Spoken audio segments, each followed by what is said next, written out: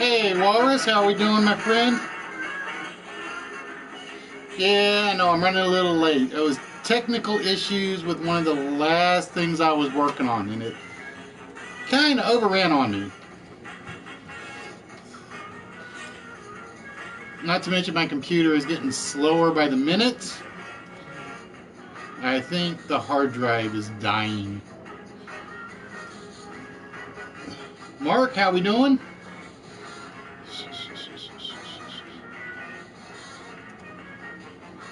Like I said, folks, you gotta bear with me for a couple of moments.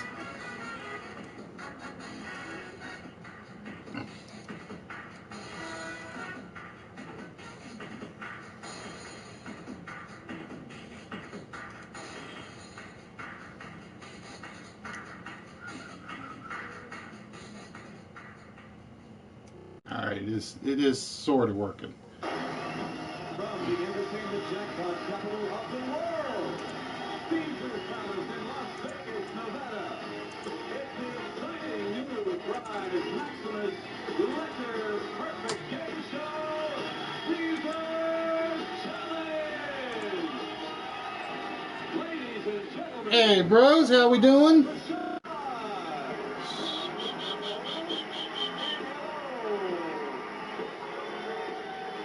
Come on, Nightbot, get where I need you. Welcome to Las Vegas and welcome to Caesar's Challenge. Now, this is a game show where you not only get a chance to win these beautiful prizes, but also this $45,000. So yeah, we're gonna get a late start.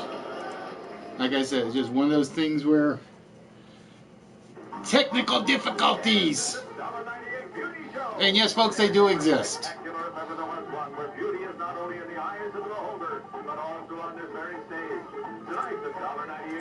No. Actually, Tuesday I did not start late. Oh, I misread that. My bad. He says Bros fell asleep because he was sick. But yeah, like I said, tonight kind of got a little hung up trying to take care of a couple of things. So bear with me, folks.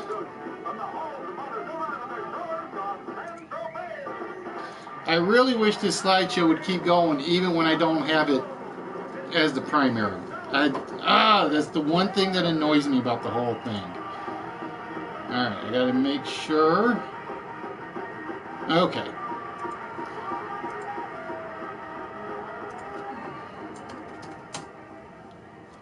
I can't type. There we go. Peep top. Hickory dickory dock. No, bros, I didn't. I am cutting it back to 2 on Tuesdays, and then the 1 on Saturdays. And the reason, there are a few reasons for that. A was mostly time. Basically, time-wise, 3 is killing me on Tuesdays.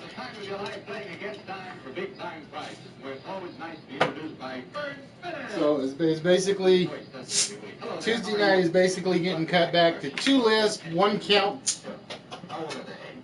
That was smooth. That's twice I have dropped the damn lid to the soda.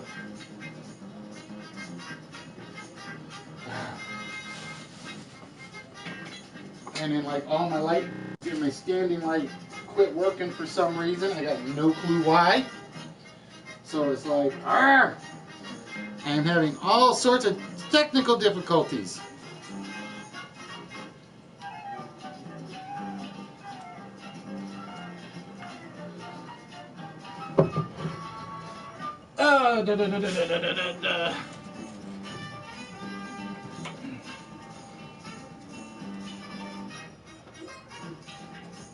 No, it's not messed up. It's basically I am cutting back to one. We're cutting one out because, like I said, Tuesday nights, at the moment, I pretty much have to get done by about 9:30. I have to. My sleep schedule has gotten weirder and weirder because I'm getting older and older, or something to that effect. Good evening, ladies and gentlemen. Hope you guys are all doing well. Oh, we forgot one more thing. Damn it. There we go. Yeah, like I said, I was basically looking for that one big item today. And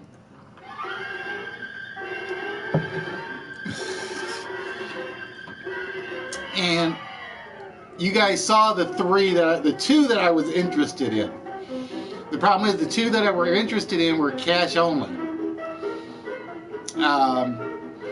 So it was basically the Star Trek medallions or badges, and ladies and gentlemen, I will tell you guys right now, those are like legitimate badges. They are literally, they look like they would be from the Starfleet itself. And it's like $75 for that. It was, and I got a feeling I could have talked them down, but it was basically my entire budget today was $100 max. And usually everything I find I buy like in $10 and $20 increments. And so if I had bought that, my shopping trip would have been over. I mean, it would have been over. I was drooling when I saw it. I am hoping it is still there next time I go. Because I will be very surprised if those things actually hang around. The scary part was there was one item I saw that I didn't take a photograph of that was like, holy mackerel. It was, but you guys, if you've seen the Instagram account, you guys have seen most of the prizes. No, I do, but I haven't lately. Bros. Like I said, mine is the flea markets and the out of the way shops. Sending signals, huh? Now, as you guys know, that vault is opening today. I already know it. Well, I'm going to show them all off in a minute, Trance. Because we always show everything off before we get started. Or actually while the four-letter word is going, because Nightbot will catch whoever gives the four-letter word. But yeah, the Darth Vader figure that's on the Instagram account, he literally stands about this tall from the floor. So it is basically, if I get him, he's going to basically stand right there, right in the front where everybody can see him. And yes, I do, bros. Yeah, I do. I think I got to renew it though, because mine expired, I think, last month. But yeah, Darth was at least 4 foot tall, maybe 5. Then there was the Star Trek medallions, and like I said, I saw that and it was like, if the dealer had been paying attention, he would have had me. All he had to do was say, how much? And I would have given him a counter number right then and there. But he didn't, because he just started setting up. And I must have stood there looking at that for like 5 minutes. And he never said a word to me. So I was kind of lucky in that regard. And then the third thing that I looked at that you guys, I didn't take the photo was, for those of you that don't remember, one of the first bigger prizes we ever gave away was the Mach 5 set. It was something I picked up at Wizard World last year. And today, I'm looking around the flea market, and I see the classic Speed Racer cartoon series.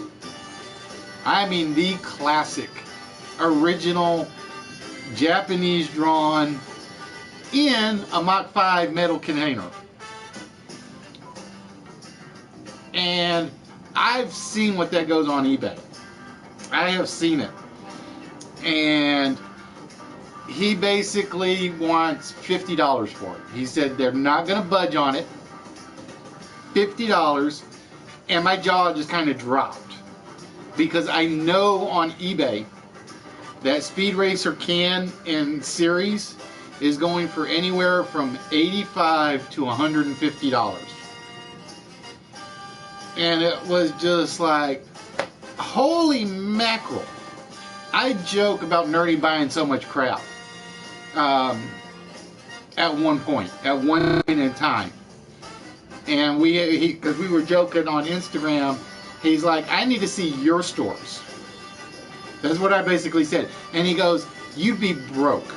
And I'm like, I'm usually broke already. And if today had been, if I had had a bigger budget, all those little things you had seen on the Instagram account would not have been bought.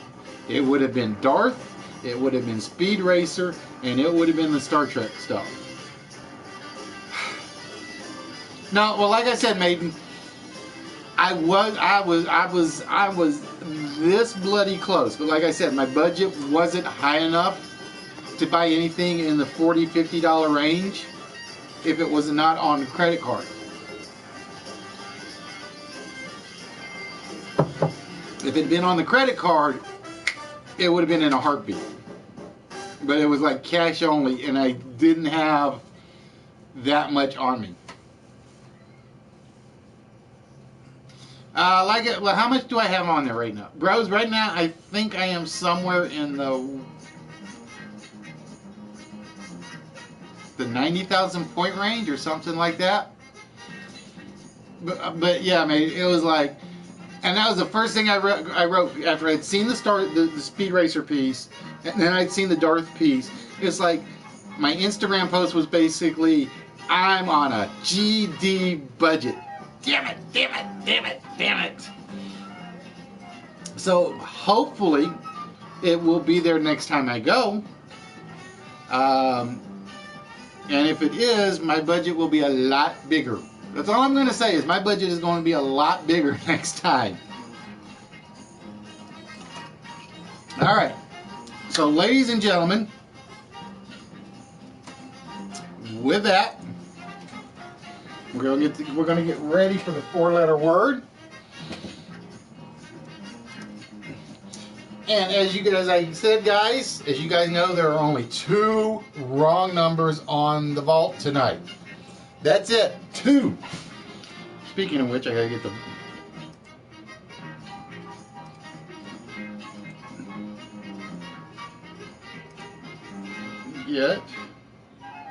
I gotta get that open just so I have it there.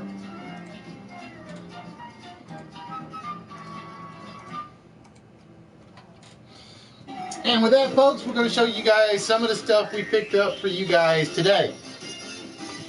And like I said, considering what I passed out, I'm actually pretty satisfied with what I had.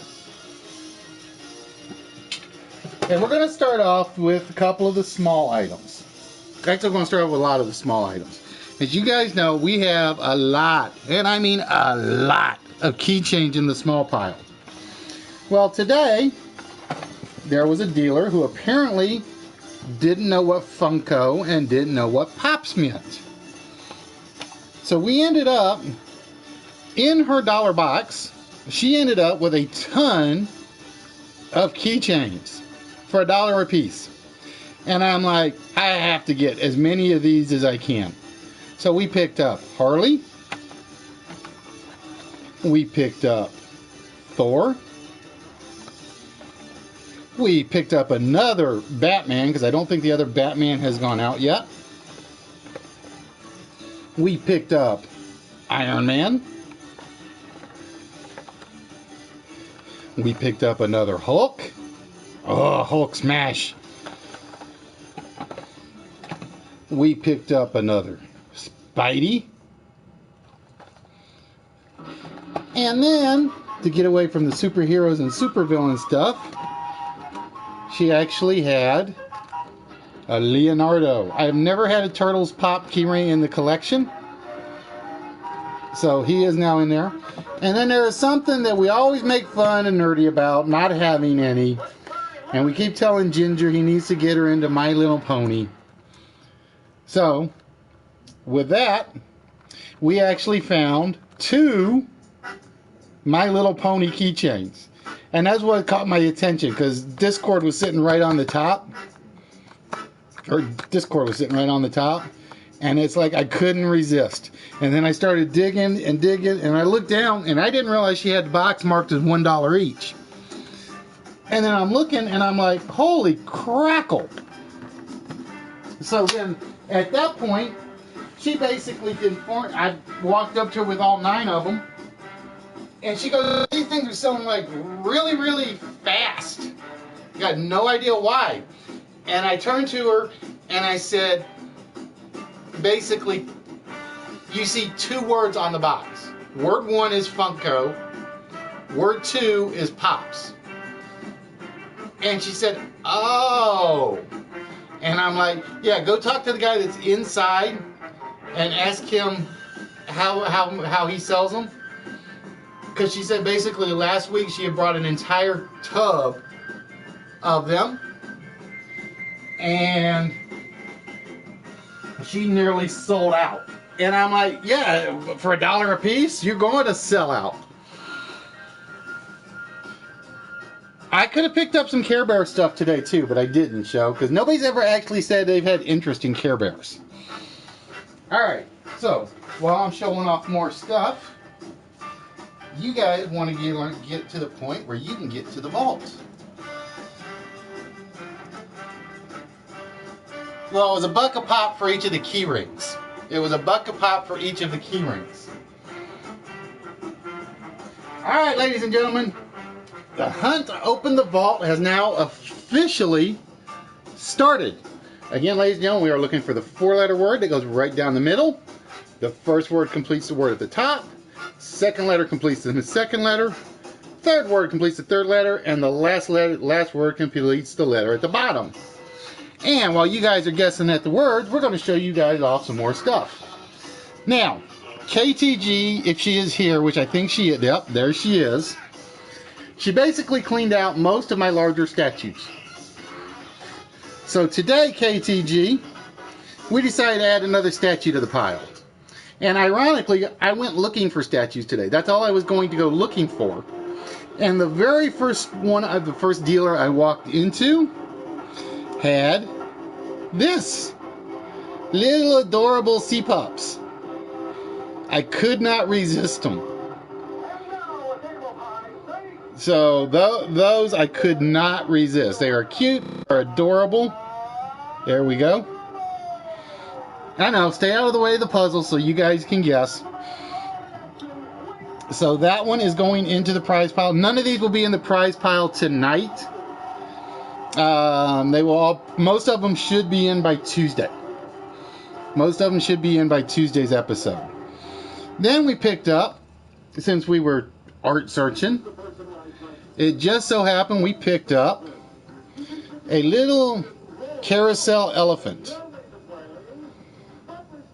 It was a carousel elephant, and she basically is like, she's got to clear stuff out before Easter, or post Easter. So it was kind of like, okay. And she's like, 30% off everything you buy. And I'm like, well, that's good. But she didn't have like a lot of good statues that I wanted. So it was kind of like, oh, not as much as I wanted. Now, one of the things I do have, as you guys can see down here, although you can't see it light up because the overhead light is just too bright, is the little crystal display base. These are from Yoda. Well, I just happened to find one in this dealer. And it is basically, and like I said, it's kind of hard to see. Yeah. Yep, kind of hard to see. It is another little horse carousel. Whoop, there we go. Hey, Nerdy, how we doing, my friend? So we went a little bit artsy today. Not as much as I thought we were. Because like I said, basically we only picked up about 5 quote-unquote artistic things, and one you really can't call artistic. So we had the seals, the elephant, the crystal. Then I will admit, this is probably my favorite of the artsy pickups. It has got to be one of my favorite of the artsy pickups. It is Flamingo Fiesta. And you can't, well, shoot, I hate the lighting in here. I really, really do. He's basically the flamingo with the pina colada in his hand, and he is sunning himself. So yeah, that was probably my favorite of my artsy pickups. I got the hat.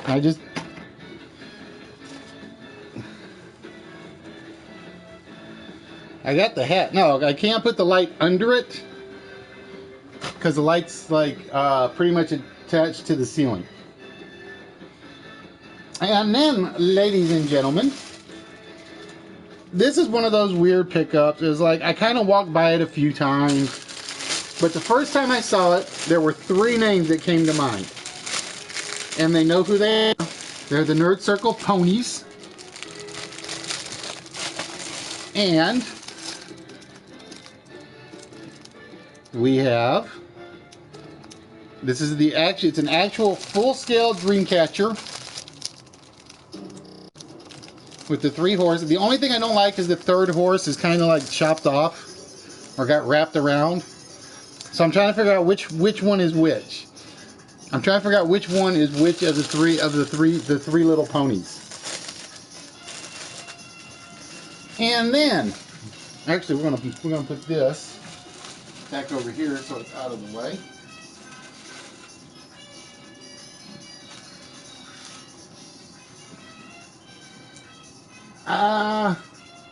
Yeah. See, probably if I put a black cloth on it, it's gonna block part of the. It's gonna kind of like block part of the screen. Hold on, let me try something real quick. No, that won't be dark enough. That won't be dark enough. And then, ladies and gentlemen, we're not done. Now that Spaceman Steve got his NASA pictures, I'd actually been holding off on buying these. Now, I'm going to tell you guys right now, they are all shrink wrapped, so they're probably not going to come through on the camera too well. But there are like 5 metal collector cards in each one of these tins. And as they are shrink wrapped, the question is, should I open the shrink wrap and show them off? Or do I leave them in the shrink wrap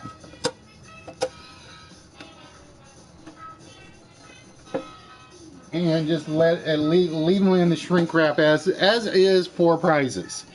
So we have the Gemini set, then we got the Mercury set, and then we have the Apollo set. And with the most infamous space photograph in the world, right there, ladies and gentlemen. So that was most of the smalls. I used to use the words most because I'm still not sure what I'm going to do with 2 of these. The first What do I want to show off first? Well, the first is, and this will probably go into the smalls, is basically the complete TV series. This is the original.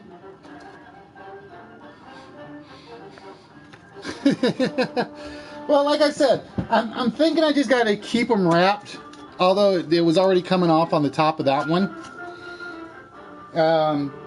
Just so I can say these are pretty much brand new when they get awarded out. Now, to answer your question on this, let's see, where's the... To answer your question on this, Yoda, because I know you asked, this is the original TV version. You can see Mark Singer, Jane Beadley, or Jane Badler. Where is he? Robert England. Just for you, Freddie, Robert England. But it is basically three double-sided discs. And I forgot how good she looks when she's a really bad guy. But yeah, it is actually... There we go. That is it. The 3-disc set of the V stuff.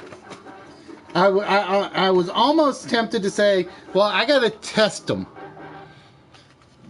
What was V about? I think War of the Worlds times 10. It was pretty much the original Invading Aliens movie or TV show.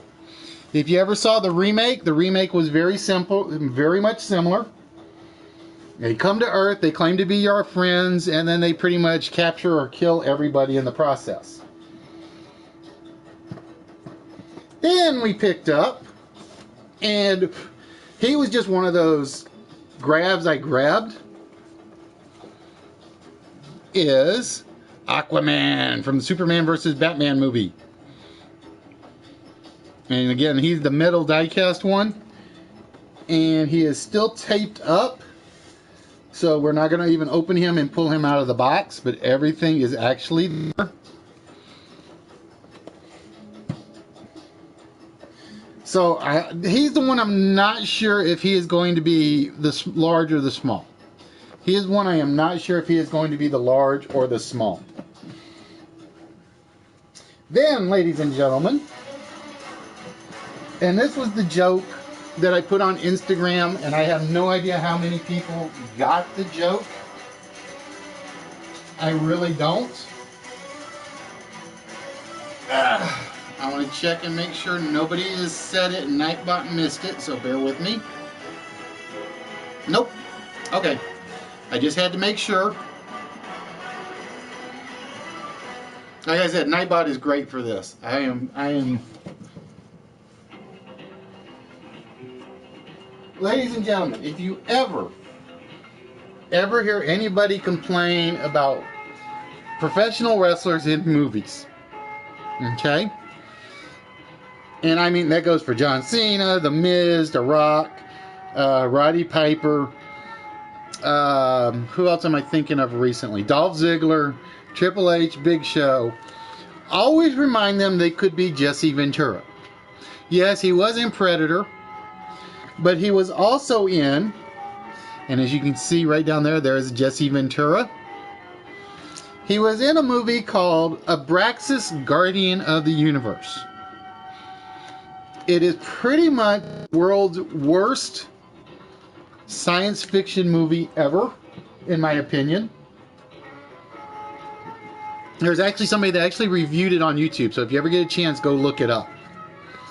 But ladies and gentlemen, right here on the list, let's see if I can get it where it's visible, Abraxas, Guardian of the Universe with Jesse Ventura.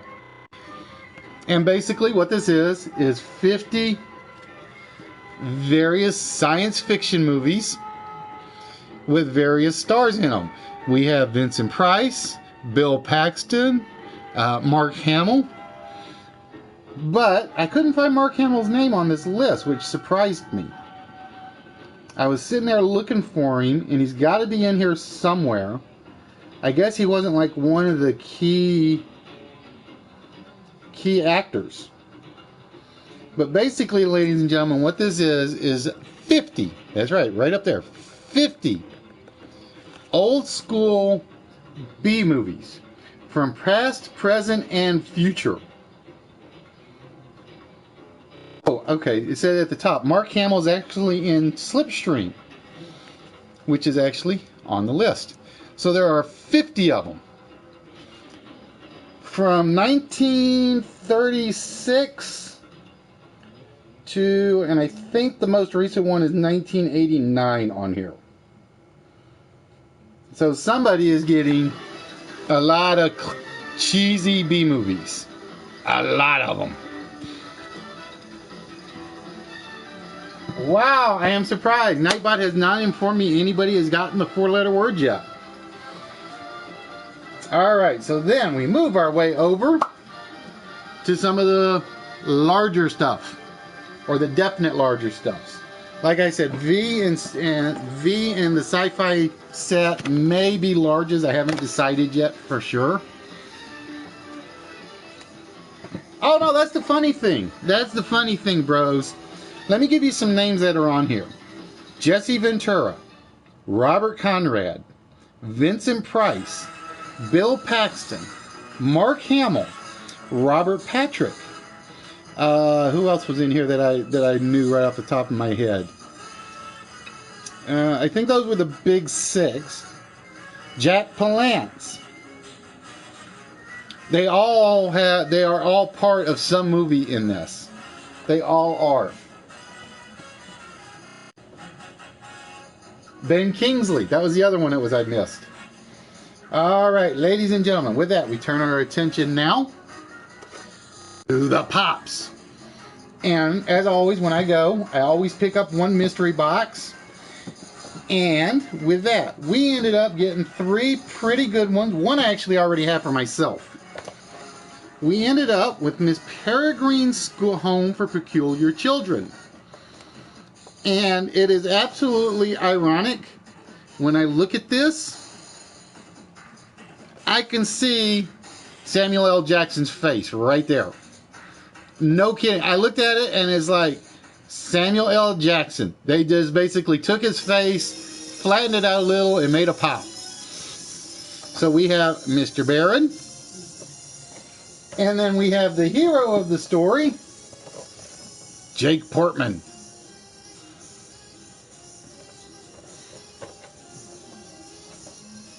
So that is 2 of the 3 pops. And then, ladies and gentlemen, the other one is from Civil War, Black Panther. That was the other one in the mystery bag. And I actually already have him.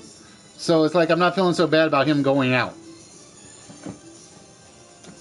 Then we turn our attention to, let's see. We're down to 5 items left to show. So I got a minute for each, give or take.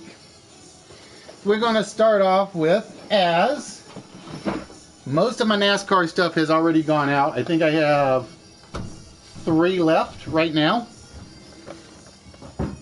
So we figured we got to pick up another NASCAR vehicle. So we picked up Bill Elliott's Donald's 94 Gold Car.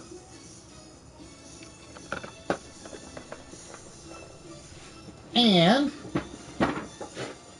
as I got it as part of a package deal today, we picked up the 1970 Chevy Nova Coupe.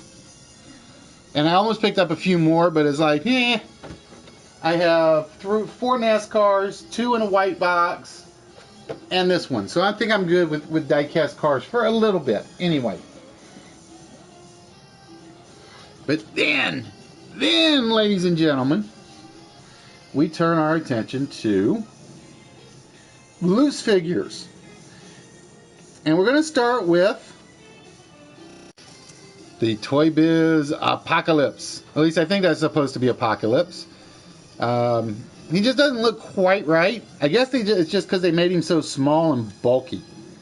Although the funny thing is, the cables are there and attached, but it kind of like limits what his arms do. But he's not actually a bad figure. He's actually pretty nice for what he is. And then, ladies and gentlemen, and again, I got these two for a steal. Basically, depending on how I broke it down, Apocalypse was like $10, and then we have McFarlane. That's right, ladies and gentlemen, McFarlane figures. And the funny thing was, especially him. No, he's actually not. He's not heavy. Well, I would say maybe 3/4 of a pound at most. At most. And so the funny thing was, I had him in the box or in the bag going out, and it's like every time I shifted my hand, he would poke a hole in the plastic bag. It's like, let him out, let him out. So that is one of them. But then we have the actual heavy one. And if this one doesn't get some drools, I don't know what will anymore. Ladies and gentlemen, let's see if anybody knows where he is from. I mean, he is armed to the teeth. And take the detonator out of his hand for the moment. Oh, it does. So it's all physically attached. And I know we were because I know Nerdy was joking about something he had picked up that had the belt that went with it. But yeah, he is freaking huge. I mean, wait, let's see if I can do this. There's my hand. There's him. He is basically an entire extended hand in length. So these two are actually pretty damn huge. Those are the two McFarlane pieces. And like I said, he's only got one little problem.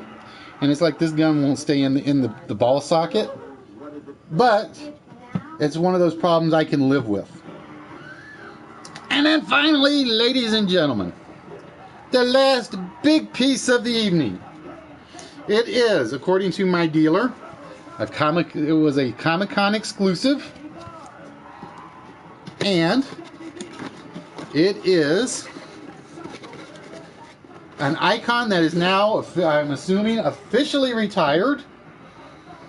This is the one from WrestleMania 15. Yeah, this is the one from WrestleMania 15. Ladies and gentlemen, it is The Undertaker. And again, he is just as big, just as huge. And there's the WrestleMania 15 logo on the back. For toys, yes, I actually have one specific guy I go to all the time. Because he is supposed to be, he said he can actually get me the Blue Falcon Dynamite combo. So it's like, dude, I told him, dude, whenever you get it, just let me know. And there is the box for The Undertaker. So I actually have 3 wrestling figures back in the collection, or back in the prize pile. So we are putting Undertaker back in the coffin. So it's officially his coffin right now. So that, ladies and gentlemen, in the time of the 4-minute episode, or the 4-letter word episode, is pretty much everything we picked up for you guys. And nobody has come up with the 4-letter word. I will say a couple of you guys were close, which means the missing word tonight was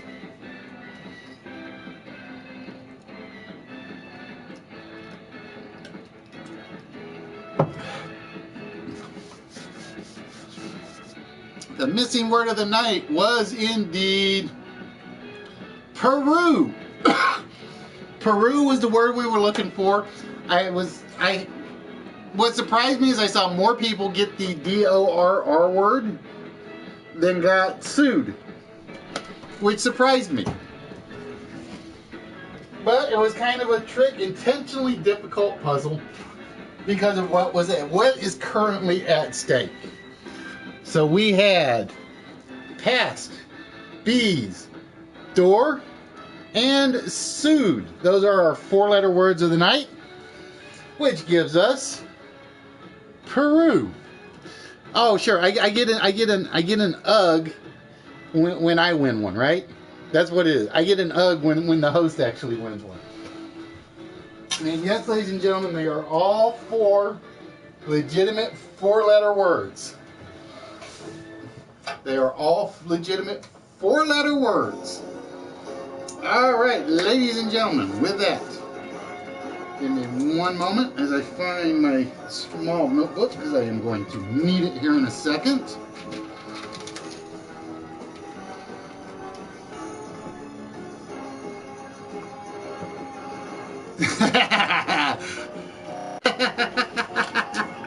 Yeah, that would make it like really easy. That would make it really easy. Before we get on to the games, just to let you guys know, the 6 packages did go out today. According to my mail lady, everybody should get to them between Monday and Wednesday. I forget who she said might be delayed till show. Yours will probably take about 4 days. Surprisingly, yours will probably think about 4 days. Well, it's too late now, HBK. It went out. In fact, the funny thing is that that's part of the letter I had sent him. That was actually part of the letter I had sent him. All right, ladies and gentlemen, with that, how you doing, Smokey? Ladies and gentlemen, do not forget we are at the 8th of April, which means in 2 weeks we will be hitting the 2-year anniversary of List Wits. We will be hitting the 2-year anniversary. So please make sure you guys go check out the YouTube channel, subscribe. We are still only at 333 subscribers. Like, come on, help me out, folks. Help me out. In addition, please make sure you check out the website listed right down here. We do have a Facebook page, but my master of social media rarely updates it anymore. I should say my mistress of social media. She rarely updates it anymore. So I kind of got to kick her in the butt a little to get that back done. But yeah, like I said, no, you're not locked out at the moment, Fawn, because the only person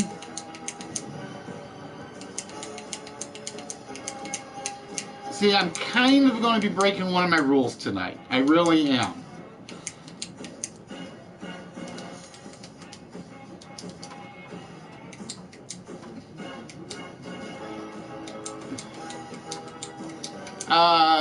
Yeah, because then it just kind of like piles up, show. I did that once with KTG stuff, and it was at some point, it's just like that box is just sitting there screaming at me. It's like, all right, can we go now? Can we go now? So it was kind of hard. I'll explain that in a minute, KTG. I'm kind of breaking my own rules tonight, just a little bit, because of what's on the line. So, ladies and gentlemen, with that, it is time to get things started. And as always, we start with, on Saturday night, the prize list. Now, for tonight's prize list, there is no number coming off the vault. This is actually for one of the smalls. No, you'd actually be surprised, show, because yours basically just went into a little envelope today, so it was like no extra charge. There was pretty much no extra charge on that one. This is for one of the smalls, And again, everything I showed you tonight is currently not in the prize list yet. But some of the things that are various comic books. We've got some Wheels cards. We got a couple of small action figures, key rings, mini statues, old Happy Meals toys. It varies just here and there what is actually in there. So with that, ladies and gentlemen, for tonight's small prize list,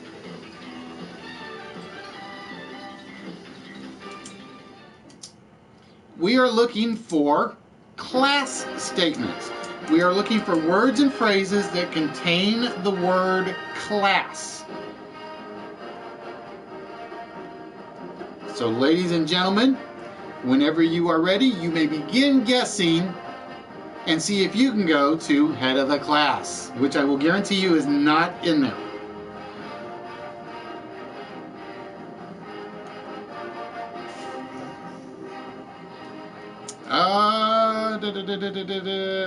Spelling is going to count. I'm going to tell you guys right now. So make sure you put the word class on the statement. Bros kind of stole that one from you. Summer class, class act. Nope, not what we are looking for. Again, these can be at the start, they can be at the end. I don't think there are any in the middle, so we'll make that one pretty much a little more easier. Master class, middle class, low class.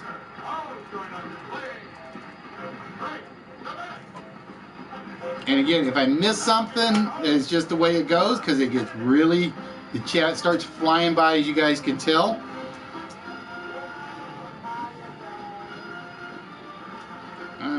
Let me go make sure we haven't missed any.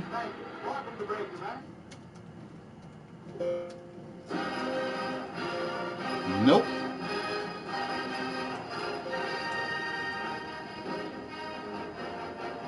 Alright, none of those, neither of those two that I thought I might have missed have come across.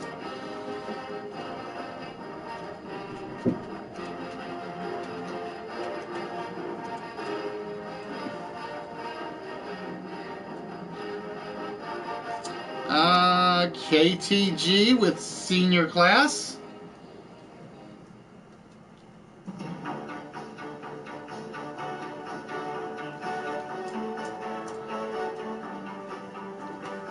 And remember that all the words and phrases will be entire words and phrases.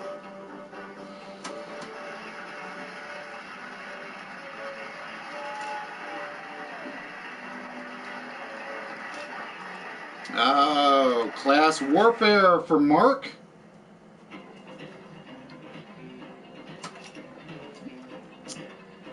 Oh, we got 2 marks, so bear with me.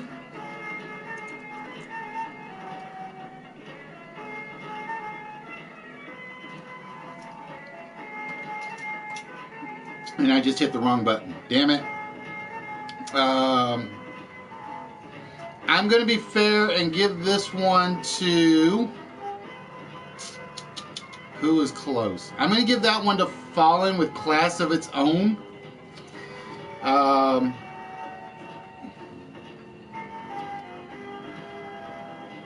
had Fallen's name written down. I had to think about that. One. But yeah, I actually hit the wrong button on that one. Oh, so I'm gonna give you that one. You didn't say it till after I hit it, Mark. You did not say it till after I hit it. Because when I lit it up, that's when your answer came through.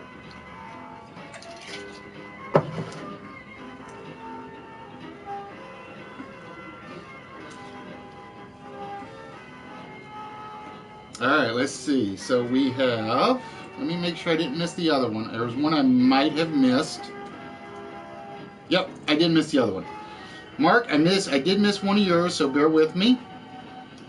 Mark had first class.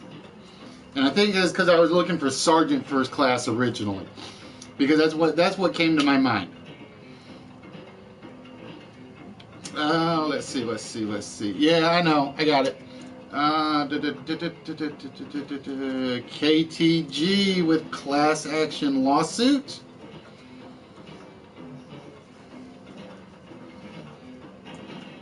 And I'm trying to make sure the other two did not get missed.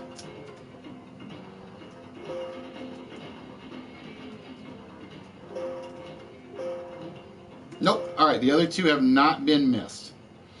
And like I said, that's one reason I always go on the YouTube chat over the PlayStation chat.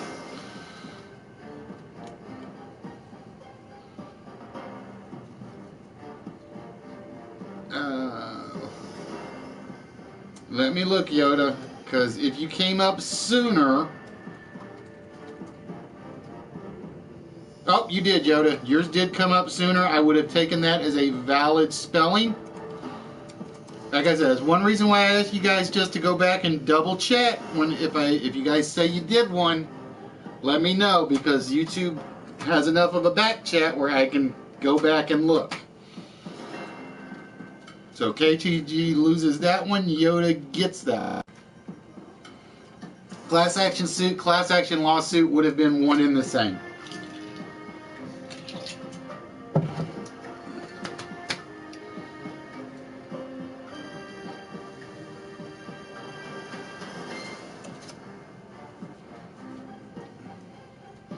So we are down to 2 words on the list.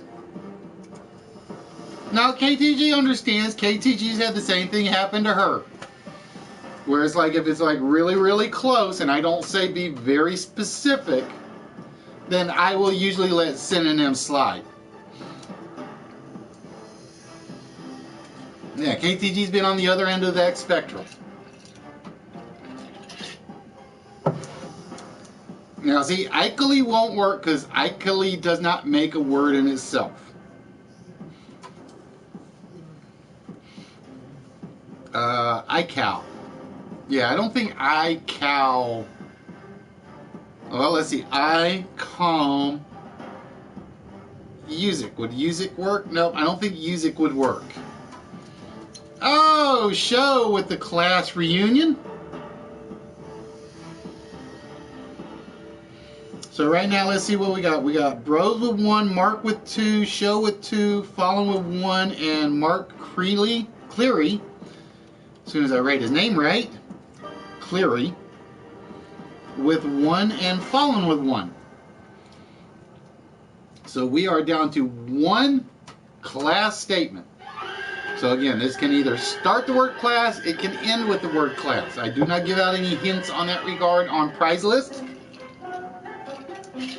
unless I'm really trying to rush the show, and it is still early. We are only at 8 o'clock. We have only been broadcasting for 53 minutes, which is kind of a surprise considering how late I goofed on the startup.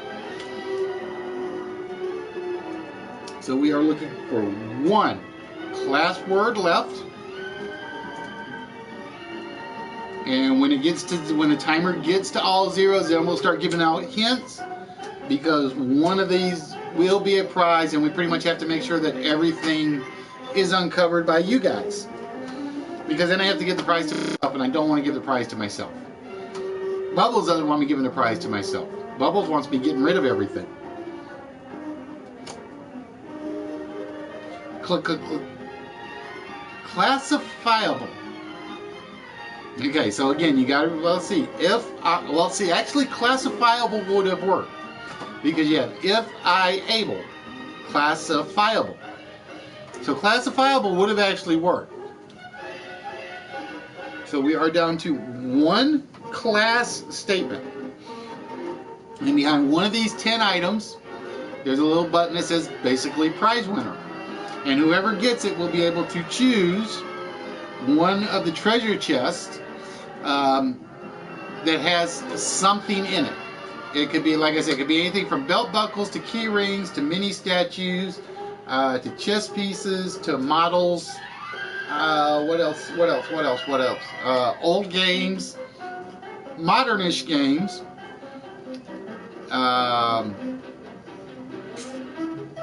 trying to think. Like I said, it's got some Happy Meals toys in there. These are not big prizes. These are all kind of like smalls.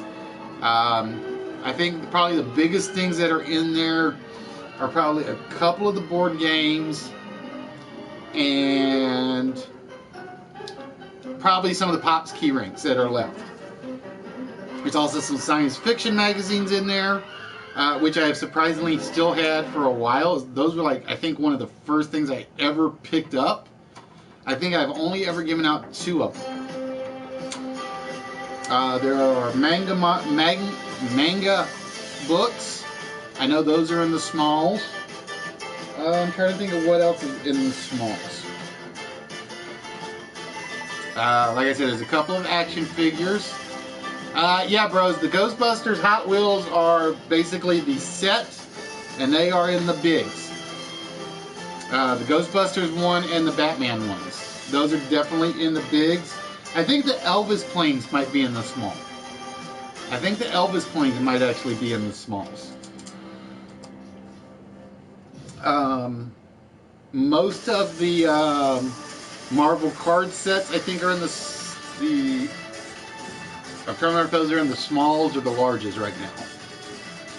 Because like I said, one of the things I was going to do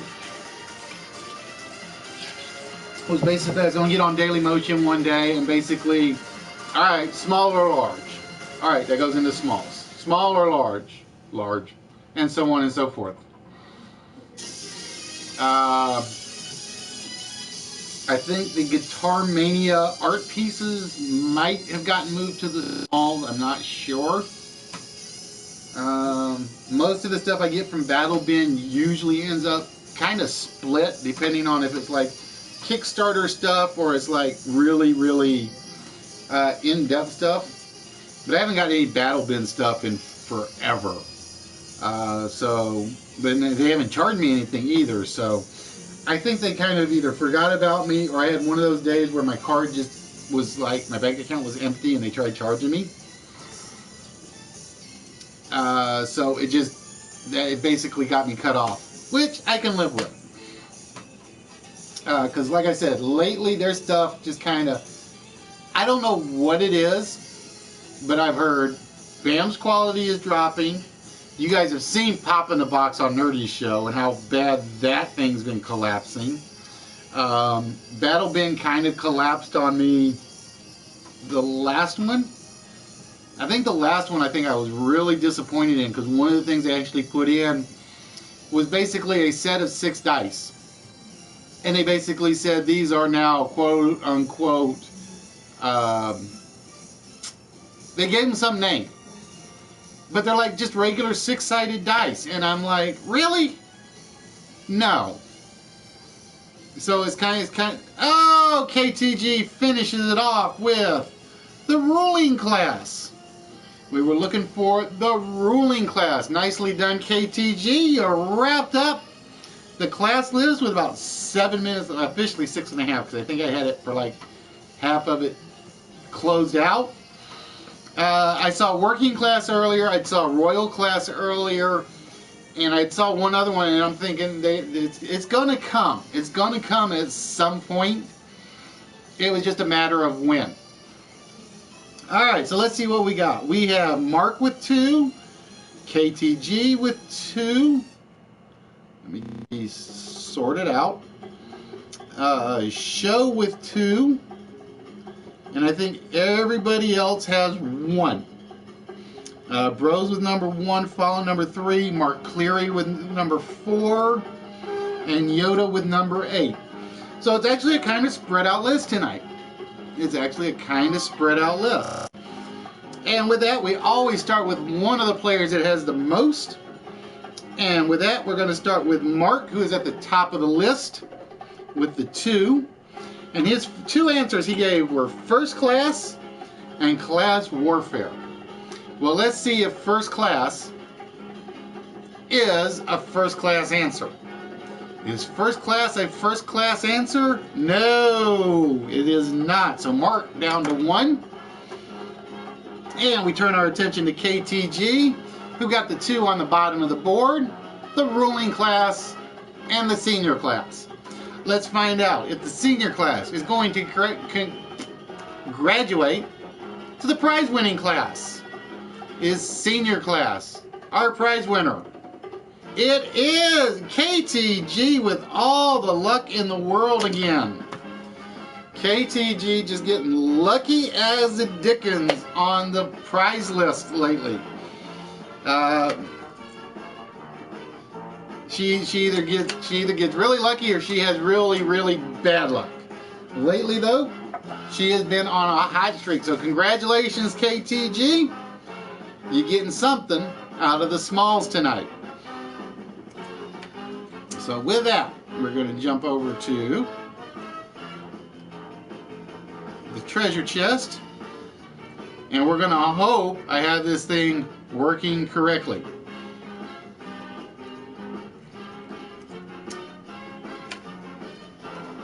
Alright, now basically,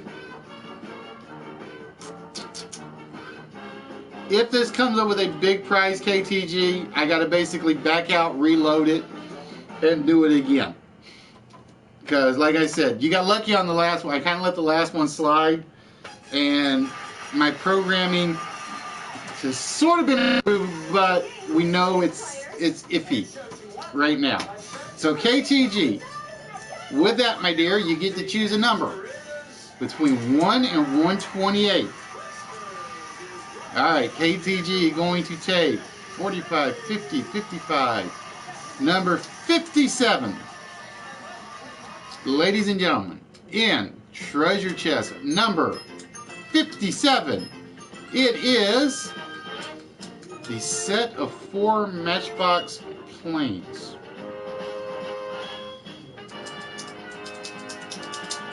The set of 4 Matchbox planes? I'm trying to think of what those are right off.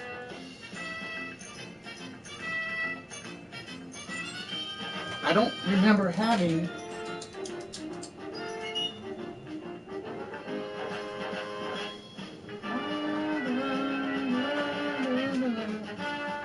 I swear my list is like totally posed at the moment.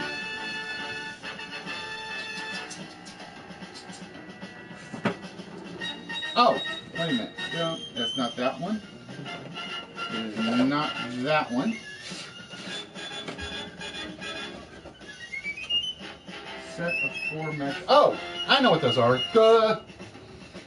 Okay, I'm having a brain spasm. I'm sitting there looking for a box. They're not actually in a box. All right, KTG. With that, we are giving you 4 Matchbox vehicles. Now, it is very simple. I need a number from you between 1 and 3. This is kind of like a double thing. So give me a number between 1 and 3, and it basically determines which set you are getting.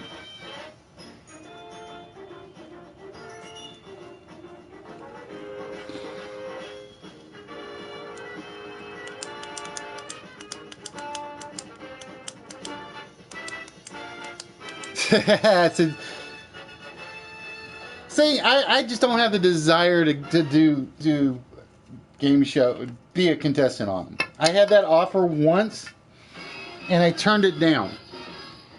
Alright, so with that, KTG, you are claiming, I got to do these one at a time.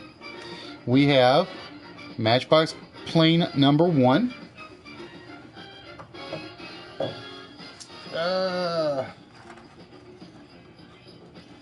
Matchbox plane number 2. That's why I had to think about this. I like set, and I'm like, what sets?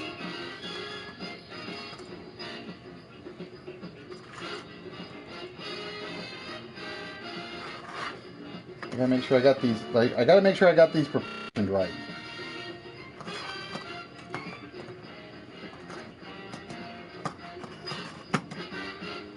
I think I'm missing one. Oh, no, I'm not. There we go. Number 3 is right there. Like I said, that's why I said you had to give me a number, because they were organized in a certain way. And Number 4. So it's basically, these were all a bunch of military Matchbox craft that were, the guy just basically had a box of them and he basically said, here you go. So congratulations, KTG. Those 4 are now yours.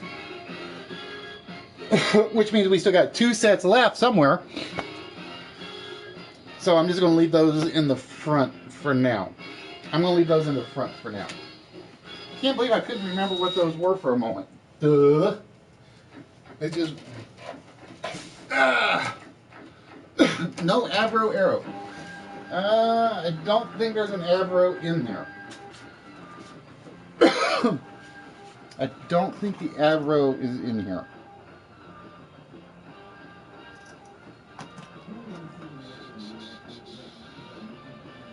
Phantom, the Tomcat. This one is the... Actually, that one's a Matchbox one. The Intruder. The Sky. I don't know if there's an Arrow one in here. F-15 and the Copter. Nope, I don't have an Avro one in there.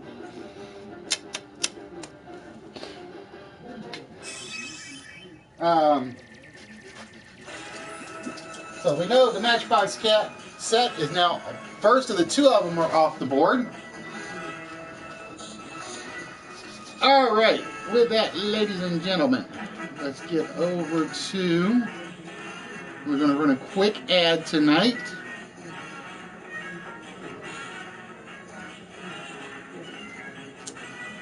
Let's go with Moneymaker. We'll just go with Moneymaker for this evening.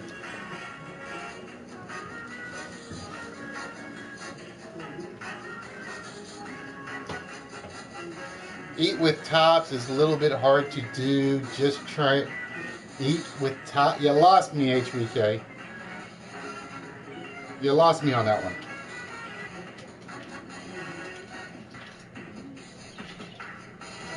Alright, bear with me 1 minute as we reload the adult beverage. Now, as I said, tonight I'm changing up the rules just a smidge. Normally, folks, we do the closed game first, then the countdown game, and then the open game. Now, tonight we're going to do it a little bit out of order. Because we know we've got a vault on the line.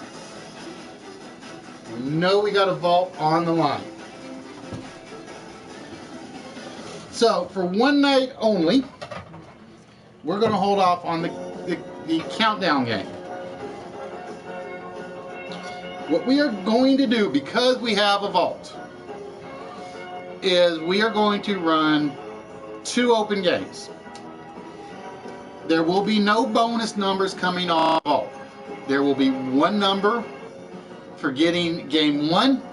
If you win game 1, you are locked out of game 2. So tonight only, there will be no lockouts on the first game. It will be open to everybody on the channel. Game 2 will be locked out to whomever wins game 1. Now the trick is, we're not going to do the vault until the 2 winners are decided. We are not going to do the vault till the 2 winners are actually decided. So like I said, that means player 1's got to stick around, at least watch, to see who he's going to try to keep the vault from. Now, if the person that gets the vault open, gets it on the first attempt, great. We're going to start with number 2. So tonight we're doing it just a smidge different. And to be honest with you, it may be something I'm going to do semi-regularly, but it will be closed games and open games normally. But tonight we are basically going to run 2 open games. We'll run a countdown game and a closed game very much later. At least that's the plan. Because like I said, I'm the host. I can make the rules. I can break the rules. I can rewrite the rules on the fly, right? That's how it works. It's the joy of the power. Alright, now I'm going to show you guys the 3 possible open games. So, give me one moment.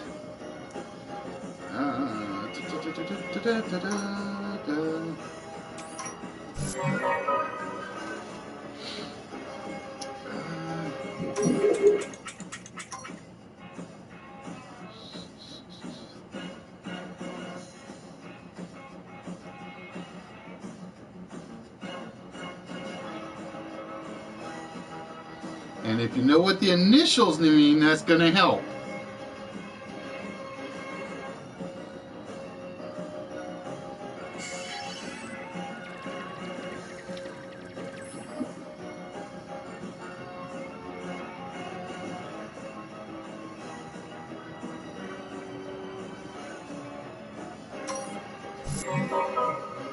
Alright, so your 3 choices are as follows.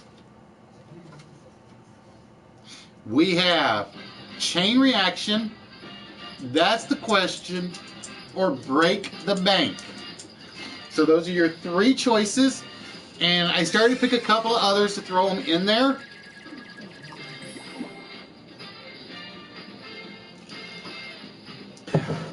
So you guys get your votes in. Again, we have that's the question, chain reaction, and break the bank. They're all capitalized. And we're going to give you guys a couple minutes to get that done.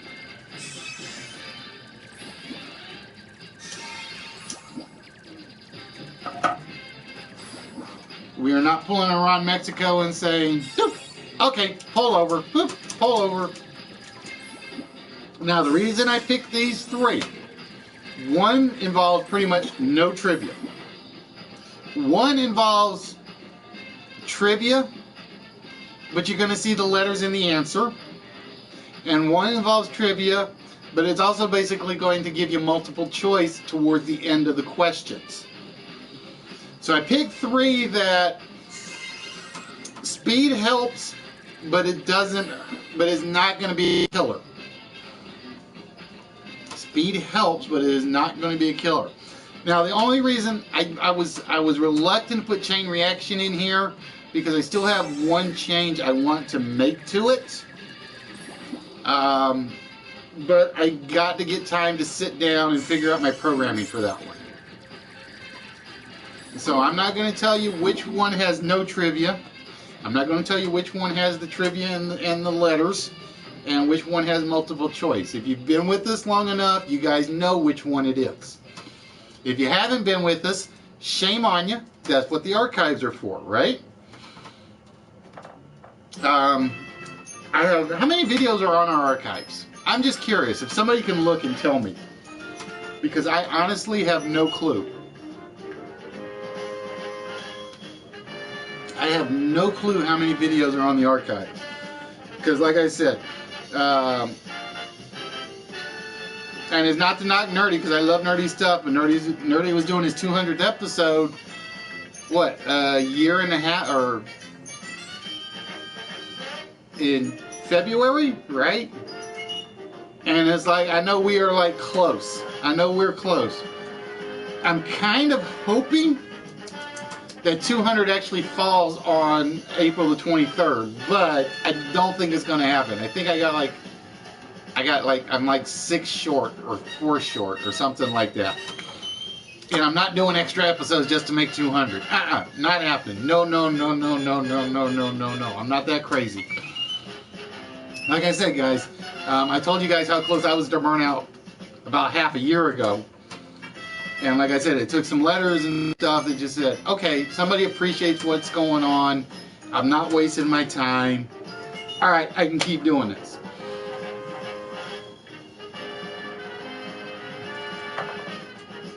Yeah, but still, she's got to be able to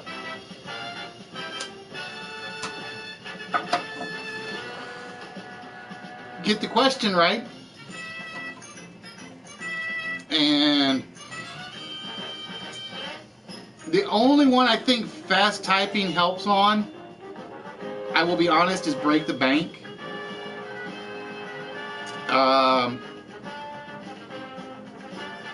I don't think fast typing helps on chain reaction for the most part.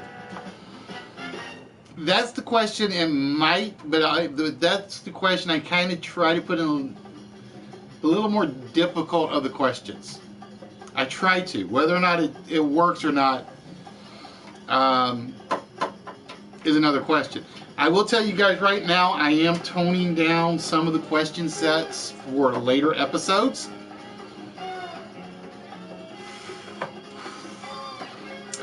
What I try to do is I try to keep on file five sets of questions per game, and then just basically upload them as fast as I can.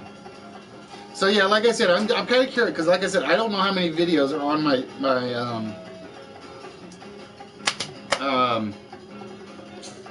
PlayStation creation stuff. I probably could look, but where's the fun in that, right? Right, let's go see if I can find out real quick without breaking anything. Nope, I'd break something if I tried it. I would definitely break something if I tried it, because I have my web pages set up pretty much just about perfect, with the exception of the dictionary page. All right, so we're gonna wait about 5 more minutes, and we're gonna see what we get for the vote.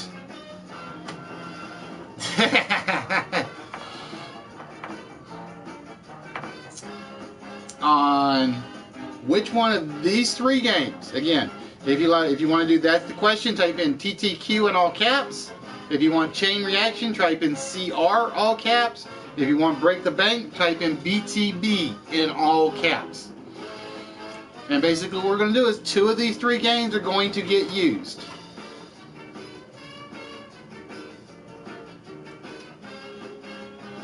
Did you get what I mean about my tops? Not sure. You lost me, HBK. You lost me on that one. No, we don't shout that. We don't shout downstairs. 44 times 4 is 176. Now I know I've got more than 176, Yoda, because it was at 181 not too long ago. It was at 181 not too long ago. You notice? I think I just noticed what they fixed. I got 2 votes here, and I think Maiden voted, and it didn't pop up. I think they fixed the multiple vote issue, which kind of sucks.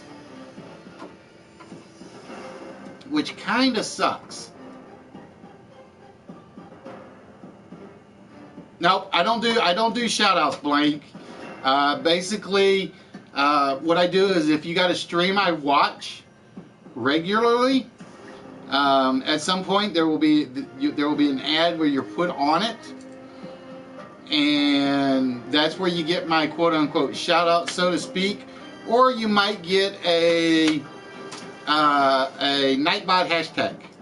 Those are basically my two ways to do the shout outs. For instance, somebody give me a hashtag PAC66. PAC66.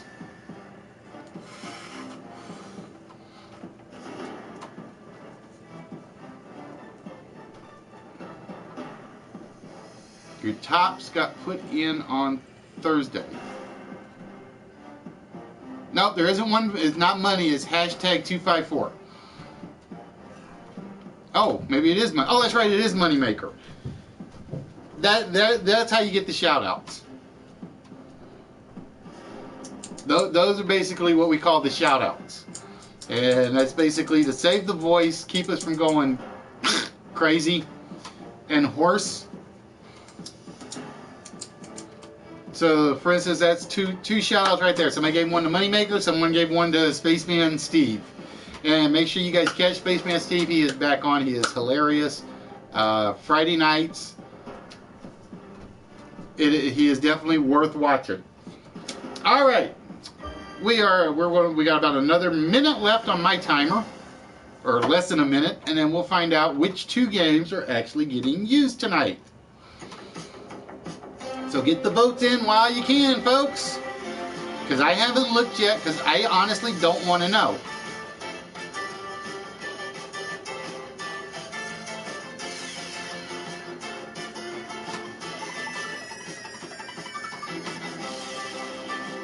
No, Nightbot Blank is pretty much, he's the one that's set up to every so often somebody can plug him.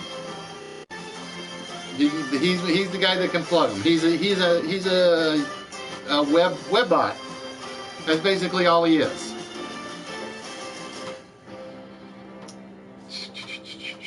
And we are waiting and waiting for the last few seconds. Plus, he also helps me catch if you guys get the magic word.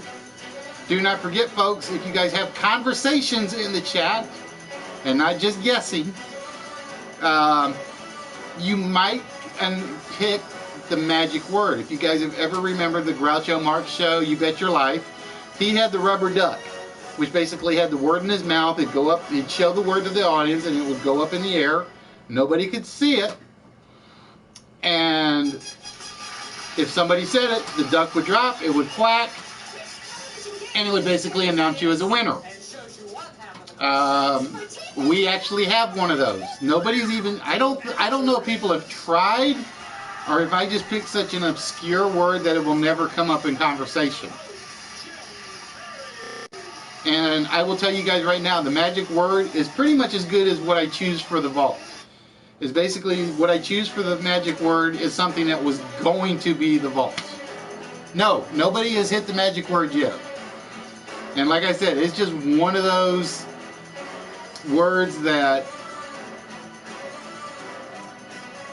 you might get at some point, you might not. It may never be God. Alright, we just hit the timer, so actually we're a little over, so let's find out which 2 games we will be using tonight. Game number 1 will be Chain Reaction and Break the Bank. So those are the 2 games. So if you haven't put a vote in, get a vote in. And we're going to see which one is first and which one is second. Let's see which one is first and which one is second. So we're looking for one more vote between the 2. That was close. It was basically 5, 5, and 4. All right, there it is. Chain Reaction is basically going to be the first game of the night. Nope, that's the question. Got voted out from round 1, bro. So we're going to start with Chain Reaction. And then the second game will be the Break the Bank game. Alright, so give me 1 second.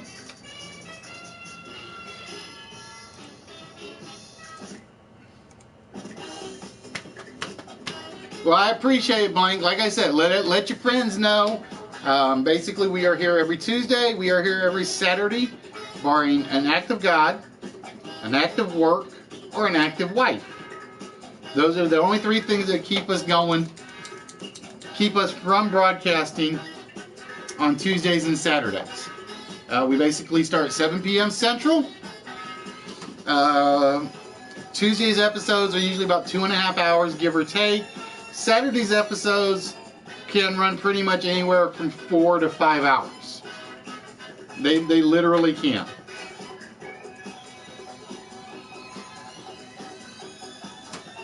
And like I said, guys, please subscribe. Like I said, we are at 333 subscribers last time I checked on YouTube. Please check the website right down here. And like I said, every game can pretty much win you something. Some games win you more than others. You saw a lot of the prizes that we just picked up today to give out. And like I said, that's not counting some of the stuff that we haven't given, that we have to still give out. For instance, we have Cartman from South Park. Let's see. We have, if I've got him working right now, where's my, there he is. The name's Rocket. We have Rocket. I still have to put the clock in the prize list, Yoda. I still haven't gotten around to doing that. We have Marv from Sin City. So it varies. It really varies what's out there. We have from Atlantis, Moliere, the Mole Digger. I'm trying to find one of the good ones to show off that I can get to real quick.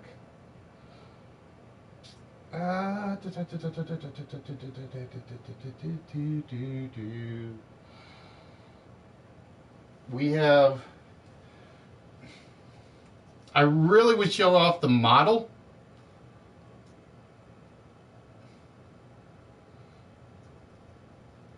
But I got a whole bunch of stuff sitting on top of it. Give me 1 minute. Let me see if I can get to the model. Just to show you guys one of these examples. Because I really, really would love to show this thing off more. But it's basically sitting where all my outgoing packages end up. So I always have stuff sitting on top of it. So bear with me 1 minute. Now, like I said, some of the stuff is small. Like I said, the Sci-Fi Invasion movie set. We'll put that over there. And like I said, some of them are actually very small. Like, for instance, the little bird statues.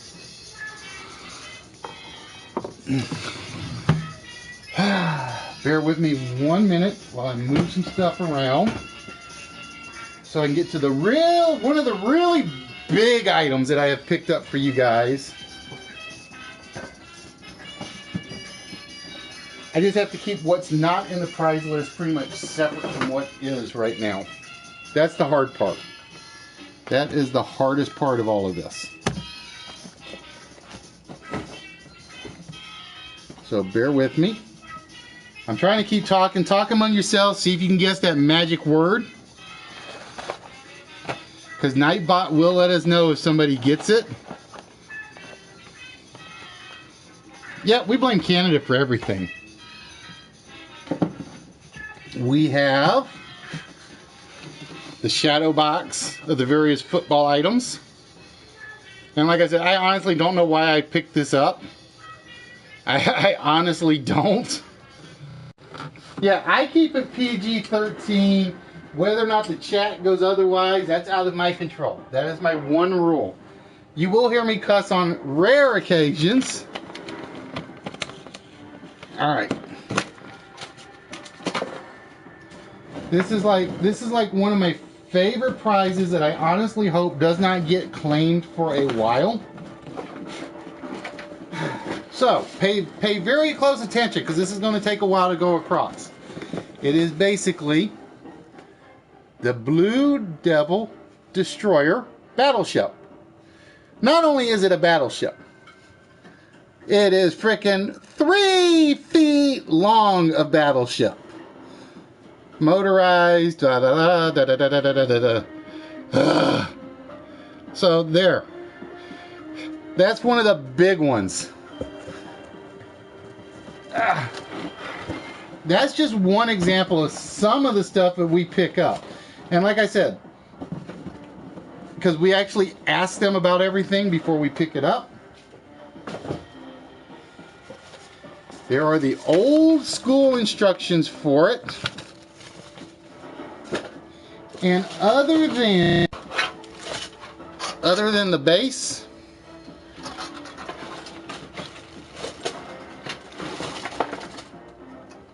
and the top, right there,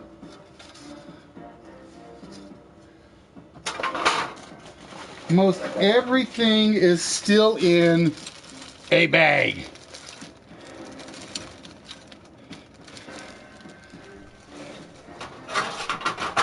So that is like one of my favorite things I picked up at the flea market to give away to you guys. It's basically nothing there's almost nothing I pick up that I keep for myself. Other than, like I said, my records and my Doctor Who stuff. Anything of those two, and Firefly. If those are found, those I actually keep. That's literally it. And that's just some of the stuff. Like I said, so you guys saw some of it. You win the model for no direct. No, I would not be that easy. I would not be that evil. All right. Yep, the Doctor, like the poster, never get claimed because it's not on the prize list. All right, ladies and gentlemen, for the game Chain Reaction. Where's that prize list? Hold on. What? Maybe we'll clean up down there by adding some things to the prize list and surprise you. Oh, you think so? Uh-huh. Like? That, Hello, Sweetie bag. No. No. I don't even know. She's threatening to take my Doctor Who stuff. No, no, no, no, no, no. Not happening.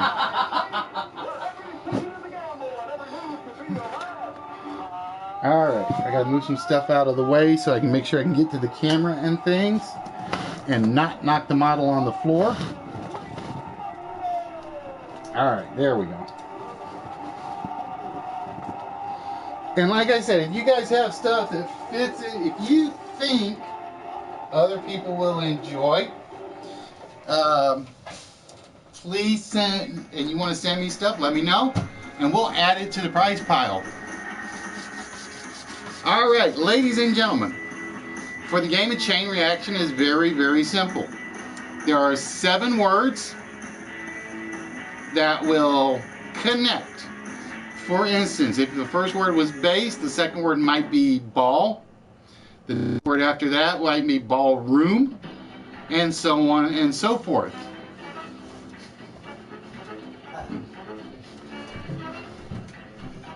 It scares me too a lot. It really does. But to get a guess at the words in question, you guys actually have to solve the anagrams. That's basically all you're doing in this game is solving anagrams. Every anagram will be related to a subject, as you guys will see. So the anagrams might be Sesame Street characters. So you might have Big Bird, Ernie, or Bert and Ernie, Oscar the Grouch, Elmo Monster, Telly Monster, so on and so forth. But we will not give you any hints. There is a time limit set for every anagram. The wrench is basically, those are my moderators, blank. Those are my moderators. And basically they have one rule. If somebody starts causing problems, they stick them in timeout for 5 minutes. After 5 minutes, if they come back and start causing more problems, they're out. They get banned. They can't win any of this stuff. Which is one reason why I've had a lot of them start as trolls. They get timed out. About 5 minutes later, they come back and they actually start playing. I have probably converted more trolls than any other streamer. I take that as a compliment, to be honest with you. I try not to throw the hammer on them. You basically have to be around for a while, blank. You have to participate in the chat, not just the games. And you basically have to keep it friendly in conversations. That's how my moderators get chosen. Yoda, KTG, HBK, and Bros have been with me pretty much since near the beginning of the show. Emery's was one I lost. He kind of disappeared. Kimber is off and on. Hi, Kimber. Who else? Emmingham was one, but he kind of just disappeared. And so on and so forth. All right, you guys are tired of waiting for me to talk. I'm trying to wait for like 2 more minutes. That's what I'm working on. Is like 2 more minutes of me basically wasting time. Now, Chris actually isn't one of my originals. And I don't think I have Chris as a moderator. I don't think I have Chris as a moderator. Chris didn't actually come in till, I want to say, some point last year.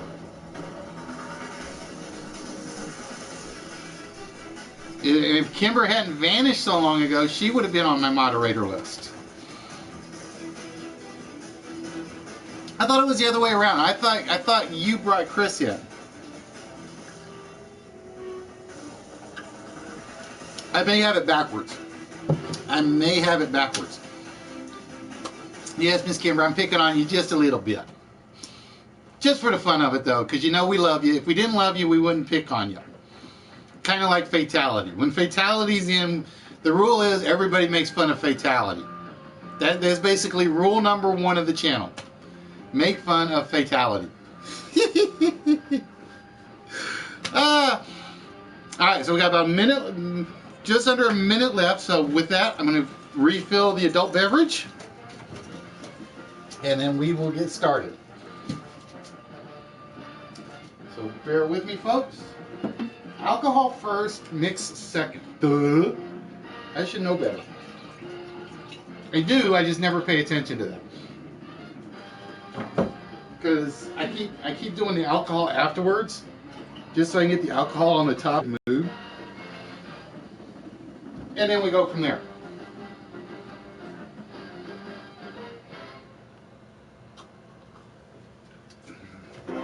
Well, see, that's the one thing I have never figured out. There's one thing I had never figured out. After Tuesday's episode. Hey, South, how we doing, my friend? After Tuesday's episode, it just so happened Bubbles had left the channel up on the TV after I had signed off. Or she backed it out to the YouTube channel, the YouTube list. Tuesday night, officially according to the Live from PlayStation number, and I just put my pointer down, we never got over 21, ever, on Tuesday night. I walked upstairs, and I just happened to look up at the list, and there were like 235 views, according to YouTube. So, for those of you guys that are watching on YouTube, and not watching on Live from PlayStation, welcome to the channel. Please speak up, because if you don't speak up, I'm not going to know you're there, and you can't win some of the stuff we're showing you. But yeah, so it was like 235 views just on the YouTube channel list, and that was like in 2.5 hours, because it was a short episode.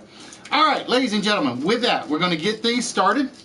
So again, what we are going to be looking for is we are going to be trying to connect the 7 words you see in front of you. So there's a word at the top, there's a word at the bottom that we will show you. Now all the anagrams that you will see will be the names of Chevrolet model cars. So it might be an Impala, it might be a Camaro, it might be a Corvette. What will happen is, we're going to show you the word at the top. We'll show you the word at the bottom. The word you are trying to connect are sun and scale. Now, as KTG got the prize list, we're going to let her make the first choice as to whether or not we will be going under sun or above scale. So KTG, whenever you are ready, you get to choose either under sun, which is number 1, or above scale, which is number 5.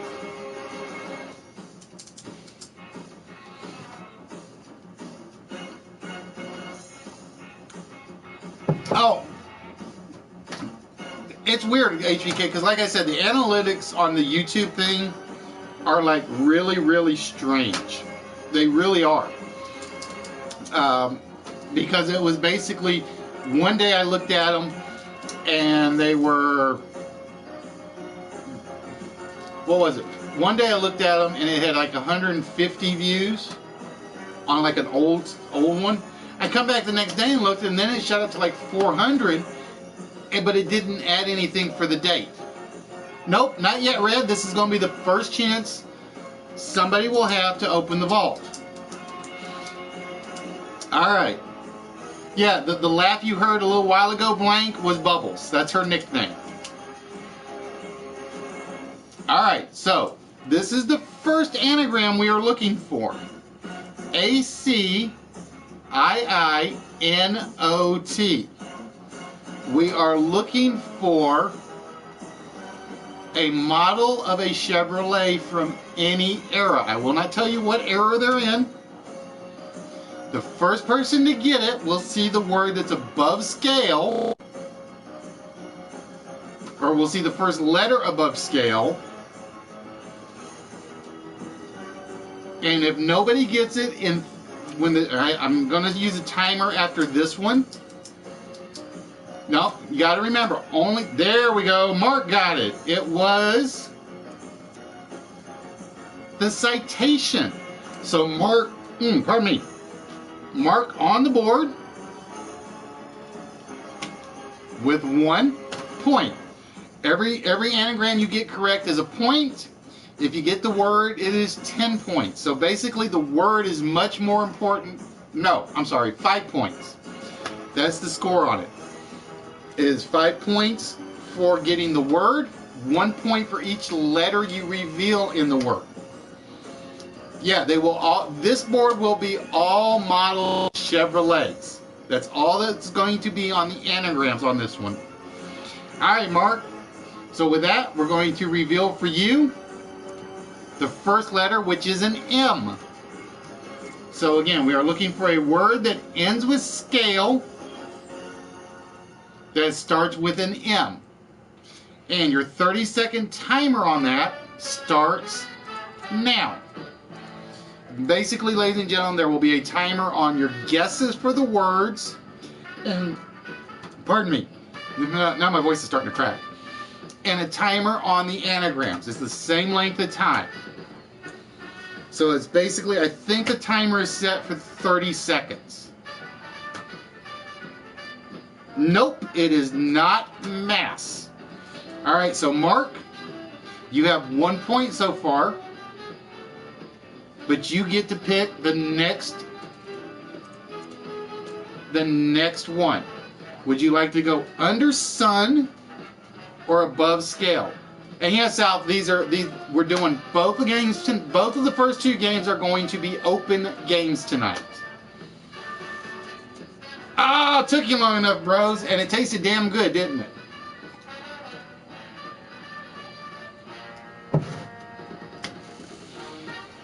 Well, you just have to figure it out from the anagrams. You got to figure out from the anagrams. That's the trick.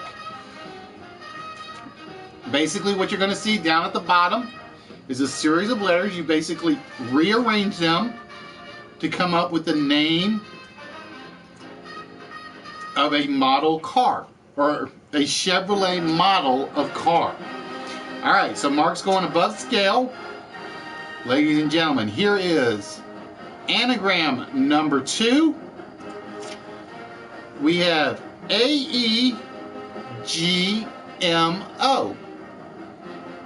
So with that, the timer starts now. AEGMO.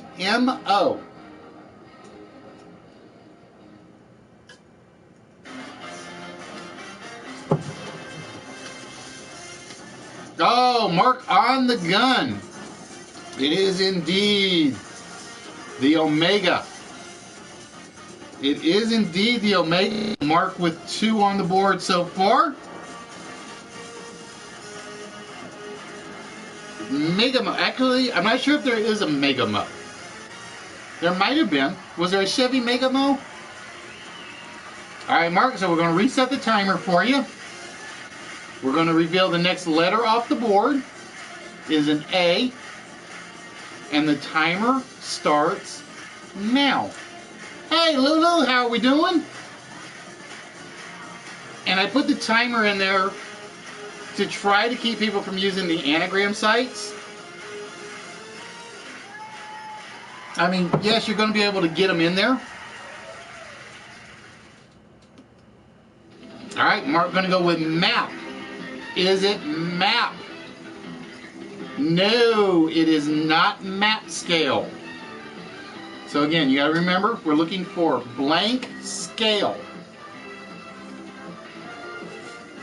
Too many shots in you? No, like I said, Sal, I always try to keep it PG-13 on you. Always.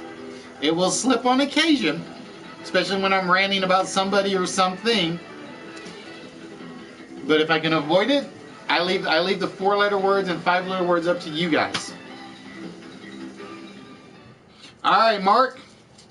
Would you like to go below sun or above scale?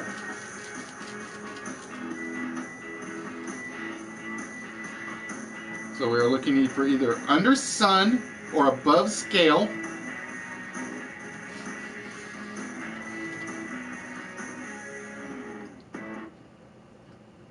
Oh, I know, Sal. I know.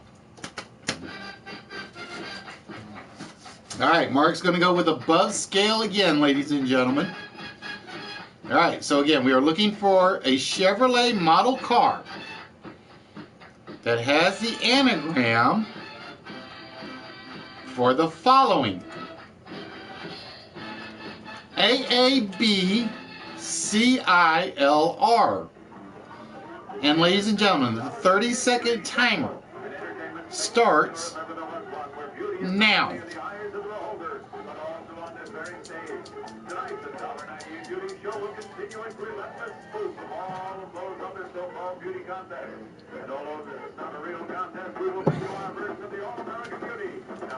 Nope. Nope. It's not caliber. It's not a caliber. Not calibar.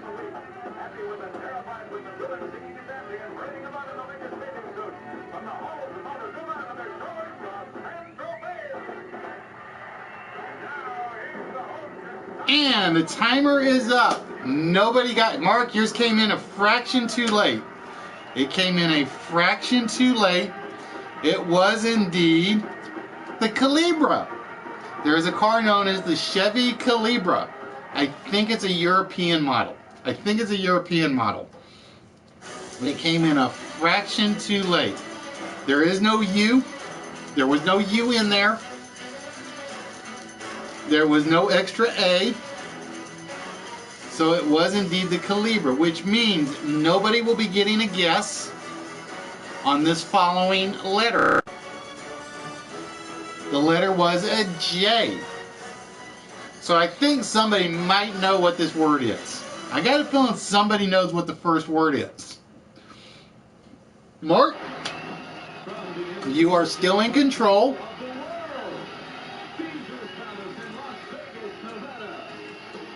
So whenever you are ready, Mark, you get to choose the next letter off the board, or the next option. Under sun or above scale. Ah, see, I told you somebody knew what the word was above scale right about now. I think Mark knows what line 5 is. All right, Mark going to go with above scale. And we have the following letters: E-G-I-I-M-N. And ladies and gentlemen, with that, the timer starts now. E-G-I-I-M-N. Again, we are looking for a model of a Chevrolet. KTG's in first. It was indeed the Chevy Gemini. KTG gets the Chevy Gemini. Oh, she fixed it. She finally fixed her YouTube name. Thank you. Ladies and gentlemen, say hello to the hostess with the mostest. I gotta go get my pointer. I put it off to the side because when I moved the shadow box.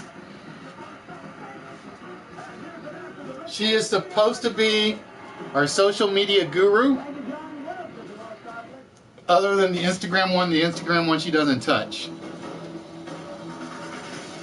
All right, so KTG got that one. Nope, KTG's beat you, Mark, according to my YouTube chat. So KTG, we're going to reveal the next letter above scale. So KTG, what is the word? Do you know the word above scale for 5 points? No, my YouTube chat had KTG first, Mark. I'm telling you, I'm looking at it right now. It does not base on the PlayStation chat. Oh, wait. Hold on. I will take that back. Mark's was spelled correctly first. Yes. Anagram games, we count spelling. Anagram games, we do count spelling. Because the answers are there in front of you. I have to take that back, KTG. You had a misspell. You only had one I in the word.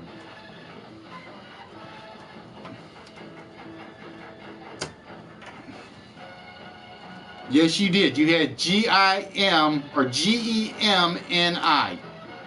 You had G-E-M-N-I on your first one, and Mark's spelling was second. I just misread it, and I saw the extra I. It's one of those things where the brain sees what's not actually there. All right, so Mark says it is major. Is it major scale? Indeed it is, which puts Mark currently well in the lead. Yeah, your first one was G-E-M-N-I, and then Mark's came in after that.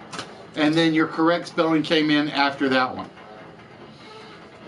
So Mark taking the lead early on this one. And with that, we reset the timer. And Mark, we're looking for either a word under sun or a word above major. All right, Mark going to go with under sun. And with that, ladies and gentlemen, the first anagram is double A, double B, D, G, N, R, Y.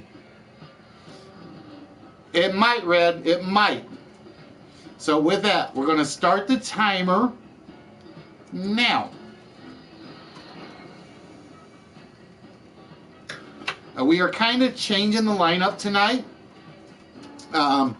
We are doing 2 open games.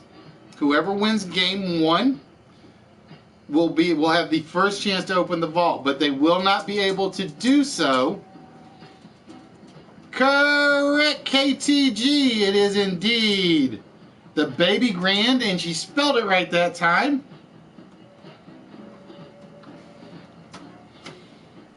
Again, remember we are looking for models of Chevrolets. That's what we are looking for on the anagrams. But what it is whoever wins game 1 kind of has to stick around through game 2 because that's when they're going to do the vault, because we only have 2 wrong numbers left on the vault. All right, so KTG, under sun, we have a B. We have a B. So with that, you get 30 seconds to basically think about your guess. I'm not going to take it till after the 30 seconds are up.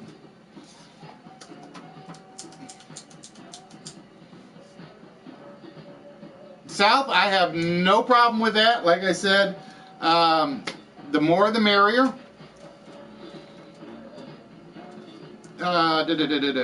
And like I said, if you got friends that want to win stuff, just tell them, let them know.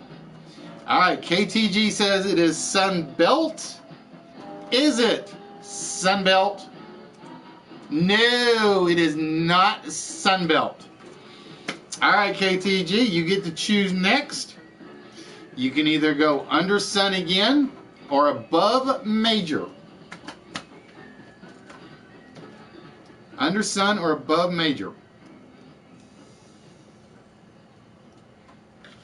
What is the Sunbelt? That's the conference you're university was in, hon. Or one of your universities. It's called the Sun Belt Conference.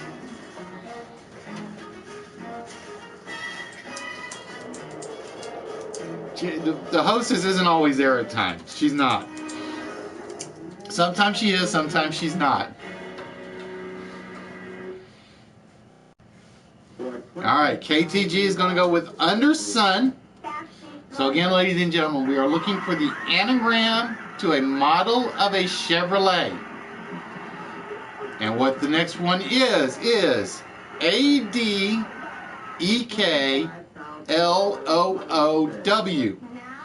And ladies and gentlemen, the timer starts now.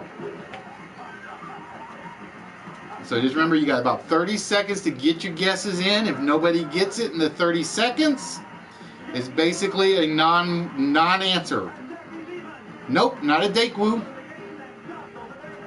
Not a Kellawood. Mark in first with Lakewood. It is the Chevrolet Lakewood. Yep, Mark, yours came through first. It is the Chevrolet Lakewood.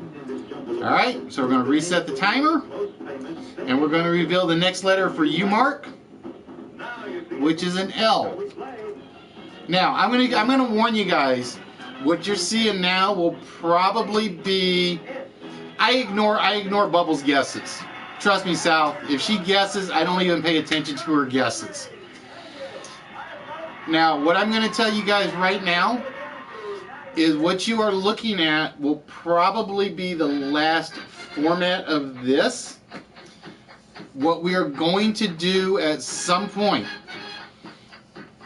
is we're going to adjust the words.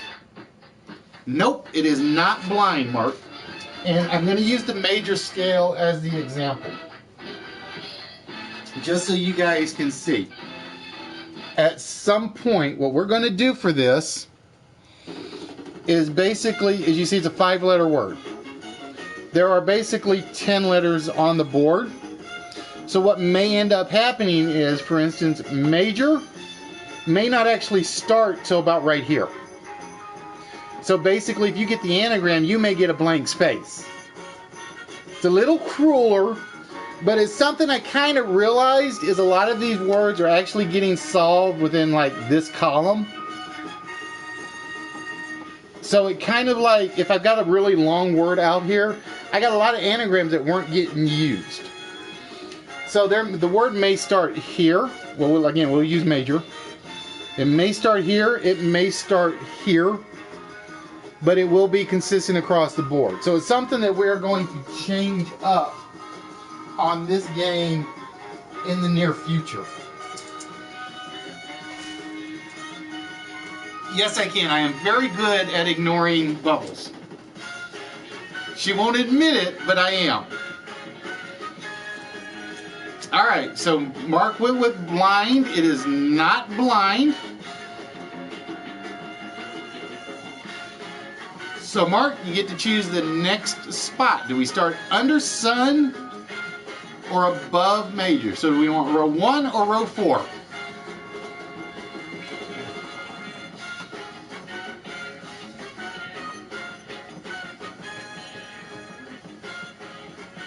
Yeah, when we're not in the doghouse. I won't go that way, Sal. I won't go that far. All the good news is she usually just like tries to talk to me from about here. And it's like it's far enough down the door I can't ever make out what she says. Alright, ladies and gentlemen. Under sun. No. Nobody is out. This is basically, I changed the rules for this one, Mark. Just for today. We have AACMTU. AACMTU. And the timer starts now. Yeah, exactly. It's because the vault is pretty much down to the last two. If we get to an episode where it's basically, I know a vault is opening on X night, we kind of adjust the rules. This is basically one of those games where you're not actually playing for a prize, you're playing for a vault. And KTG in first with the correct spelling for the Tacoma, or Tacoma, I forget which. It is the Tacoma. Chevrolet Tacoma. Alright, KTG. With that, we're going to show you the next letter on the word. So KTG, you got 30 seconds to think about it before you give me your answer on the anagram, not the anagram, the word. You can actually wait till the timer comes up. No, there is actually a Chevrolet Tacoma. There is a Chevrolet Tacoma. Because I had to laugh when I looked at it. I'm like, did they steal one from Toyota, or did Toyota steal one from them? Alright, she says it is block. Is it block? It is block. So KTG with 7 points so far.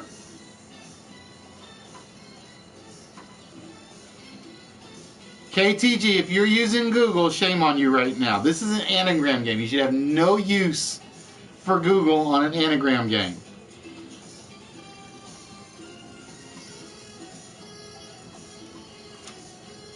Alright, KTG, you are in control, my dear.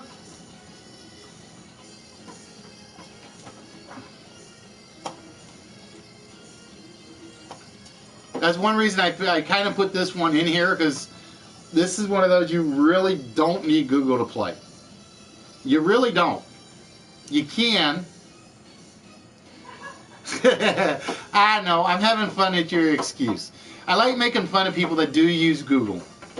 I make fun of Foxy when she admits to it. I make fun of you when you admit to it.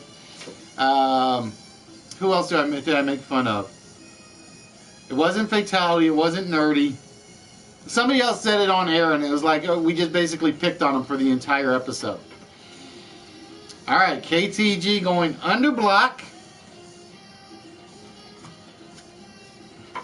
Yeah, it was HBK. We basically ripped on HBK for the entire show.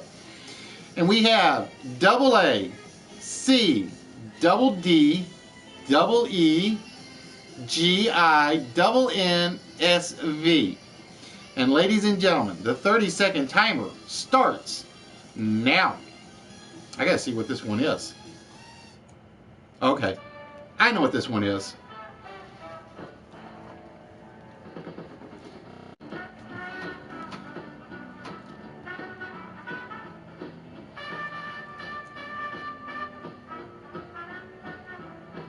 No, see, it's more fun to play to win, not to look things up to win.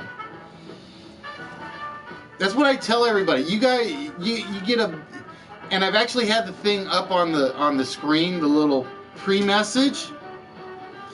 Wow, nobody got that one, which does not surprise me. This one does not surprise me, not even the GM owners. The actual car, this is an actual model, I want you guys to know this, is the Advanced Design. That is the actual name of the model. Yours came in too late, Mark. It came in too late on that one. It is actually known as the Advanced Design. That is the name of the model. But yeah, like I said, if you play and you get your guesses in and you're wrong, it's called making a mistake. It means you're trying. You're really proving something. That's how I look at it. You look stuff up on Google. Okay, you can look stuff up on Google. It's like, where's the fun? If you have fun getting on your computer and looking stuff up, then so be it.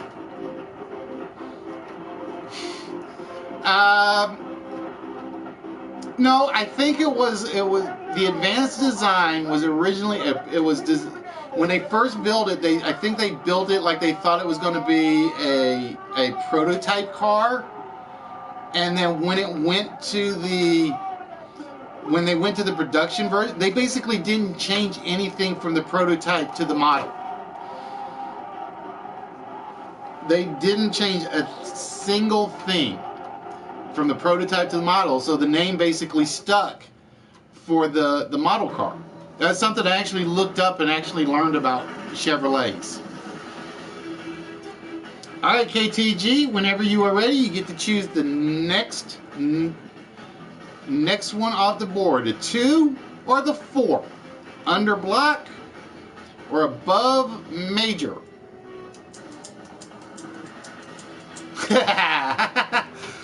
The funny thing is, I think the advanced design actually had a Hot Wheels for it. Although it may have been made under the Task Force. I think it had one made for it. Was it the No, Matchbox actually made one for it, I think. Alright, KTG going to go with under block. So the next word we are looking for, AMNNOSTW. And the timer starts now. AMNNOSTW.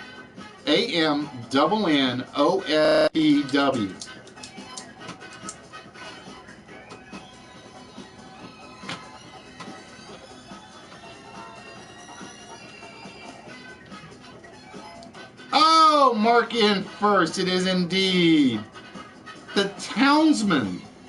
It is indeed the Townsman. So Mark will be in control of the word. All right, Mark, your next letter is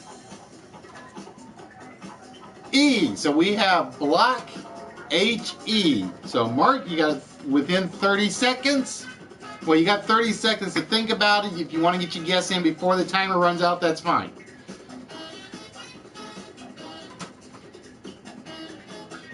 So the current score at the moment is 11-7.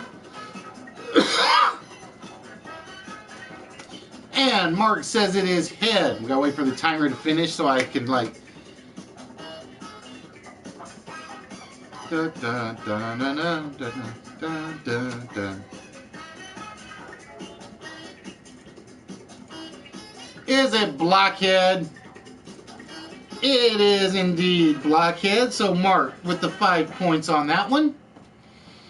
And Mark, that means it is your choice. Do we start above major or under head?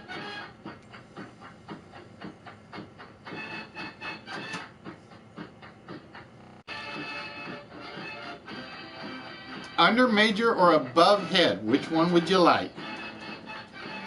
Under head. Alright, let's see. I gotta figure out where I am. So with under head, we have the following. ACEHIRV. ACEHIRV.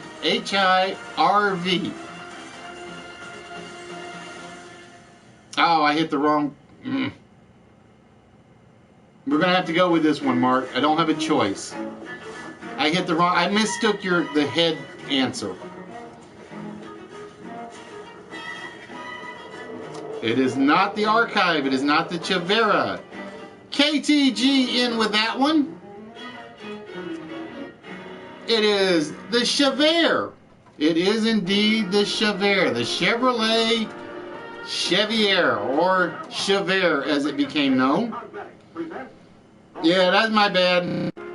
I misread the answer as his statement.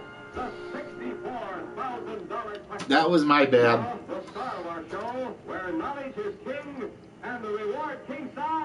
So KTG will get the guess with the M.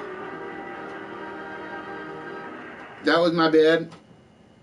Yes, all the words connect. Basically, sunblock, blockhead, head something, something major, major scale.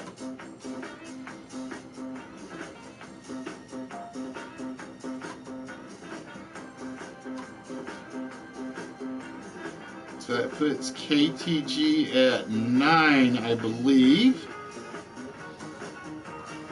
So KTG, We are looking for head blank.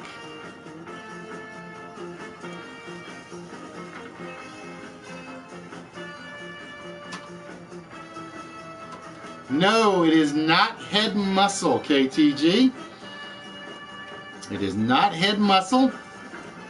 So with that, you get to choose. Well, officially, since we kind of goofed, I have to do line 4 because that's what Mark had asked for. So we're going to wait for the timer to come up.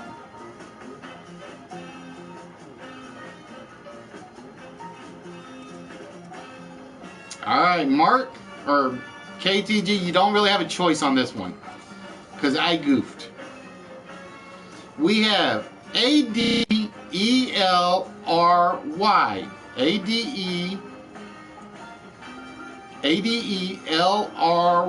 So again, we're looking for the name of a Chevy model. And with that, the timer starts now.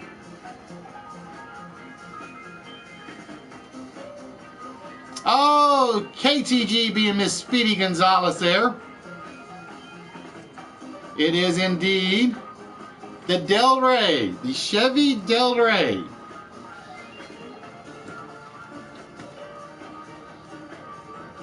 All right, so KTG, we're going to reveal for you the letter above major, and it is an S. So we are looking for S major.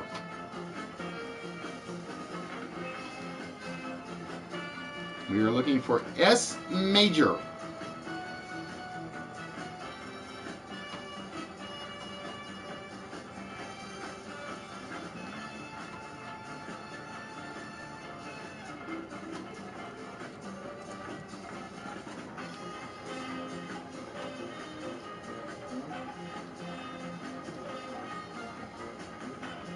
So we have sunblock, blockhead, head blank, blank blank, blank major, and then major scale.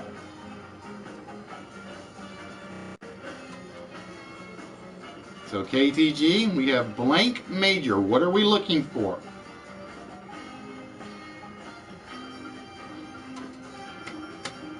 Oh, timer is running. So my dear, you got to get an answer in. Is it Sergeant Major? Let me go look something real quick. SERGEANT. It is Sergeant Major. So KTG with 15 at the moment, which means we are down to the last word. And again, folks, everybody is eligible to guess. You have to get the anagram first before you can take a guess at the mystery words. So please remember that. So with that, we are looking for the model of a Chevrolet GII KNV. GII KNV. And the timer starts now.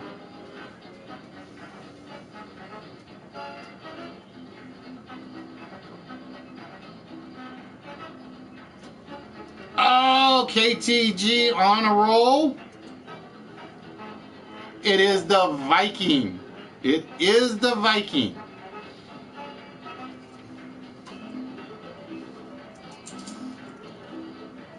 Well, don't worry. There's always the next board. And KTG doesn't. It's not Chevrolets. Trust me. It is not Chevrolets on the next board. All right, KTG, we have an A. So with that, can you give me the magic word we are looking for?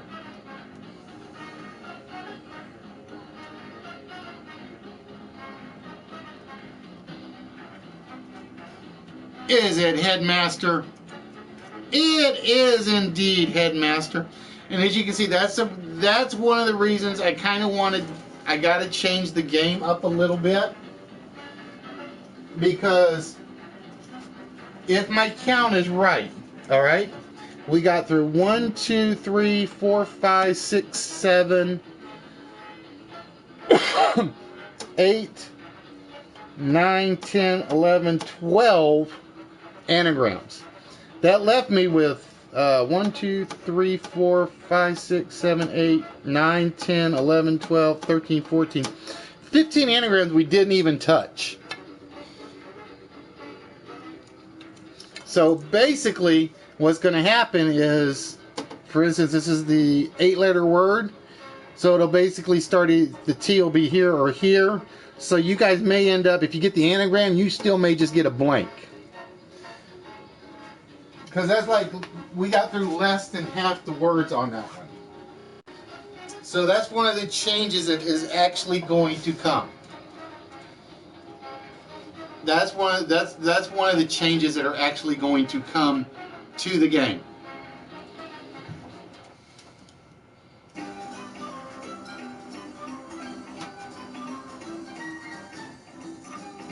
So you've never actually ever understood this one before, Yoda?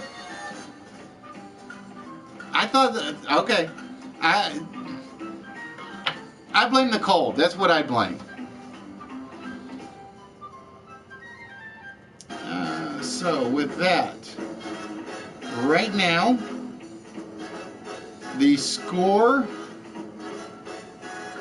is, I gotta make sure I got the score right.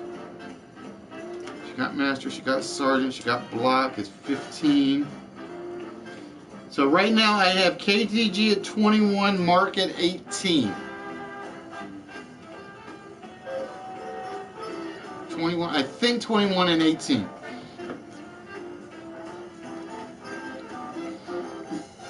Now, well, it's kind of a combination of Slingo and the actual chain reaction game. If you've ever actually watched the actual chain reaction game, they basically would go like, do you want under sun or above scale? How much do you want to bet on this word? Well, I have never liked that format for chain reaction. I have never liked it. It's basically, they're in the studio. So it's kind of like, how dumb can you be not to get some of them? Yeah, I do have to change the colors on the show all stuff. I really do. I keep forgetting about that when I'm doing it, because those are mostly for me and the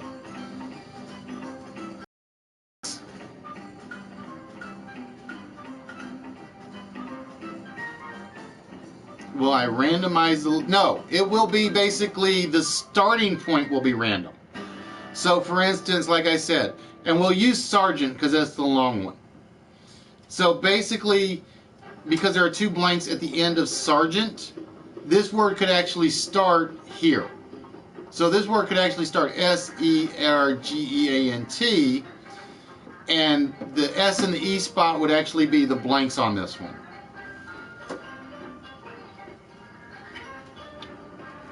So that's how it's going to change in the future. Because like I said, I had one game where it was basically this word and this word. I think somebody needed 2 letters for this one and then 1 letter for everything else. So it was basically seven anagrams and the game was over. And it was like, ugh. So I think that's the one change I do have to make to this one when we get to it. All right, ladies and gentlemen, it is time for board number 2 out of 3. And for this one, we are looking for the full name or nickname, commonly known names, let's put it that way, for baseball players. These will be all players in Major League Baseball. So if KTG can beat you guys on baseball, we're going to worry. And for this chain, we are going from the word hill to the word fire. We're going from the word hill to the word fire. In KTGs, you got the last word correct on board number 1. You get to decide whether or not we're going to start under hill or above fire.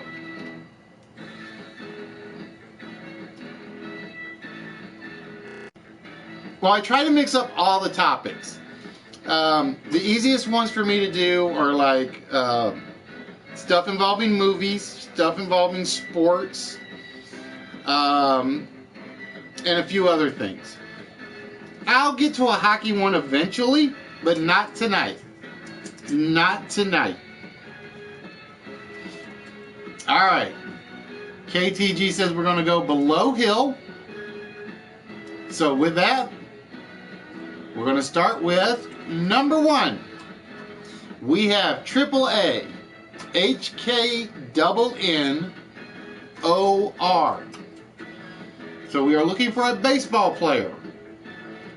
And the timer starts now.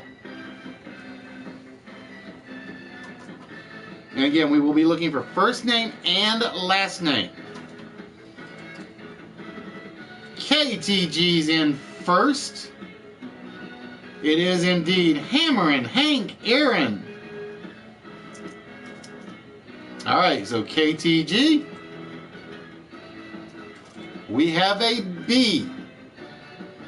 So we are looking for Hill blank. What are we looking for to complete the phrase that starts with Hill?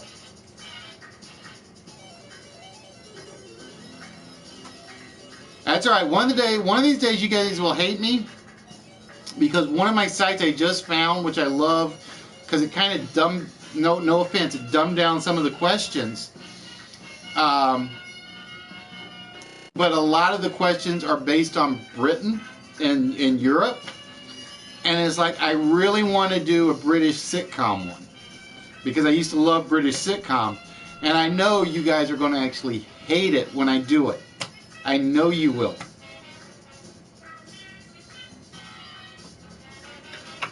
But again, we play to the world. We don't just play to just Americans and Canadians. Is it Hillbilly?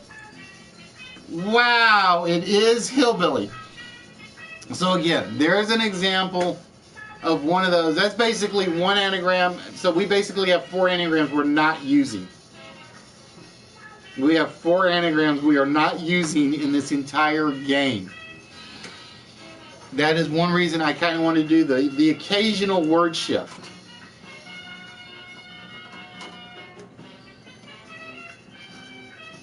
Alright, KTG, you are still in control, my dear.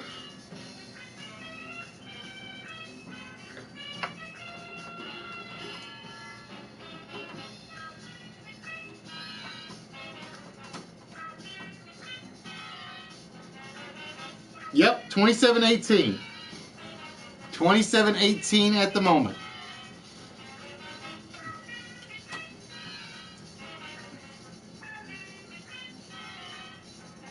Oh, I got in trouble because I was at the bowling alley yesterday, and I basically said, it is pretty much the world's worst game to watch. It is pretty much the world's worst game to watch is baseball. And then he's like, no, golf. And I'm like, okay, I can't argue with that one. And then he said tennis. And I'm like, well, I can't agree on the tennis one. I can't agree on the tennis one.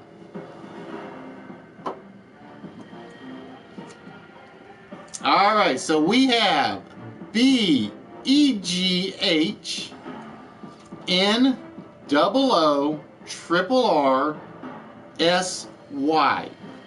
So we are looking for a baseball player, ladies and gentlemen. And the timer starts now. Upset you? I didn't upset anybody.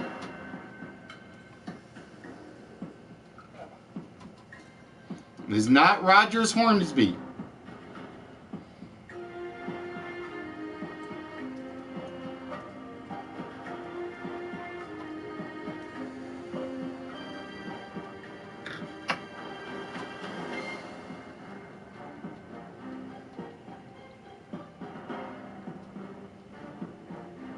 Oh, you just snuck it in, Mark. You just snuck it in. My box turned red. I looked over, and right when you did that, it went right through. Alright, so it was indeed Roger Hornsby. Yeah, but it is a pain in the what to watch. It is a pain in the what to watch. No, actually, it is. I don't think his first name is actually Rogers. I think. Well, let me rephrase it. There is some dispute over whether or not his first name is actually Rogers or Roger.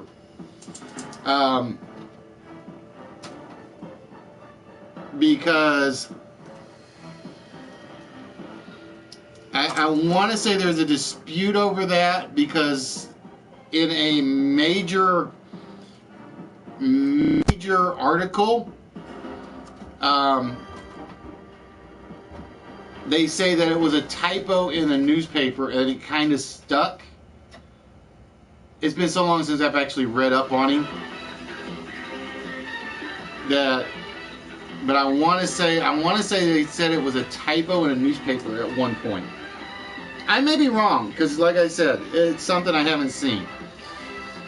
Mark going with Great Fire. It is not Great Fire, Mark. I will tell you that right now. So with that, you get to choose the next letter off the board. Would you like Billy Blank or Blank Fire?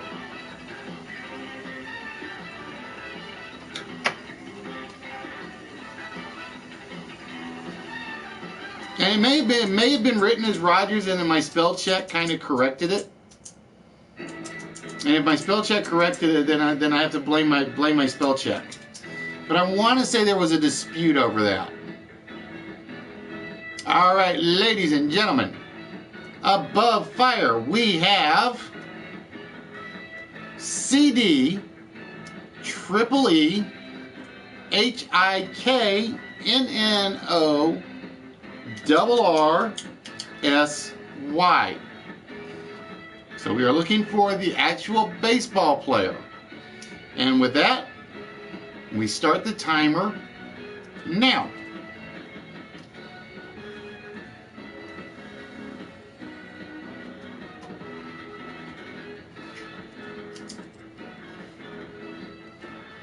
He's blaming the hangnail for the typing.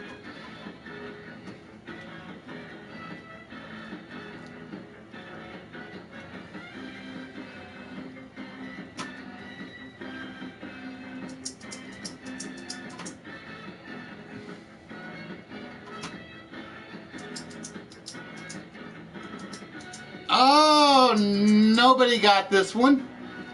Nobody got this one. Oh, Maiden, it was too late. My light turned red on that one. It was indeed Ricky Henderson. It was indeed Ricky Henderson. But you missed it on the timer. So with that, we reveal the next letter, which is an R. You had it, but did Mark have it? Let me look. Oh, Mark, you did have it. Okay. You did have it, Mark. My bad. I kind of looked down because I wasn't paying attention to... I was trying to avoid watching whoever the troll was. Alright, Mark. You did get it. I just looked back. I think the troll comment kind of pushed it up. Is it a grass fire? It is. We are looking for a grass fire. Alright, so that puts Mark at 25. KTG currently sitting at 27.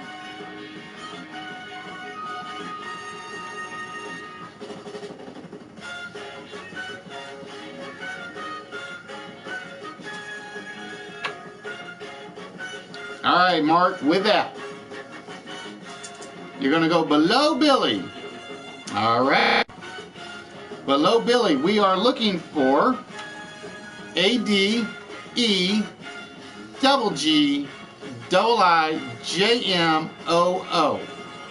And with that, ladies and gentlemen, the timer starts now. Now, believe it or not, show, I don't think names can actually be anagrammed. I don't think names can actually be solved in the anagram machines. It is indeed. I had to check the spelling. It is indeed Joe DiMaggio. All right, Mark. So with that, we're going to reveal under Billy the letter O.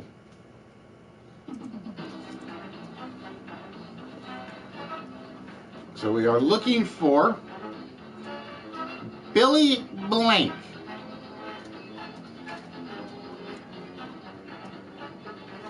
Is it Billy Ocean?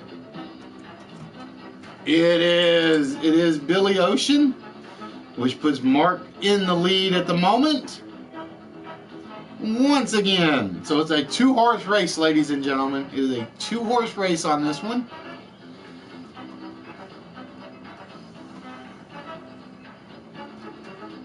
But yeah, for anybody that says it's like anagram, names don't usually work on the anagram servers. Not saying they don't, but most of the time they don't. Alright, Mark gonna go with above grass. So with that. Alright, Trans, have yourself a good one, my friend.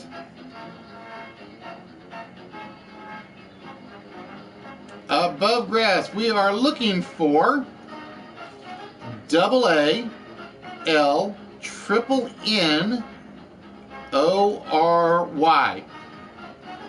AA L triple N O-R-Y. And the timer starts. Never, because Mark got it before we even got there. It is indeed Nolan Ryan. Pretty much my all-time favorite pitcher. I have been a Nolan Ryan fan since I was like just out of high school.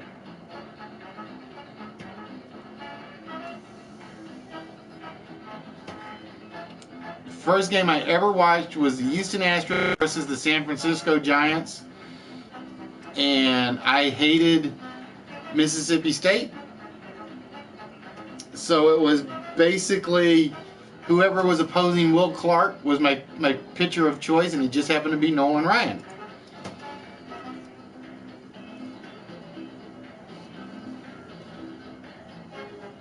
All right, Mark, we have a B. No, it is not bluegrass.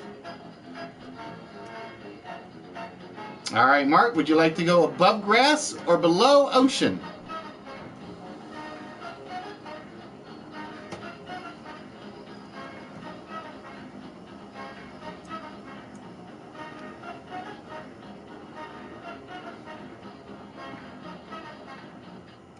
All right, we're going to go below ocean.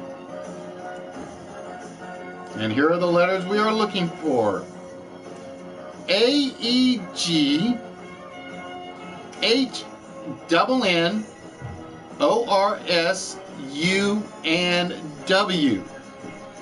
And ladies and gentlemen, the timer starts now.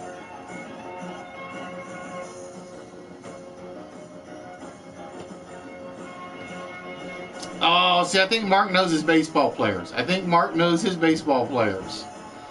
It is indeed Honus Wagner. Pretty much the most expensive baseball card ever made. And do you know why? Because he was not happy that he was on a baseball card that was promoting cigars or cigarettes. I think Mark knows his baseball players. All right, Mark, you've got an S below ocean. Put you at 32. No airplanes on this board. I think I have airplanes in my file. I'm trying to think. Do I have airplanes in my file? I think I have airplanes in my file. Is it Ocean Spray? It is indeed Ocean Spray. So Mark and KTG turning this into a 2-horse race right now. And we are down to 1 word left, which means we just start going with anagrams. And we have CH. Gotta find this one. Where is it? There it is. CH triple I KORSUUZ. And with that, the timer starts now.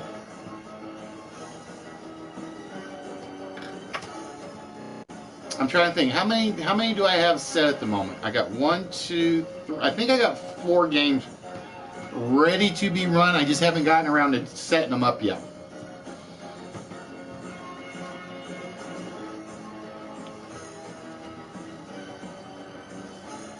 So we are looking for a baseball player.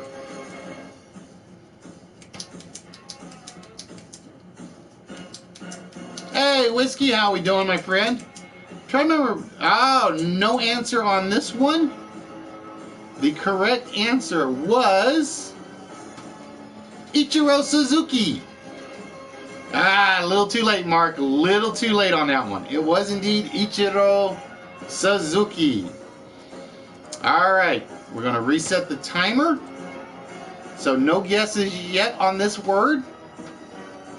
And we're going to reveal the next set of letters. Double A, E-I-K, double L, and an N. And with that, the timer starts now.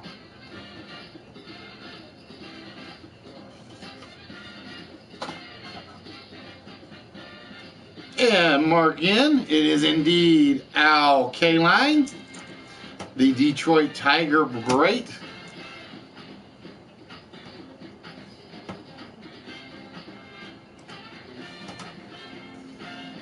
And we have a T. So Mark, you get to take a chance and see if you can guess what this word is. We have spray blank and blank grass. Do you know what we're looking for? And it is indeed bottle. Spray bottle, bottle grass, which is an actual thing, ladies and gentlemen. Let me see. Was P. Rose in my anagram list anywhere? No, actually, he wasn't in my anagram list.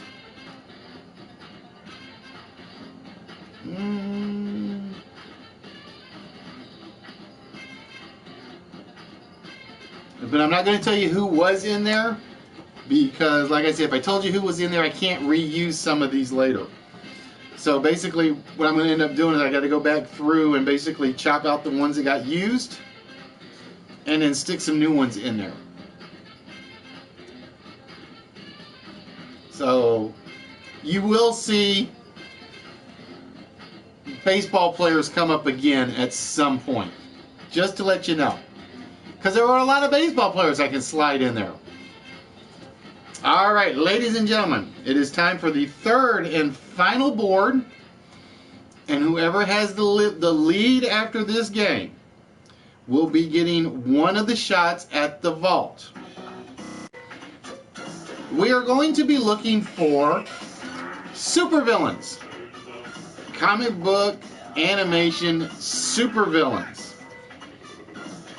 So with that, the word you are trying to get from is from bright to actor. Two totally different anagrams. Two totally different anagrams that aren't even there. All right, Mark, you got the last one correct on the last board. You get to choose whether or not we start under bright or whether we start above actor. Bright actor, no such thing.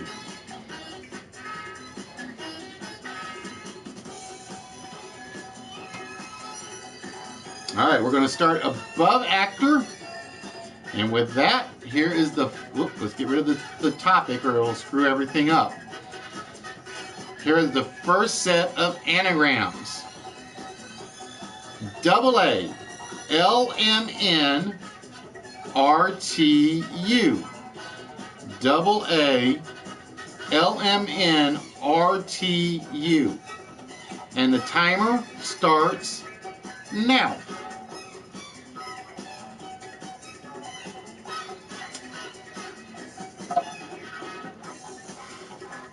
Mark in first, pretty damn quick on that one. It was indeed Ultraman. It was indeed Ultraman. So above actor, we are looking for a C.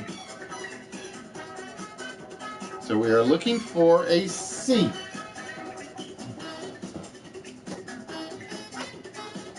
So Mark, blank actor. What are we looking for to complete the phrase?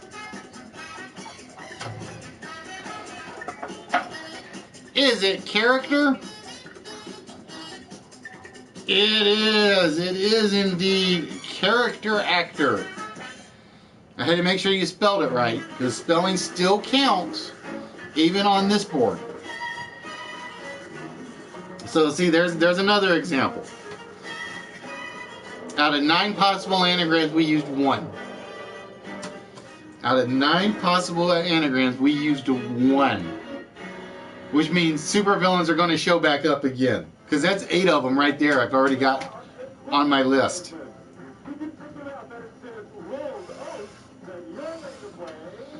Alright, Mark. Below bright or above character?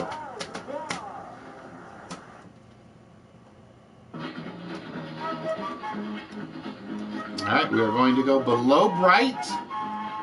Alright, South, have yourself a good one, my friend. And we have DEK double L RSU. DEK double L RSU. And the timer does not even start. It is indeed Captain America's Red Skull. One of the most underappreciated criminal geniuses of all time. Sorry, I gotta say it. I'm a huge Red Skull fan. Yes, he was single-minded, but the man was a genius megalomaniac. Alright, Mark. We have Bright L. So what are we looking for? Bright blank. Is it bright light? It is indeed a bright light. Alright, Mark. So now, basically, KTG, you gotta hope these words are long. And you have to, like, pretty much still control back for Mark on pretty much every word, every letter. Because you need a lot of points. Because right now it is 55 to 27. So you gotta hope, let's see, so 15 points per word. So you gotta hope there are 23 letters left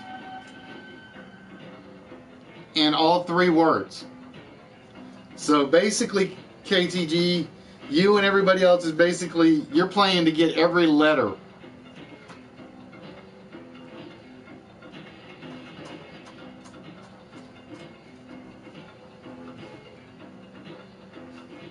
Alright, Mark going with under light. What do you mean they aren't working? You mean in the head or not working on the screen? We have double A, double D, double E, HIKLRSTTY.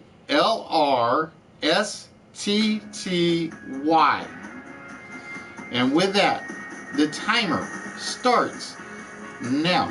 Yeah, there is some strategy involved, Red. It's basically you have to figure out, you have to hope you get enough letters before you actually guess the word. That's the trick to the whole game. Particularly once board 1 is set, if the score is like a very big differential, you kind of want to get as many points as you can. And it is indeed Lady Deathstrike. It is indeed Lady Deathstrike. So Mark with another point on the board. And we have an S. Well, this is one. This one's basically a two-person race right now. It really is.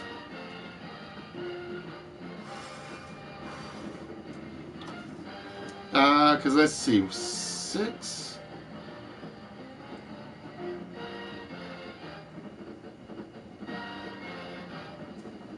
Is it light switch? It is indeed a light switch. So pretty much Mark just locked this one up.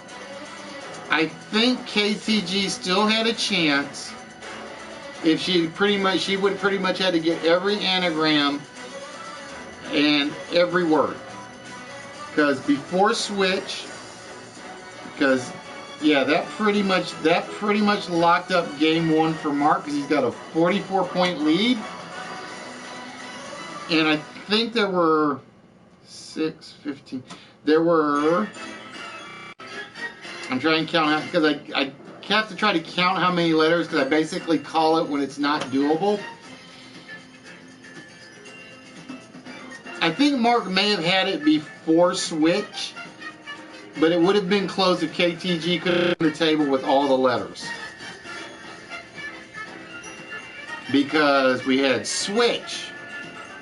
Below switch, we had switch position. And below switch position, we had position player. And then player character and character actor. So Mark takes game 1, which means Mark will have first shot at the vault tonight when we get to it. And basically what we're doing is, like I said, we're doing something a little different tonight. We're not going to do prizes per game. It's basically because there are only 2 incorrect numbers on the board. One of the 2 players is going to win what's in the vault, and then the other player will basically get one of the treasure chests. Yep, Mark, you have to sit out game 2 because you've already locked in game 1. So basically you will either get what's in the vault or you will get what's in one of the treasure chests that you choose, depending on which one you get. So yeah, like I said, if KTG had run the clean sweep, I think she would have come up 2 points short. I think she would have come up 2 points short. It would have been 21 plus 15 is 35. It would have been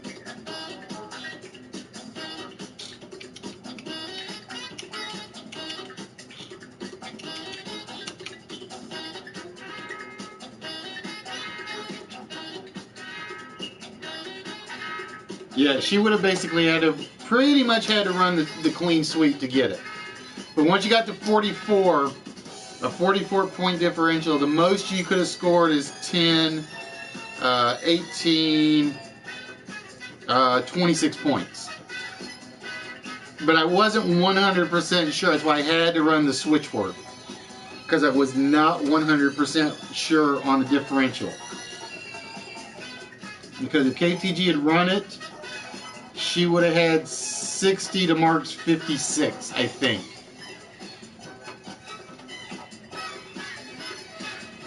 Alright, so ladies and gentlemen, with that, game number 2 that was decided on by you guys will be the Break the Bank game. But before I do that, I need to get some more adult beverage.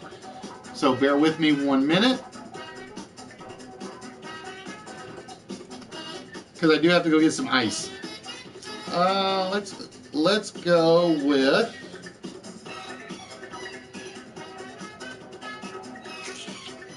and you guys can see all the ads I still got to work on, which is the scary part.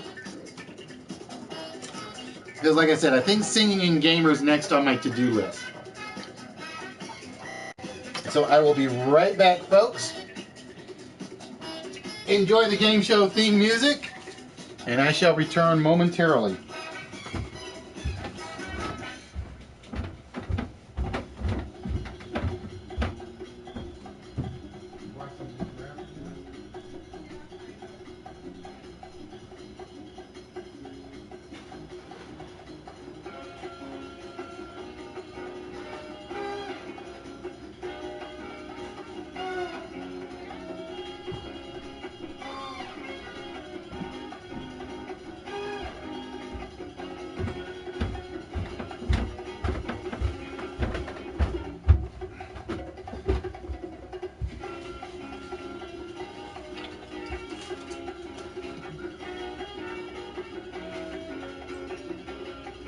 crap. I gotta figure out. Hopefully, because my tablet battery's running dead, so I gotta hope even if the app dies, the broadcast will still keep going. Should. I don't think that'll be a problem. But you never know.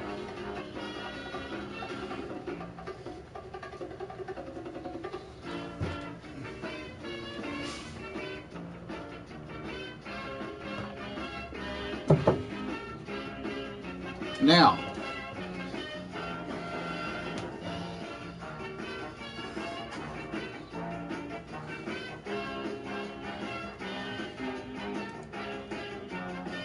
that's right, get to have your conversation while we're waiting. Because if you guess that mystery word, you're getting something from the duck you can't see.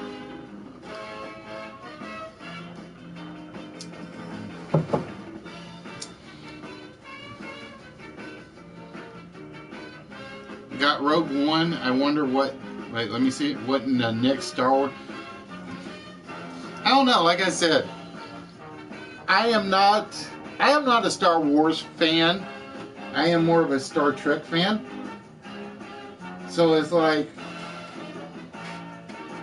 it's just one of those weird things. All right, that is the last one. Unfortunately, which means now I have to stick to the vape. All right, ladies and gentlemen, we're going to get back to the slideshow, get back to the games, and again, you guys have to pretty much solve a little trivia on this one. You don't have a choice on this. And you have to hope that Mark doesn't get the vault when he gets the first number off the board. Let me check something. Let me see something. Yeah, there are 2 incorrect numbers left on the vault.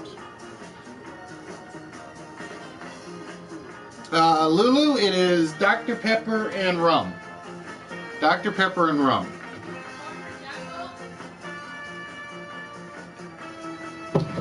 All right, ladies and gentlemen, it is time for the game, a Break the Bank. Now, for the Break the Bank game, again, this is one we've kind of changed up a little bit from how the game actually plays.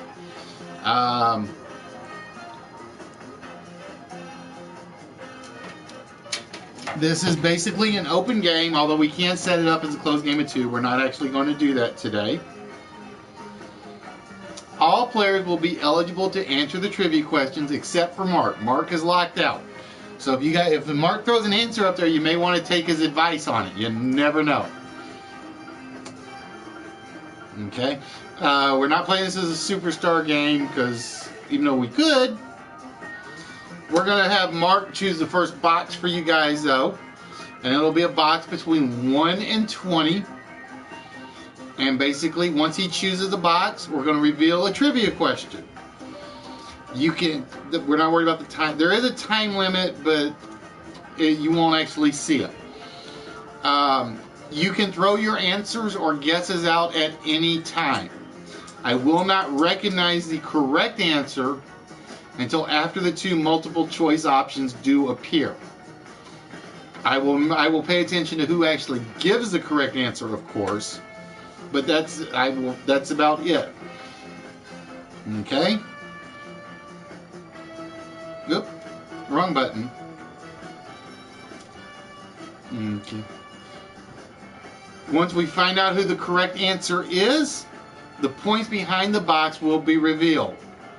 Whoever was the first person to answer the trivia question correctly, they will get the points in the box. If there is a chain of points that are identical, so basically, if you pick a 5-point box and it's already connected to another 5-point box, you get 10 points. If you pick a 5-point box that's connected to a 5-point box that's connected to another 5-point box, that's 15 points, and so on and so forth. So basically, if there's a chain of points, you're getting scores for having the chain. There is no guarantee there will be any chains. I will lay odds there will be at least 2 hidden in there somewhere, but you never know. Okay? There are also 2 special squares, still halves, and swap. I think there's actually only 1 of each. I cannot remember. There may be up to 4 specials, still halves and swaps. If you pick the still half or the swap and you are the leader, they're pretty much not worth anything. If you are not the leader, you basically score points. Basically, you steal half of the points from the leader score and add it to yours. If you get the swap, it's simple. Your score and the leader's score basically swap positions. It has been known to be very, very nice to have that swap not go up at all until the end, and then somebody basically steal the leader's points. It has been known to happen. I think HBK actually won a game that way once. It was basically the last box. He was trailing by about 40, and he hit the swap.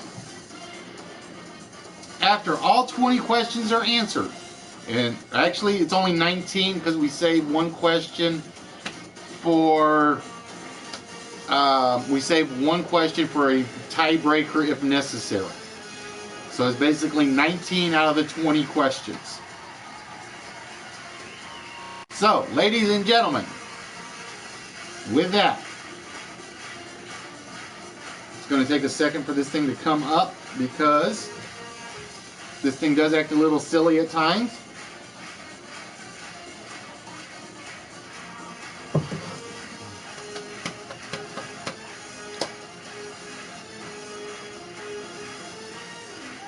Alright, so we're going to ignore the 30-minute timer down there at the bottom.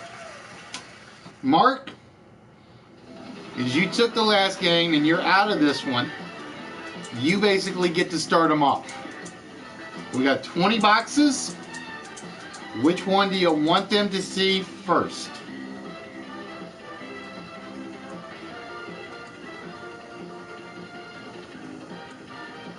Alright, we are going to start with unlucky number 7.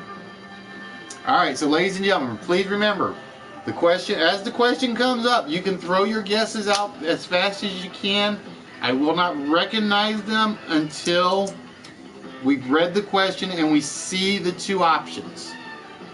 So here is question number 7. For $20,000, it must be exact. Backseat driver.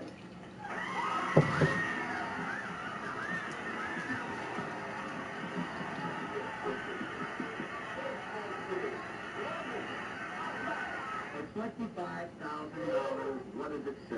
It's now. I smell a rat. Well, best known for being a movie line, was actually first used in which Shakespearean play with the line, I begin to smell a rat. I smell a rat. While best known for being used in a movie line, was actually first used in which Shakespearean play with the line, I begin to smell a rat? Was it Richard III or Hamlet? I see a bunch of Hamlet answers, so we gotta see who's gonna take a chance with the Richard III answer.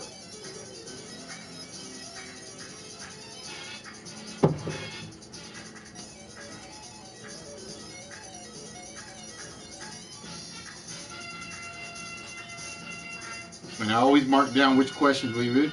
Alright, HBK going to take a chance and say it's Richard III. I will tell you right now, the correct answer was Hamlet. It was Hamlet, which means Red Walrus is on the board. And with that red, hopefully it's not a steal, and hopefully it's not a swap to start things off. Red Walrus scores 15 points. So Walrus on the board with 15. Nicely done, Walrus. And with that, my friend, you get to choose the next number off the board.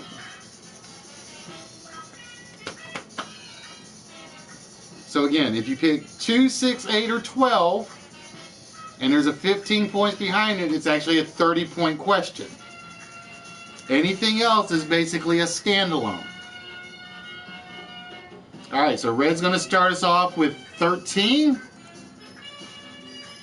And here comes the question for number 13.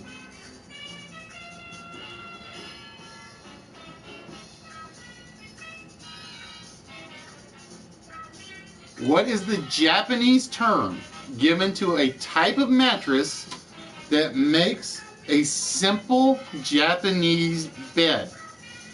Again, if you guys want to get your guesses in now, you can do so. What is the Japanese term given to a type of mattress that makes a simple Japanese bed?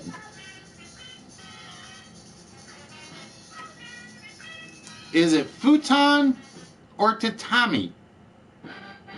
Is it futon or tatami? I see a bunch of guesses already for futon, so we need somebody to take a chance on tatami.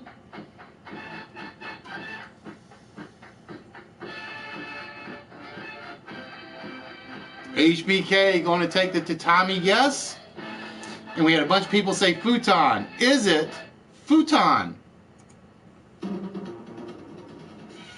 No, it is actually tatami is the Japanese term.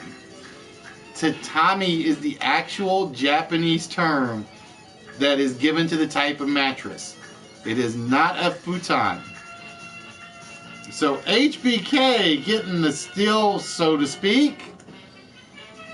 And with that, we find out that HBK scores half of Walrus's points, which puts Walrus at 8, HBK at 7. So we already have a steal half on the board. So Walrus is at 8, HBK is at 7. And HBK, that means you get to choose the next number. No, you can't answer both, Red. You have to,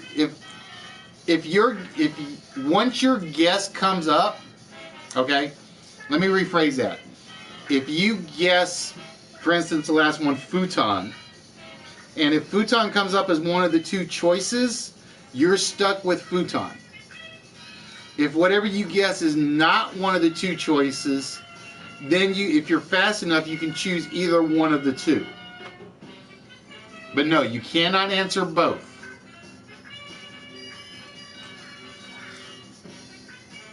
So for instance, you threw futon in there. Futon came up as one of the choices. You were stuck with futon as your answer. All right, HBK going to go with number 5. And let's find out what question number 5 is.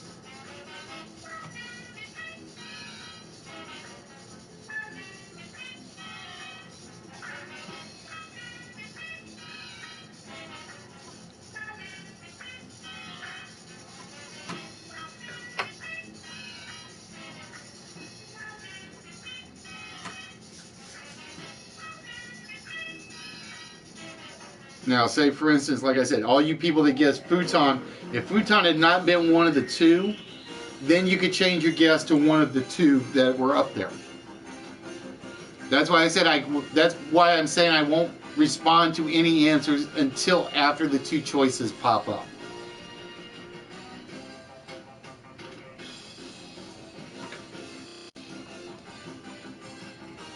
As you guys can tell, this is a long question. This is a long question.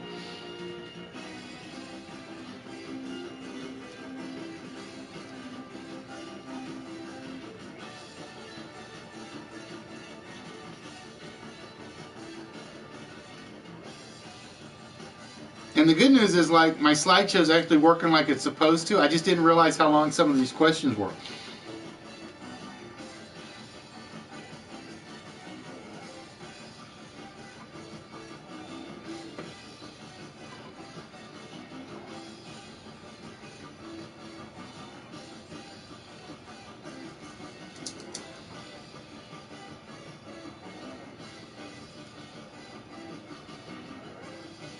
While we know such stranger gathering reality shows such as Survivor and Big Brother, the idea actually began in which country with the 1988 show Number 28? And yes, Rick, these are two open games tonight. We've basically changed the layout tonight because we only have two numbers left on the vault. So we're kind of adjusting the rules. Now, we've had somebody guess Germany. We had somebody guess Australia. That's neither of our choices. So you guys can actually change your guess, if you are fast enough, to one of these two. Was number 28 from Finland, or was it from the Netherlands?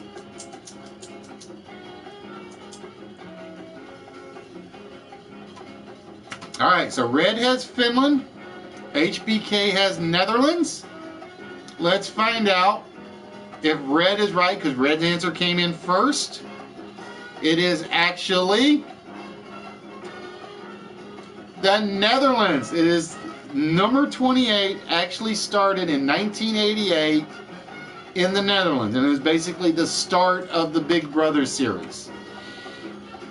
So HBK in first with that one. And HBK with that scores 10 points for HBK to put him at 17. All right, HBK, you are in the lead, my friend. And you get to choose the next number.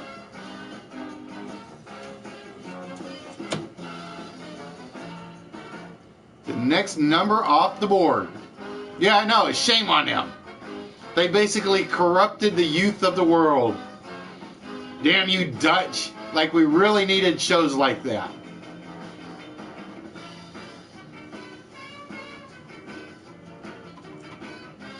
So HBK, you get to choose the next number.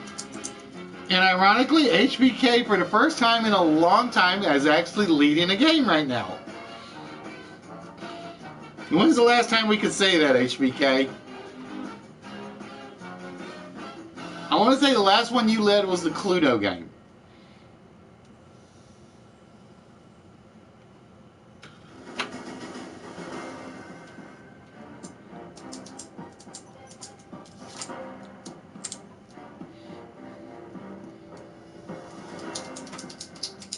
So wait for HBK to pick the next number off the board.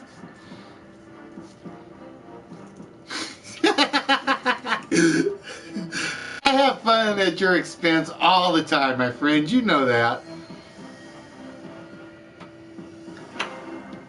For those of you that are watching, we are here every Tuesday. We are here every Saturday.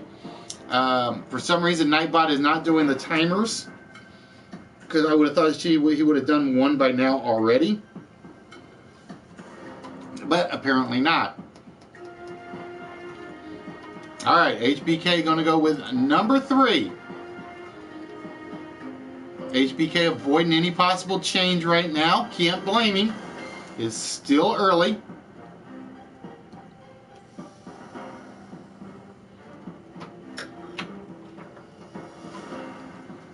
So again, ladies and gentlemen, this is an open game. So if you are on the channel and you are watching, please feel free to guess at the trivia questions. Because basically whoever wins this game, if Mark doesn't open the vault, you're basically opening the vault, because you're going to get one number off the vault for your game win. And as there are only 2 incorrect numbers left, if Mark, whatever one Mark picks off, he's got a 50-50 shot of getting it right.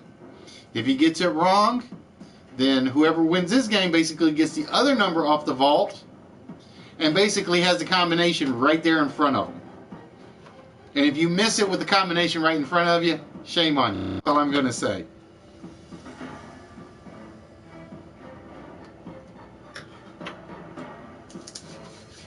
So like I said, you guys can throw guesses out for the question beforehand, before it finishes. That's up to you. If when the 2 choices come up, if your answer is not one of the 2, you can basically change your guess. Somebody just do me a favor, give me a hashtag PTL. I know Pool Table Lady should be in there. I just want to make sure she's working. Located in Center City, Pennsylvania, and containing 482 pipes, 6 keyboards, 42 foot pedals, and 729 buttons, you will find the world's largest what? There we go. All right, so Nightbot is working. The timers are just flaky again.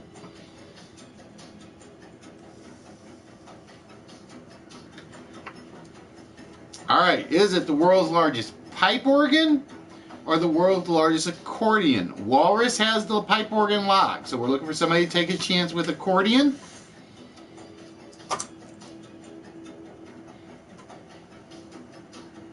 We wait to see, because again, like you guys saw just a minute, like twice now, HBK let you guys throw those early guesses out, and then they jumped in and took what was left. All right, Rick's going to take the chance with the accordion. Is it the world's largest pipe organ? It is. It is indeed the world's largest pipe organ. And with that, Red scores 10 points again to put him at 18 points. So he's one ahead of HBK. And Red, whenever you are ready, you go ahead and pick your next number. Well, see, Red took a chance. Red threw an answer out before the question finished appearing on the screen. So if pipe organ had not been on the list, somebody might have beat him to the choices that were up there. All right, Red's going to go with number 2. If this is a 10, it's worth 20 points. If it's a 15, it's worth 30 points. So with that, question number 2.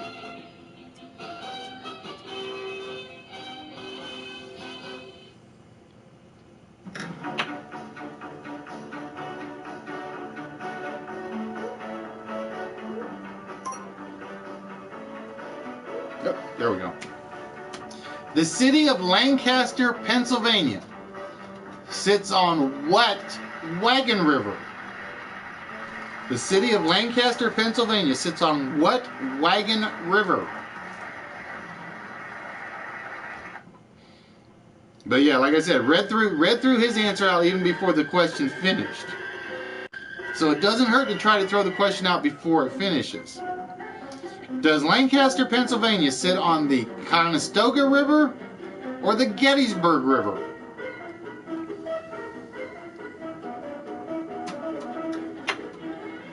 There's a Conestoga wagon and there's actually a Gettysburg wagon, just to let you know. So this is not a trick question. We got a lot of people going with Gettysburg, even though I spelled it wrong. I just noticed that. All right, so we are going to go with Rick for Gettysburg. Maiden, you didn't spell out enough of it. You did. I knew which one you were going for, but you had to spell out a little more. Show going for Conestoga. So if it's Gettysburg, Rick is on the board. If it's Conestoga, Show is on the board. Ladies and gentlemen, the correct answer is the Conestoga. It is the Conestoga River. And with that, Show is on the board with 20 points. Not a chain, but not a bad score. Yeah, it's because the words are actually in front of you. You got to pretty much at least put out as much of it as you can. I will forgive a little misspelling, but you at least have to put what's sort of in front of you.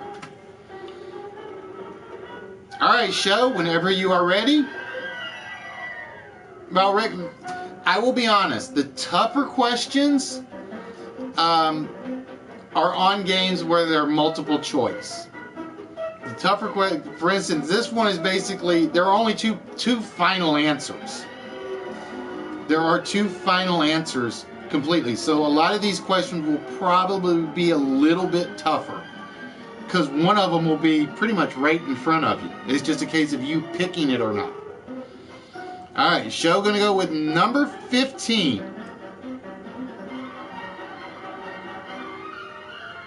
If it's an open question, I try to make them a little easier. Doesn't always work because a lot of my websites are really out there. Which architect is credited with designing the Sydney Opera House?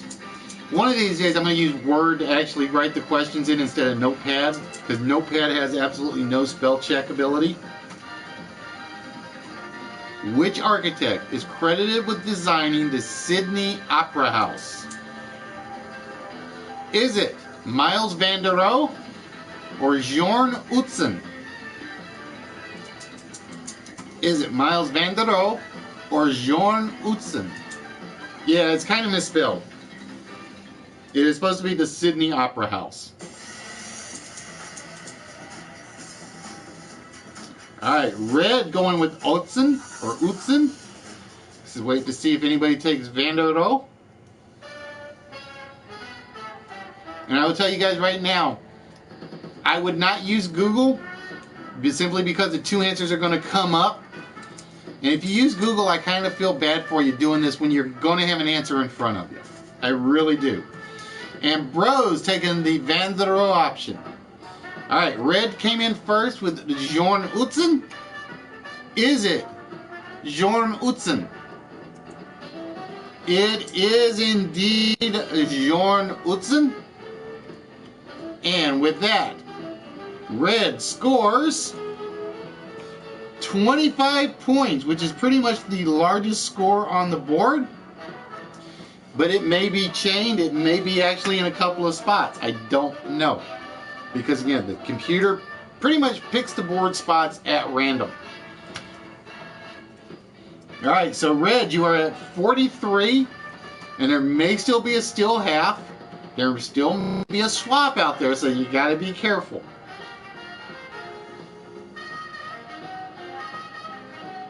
So red,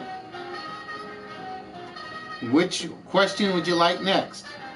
I'm actually surprised KTG's actually been quiet during all this. Anybody think she went for the alcohol and got sleepy? Alright, red going for number 16. Especially with a vault possibility on the line.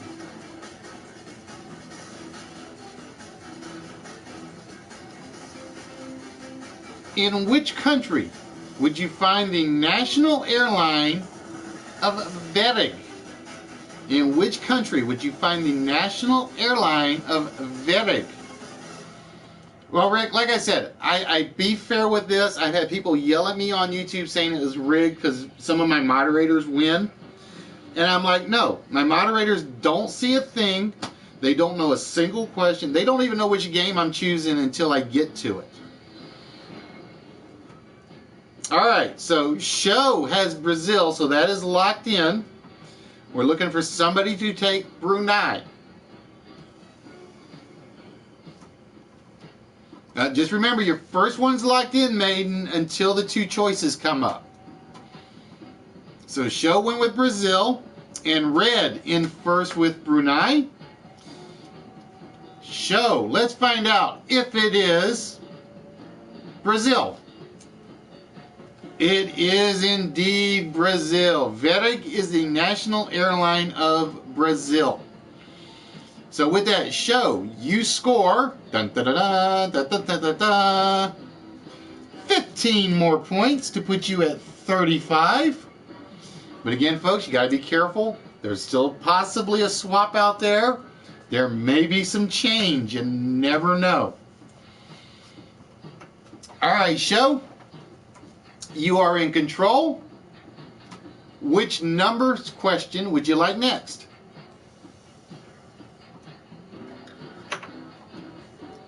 I keep forgetting to mark down which ones we've done. 2, 3, 5, 7, 13. Well, actually, I don't need to really do that until we get to impossible to catch up. But it's pretty much, with the swap out there, I pretty much have to go through all 19. Alright, number 9 is as follows.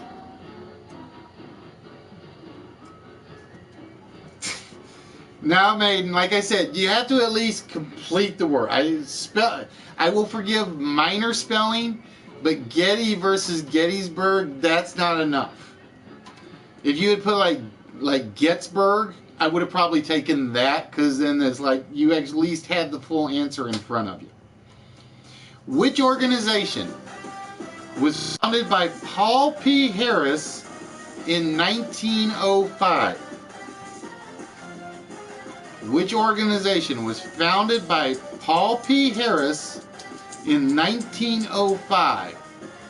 Was it the American Legion or Rotary International? Alright, show going with Rotary International.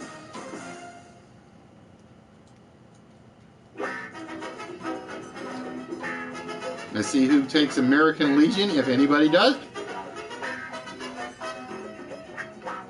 Alright, Maiden going to go with American Legion. So, it is show versus Maiden for this question. Let's find out if it is Rotary International. I can't even say it right now. International. It is. It is indeed the Rotary International, which means show scores 5 points, which still leaves him in second place, which still keeps you safe if the swap comes up, because if the swap comes up, red is still the target. Alright, show. Whenever, yeah, and like I said, HBK, everybody went with, what was the one that you just got, HBK? Because I don't have a number in front of me. Oh, the futon. Everybody went with futon. It was like in all the pre-guesses. It was in the guesses after the two popped up. HBK's like, I'll try the other one. And it worked.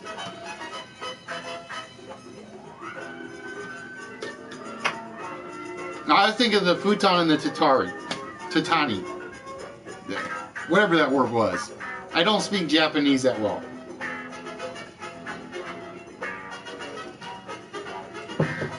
Alright, show, whenever you are ready, you get to make the next pick.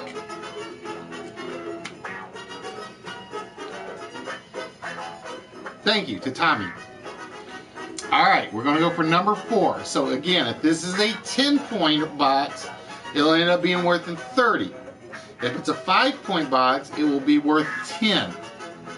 So here is the question, ladies and gentlemen.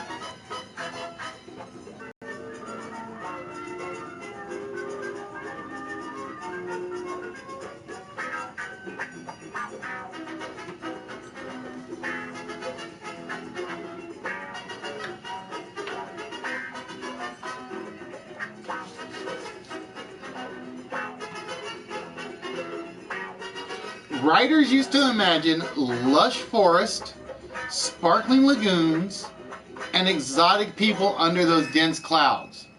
But in reality, the surface of this planet is more a hell than a heaven. This passage is about what planet?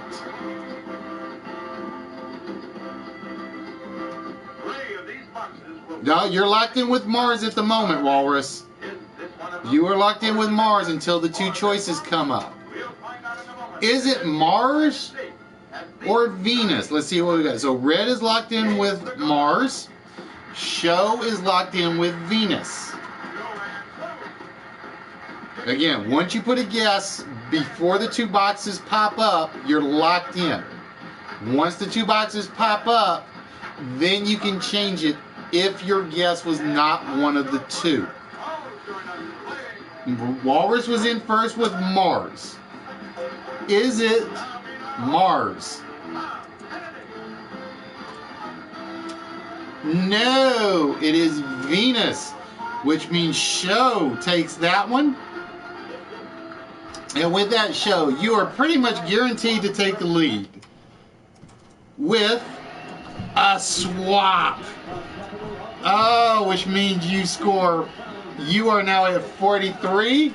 Walrus is at 40. Basically a 3-point question. Is basically what that was. That was basically a 3-point question. All right, show. Oh, that was painful. That was the one thing you didn't want. Because now you are the leader. If there's another still half, they're stealing off of you.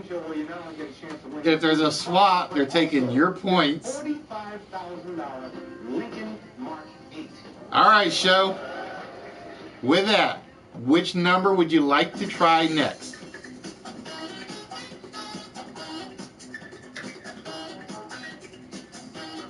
Yep, that's the way it goes sometimes. All right, show going to take number 20.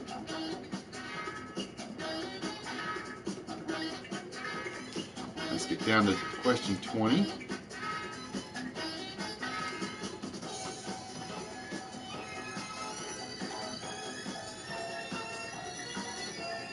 Let's see how many computer geeks we got for this question.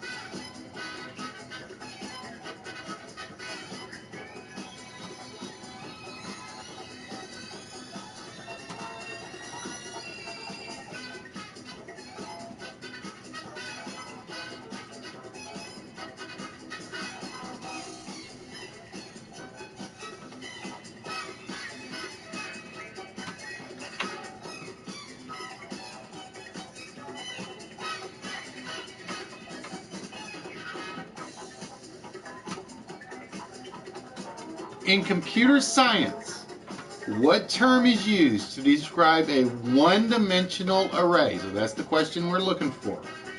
In computer science, what term is used to describe a one-dimensional array? Oh, nobody taking pre-guesses on this one. So this is one of those harder questions apparently.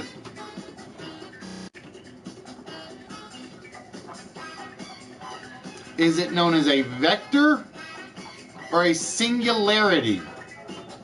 So Aphasia, linear is not up there, so you can re-guess right now. Bros, same thing. You went with 2D. Is it a vector or a singularity?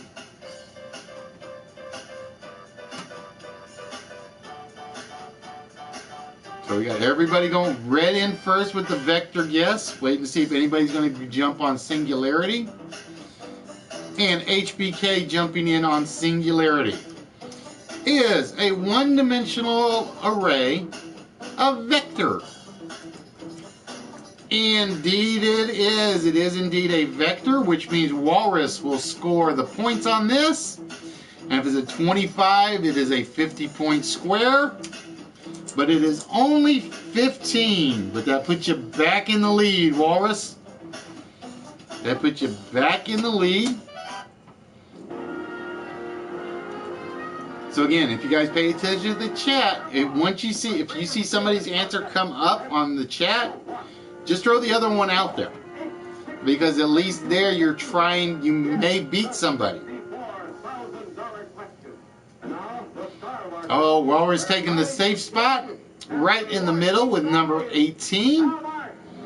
And let's see what we've got.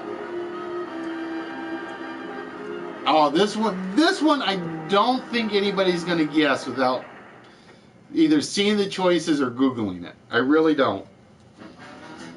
This warrior is considered the most famous of the Norse heroes, and his story is that of the hero of Nibelungenlied. Let me try that again. This warrior is considered the most famous of the Norse heroes, and his story is that of the hero of Nibelungenlied.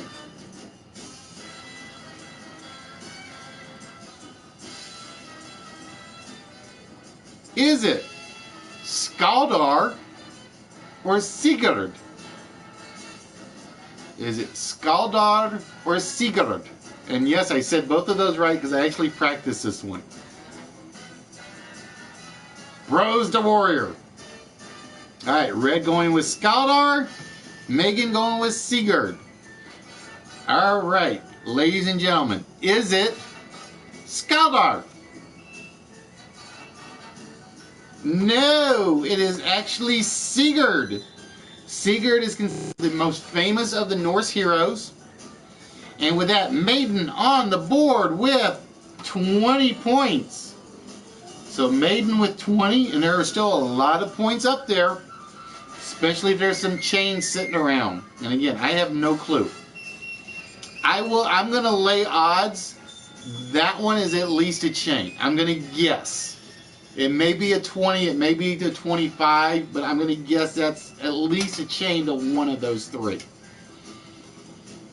All right, Maiden on the board, and we are going to go to question number 1, which is basically the question I have seen about 40 million times while I have been testing this.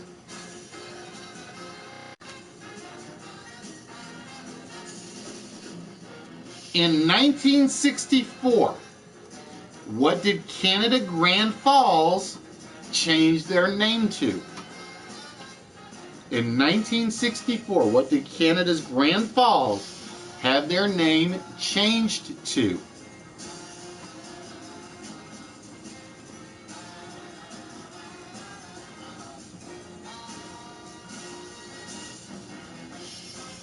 So HBK is the first one in with, and it is not either on the list, so the choices are open to everybody. Did it change its names to Churchill Falls or Elizabeth Falls? In 1964, what did Canada's Grand Falls change their name to? Fallen in with Elizabeth, Walrus in with Churchill. So we're going to find out if Fallen is correct or if Walrus is correct. Is it Elizabeth Falls? No, it is Churchill Falls. Grand Falls in 1964 changed their name to Churchill Falls after Winston Churchill. And the reason I picked Churchill was because Winston Churchill, and I picked Elizabeth for Queen Elizabeth. So with that, Walrus on the board with a steel half. Wow. Unfortunately, Walrus, you are the leader, which means no points. I don't know why that's sitting the screwbally screen. Oh, Walrus, bad timing. Although nobody can steal it from you now, because that's the 2 steel halves. Because again, there's a maximum of 2 steel halves per board. There may be another swap, that I don't know. There may be another swap.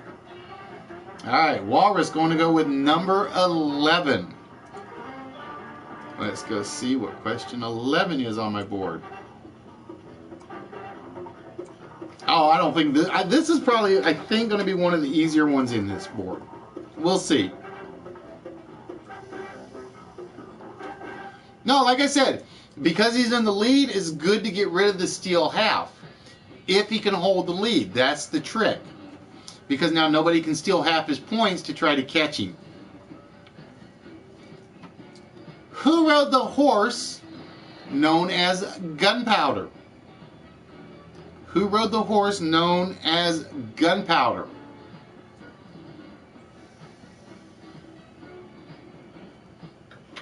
Greetings, D. How we doing, my friend? Maiden with a Zorro guess. Again, you guys can all get guesses in before the choices pop up. Once the choices pop up, you're locked in. Is it Ichabod Crane or George Washington? So who rode the horse known as Gunpowder? And as neither of the guesses have come up, if you guys can get them in fast enough, you can flip your answer now. Who rode the horse known as Gunpowder? Alright, Red going with George Washington. Yeah, George is not enough. The same thing I told you guys to Maiden. You've got to at least put in the entire, whatever looks like the entire name. So Rick in with Ichabod Crane. So it will either be Red or Rick. Let's find out if George Washington's horse was named Gunpowder. No, it actually belongs to Ichabod Crane in the Legend of Sleepy Hollow. His horse was an old beat-down nag known as Gunpowder. So Rick with the score on that one. And with that, Rick scores 25 to try to get back into this one. So there are still a lot of points out there. No change yet, which is actually surprising me. Usually we find at least one by now. We usually find one by now. But like I said, there's no guarantee that there's actually going to even be one, because all the numbers are pretty much chosen at random. All right, Rick, whenever you are ready, you get to make the next choice. 6 and 12 would be nice chains if they exist. 17 and 19 are not bad. I think 8 is probably the only, I'm going to guess 8's the only guaranteed chain, but even that may not be true. All right, so Rick going to go with number 12.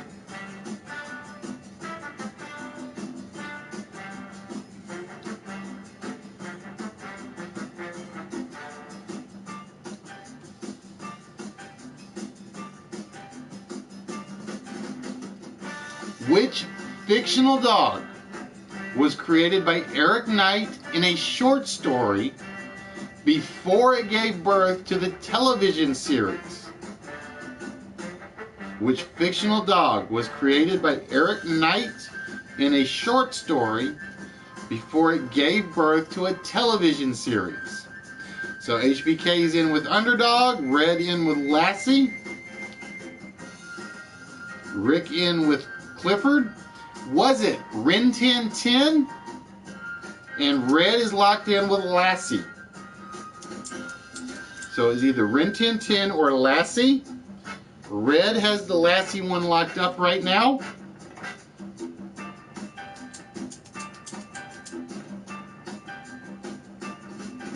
And Rick gonna take Rin Tin Tin.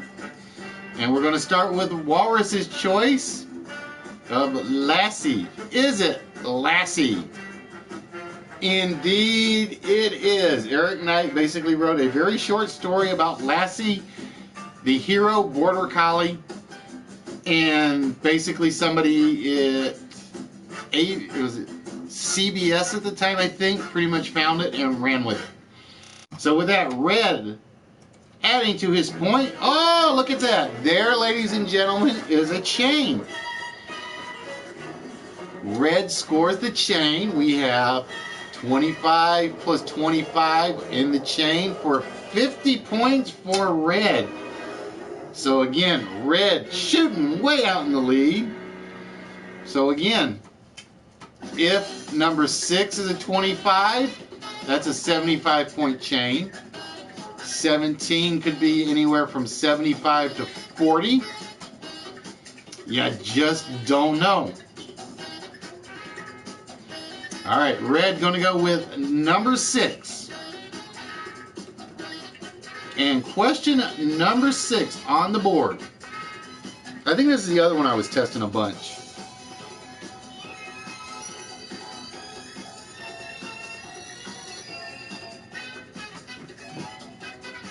The Bloodhound, renowned for its sense of smell, is also known by the name of what patron saint of hunters?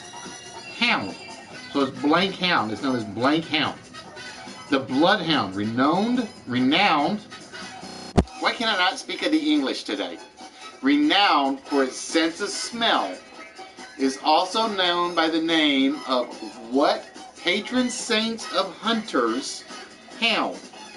Is it known as Wilford's Hound or Hubert's Hound? The Bloodhound is either known as Wilford's Hound or Hubert's Hound. Which of the two?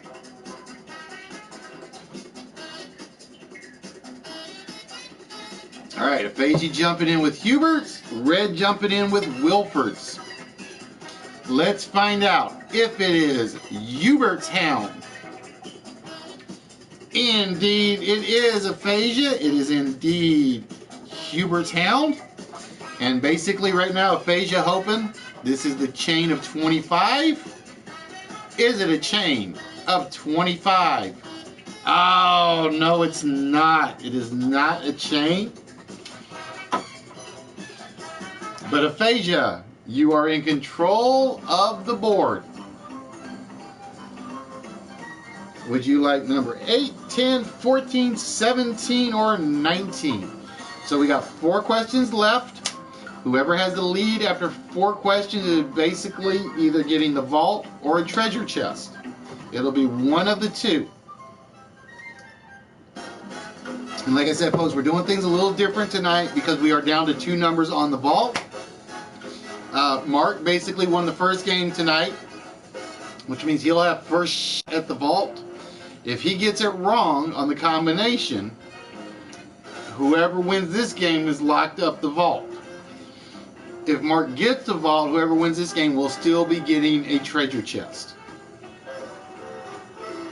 Alright, so Faye, you're going to go with number 17. And question number 17 for the crowd.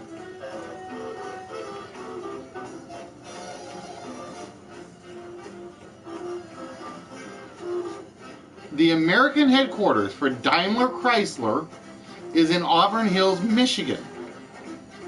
Where is their European headquarters? The American headquarters for Daimler Chrysler is in Auburn Hills, Michigan. Where is their European headquarters? And I need a city.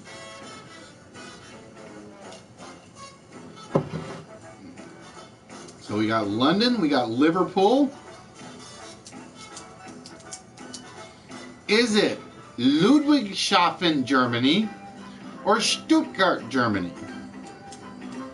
Is it Ludwigshafen, Germany, or Stuttgart, Germany?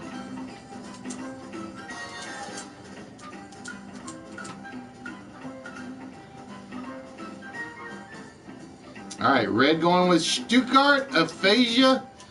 I'm going to give this one. I'm going to break my rules about the spelling just a little bit because Ludwigshafen is kind of long. So this will be one of the few where the spelling, like I said, normally you have to put in at least the entire word. If you misspell the word, I forgive you. If you only put in half of the answer, then we don't forgive you. This one I'm going to make an exception for. So if red is right, it is Stuttgart. If aphasia is right, it is Ludwigshafen. Is it Stuttgart, Germany? Indeed. My favorite word whenever I do one of these shows is indeed. And with that, red scores another 40 points. Wow, red in control of the board with 145. So everybody's pretty much hoping that there's a swap still up here and it gets chosen. And again, I don't know if there is a swap. That's why we pretty much have to go through all 19 questions. So we are down to 3 questions on the board. And red going to take us with number 14. Red going to take the hope that he can get the chains out of there. What term usually means a community or company of Buddhist monks? What term usually means a community or company of Buddhist monks?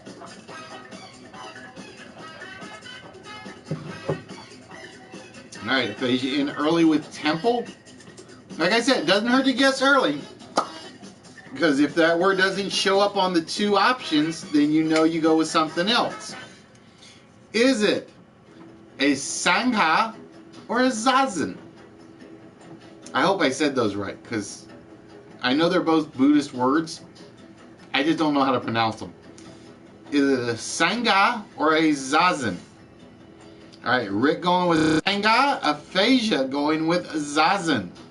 So it's between Rick and aphasia.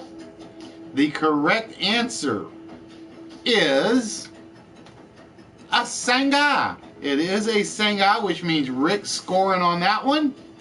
And with the only 20 on that one, Rick. No chain with the 25, which would have been nice. But you are in control of the board, Rick. We only have 2 spaces left. So I think it's pretty obvious which 2 you got to go for.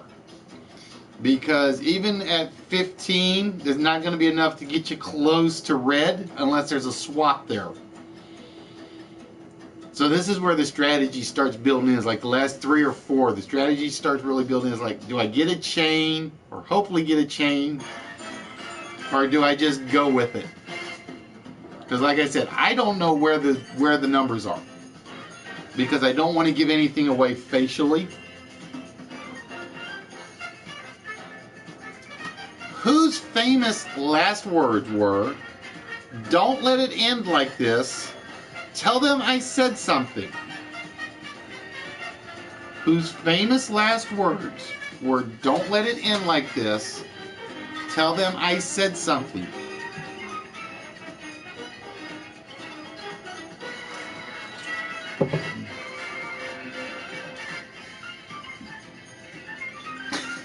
My famous last words? No, when I go, you guys will hear about it. Because I will be like, is it Santa Ana? Or was it Pancho Villa? Whose famous last words were, "Don't let it end like this. Tell them I said something." Is it Santa Ana or Pancho Villa? Alright, Aphasia in first with Pancho Villa. Fallen in with Santa Ana. The correct answer is Pancho Villa. So Aphasia scores this one. And right now Aphasia is definitely hoping for a swap on the board. Let's find out. No swap. So again, I don't know if there is another swap on the board. I honestly don't. So basically, here's the situation. I don't see any way anybody's going to catch red. Because red's at 145. Rick is the next closest at 45.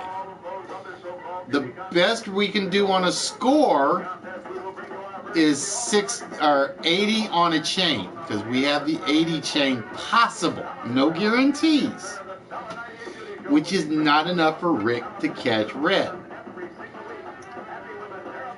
If one of these 2 is a swap, however, and red doesn't get the answer right, whoever gets it is winning the game.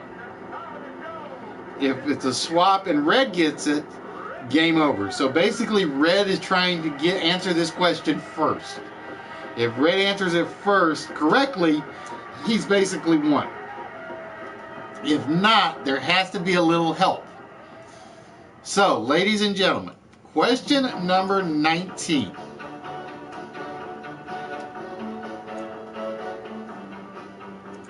And I don't even reveal it afterwards. I don't even reveal what's behind number 8. Because it wasn't chosen. So it's kind of like unfair to say, "Oh, you cheated." In the novel, at which school does Jane Eyre attend in which she meets Helen Burns? In the novel, at which school does Jane Eyre attend in which she meets Helen Burns?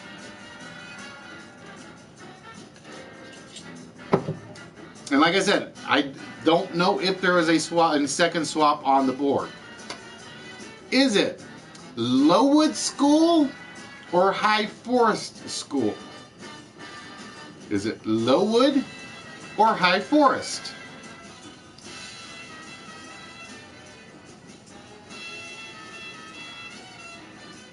Alright, red in with High Forest, Rick in with Lowood.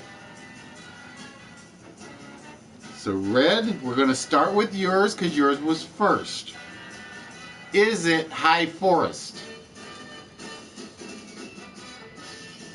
No, it is Lowood School, which means Rick.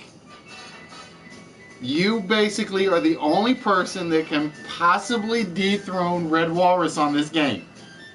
If this is a swap, Rick wins the game. If it is not a swap, Walrus wins the game. Ladies and gentlemen, the final answer or the final score, Maiden, I'm looking at my YouTube chat right now. It has Rick up front and Maiden in second. It's based on my YouTube chat, not the PlayStation chat. The final score is only 10 points. Oh, it didn't happen. So there were 2 steals, 1 swap, and Walrus. With the winning score of 145, Rick was in second with 55, Show was at 43, Aphasia at 25, Maiden at 20, and HBK at 17. But yeah, I have to go on what my YouTube chat says.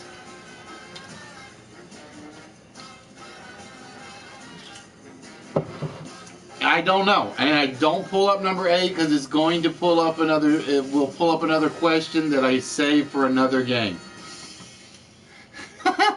We are not going to know what was behind number 8. It's basically one of those cases where, well, I could have gone that way. So, Walrus is player number 2 for the night. So, Walrus, you will be getting a prize. It's just a question of which prize you will be getting. All right, ladies and gentlemen, bear with me 1 minute while I get over to the vault. All right, Mark, I know you're still here.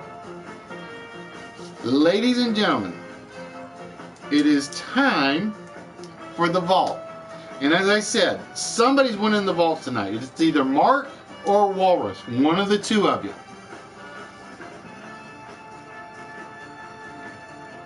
One of the 2 of you will be winning the vault. All right, Mark.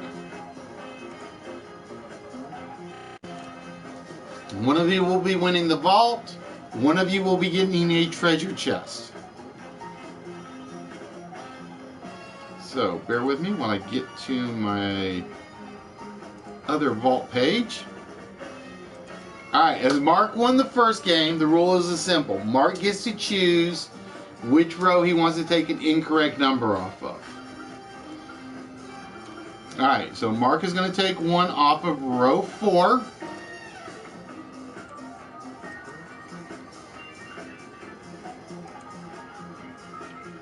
So basically, Mark and Walrus have a 50-50 shot at this. Mark, the combination is either 7184 or 7284. Which of those 2 combinations do you want to try? 7184 or 7284? Those are the only 2 possible combinations on the vault.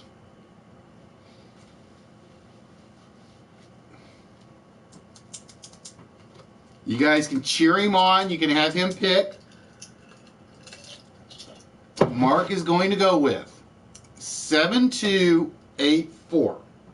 If the combination to the vault is 7284, Mark gets the vault prize. And Walrus gets the, I can't, my tablet went kind of dead, which sucks. I have no battery power in it right now. Which really sucks, because this would be perfect timing for the drum roll. If it is 7284, Mark gets what's in the vault, Walrus will get a treasure chest. If it is 7184, Walrus gets the vault, Mark gets the treasure chest.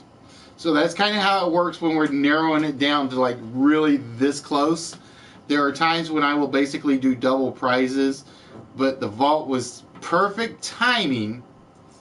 Yeah, I know, it was like perfect damn timing. It really sucked. So, ladies and gentlemen, who is the winner of the vault tonight?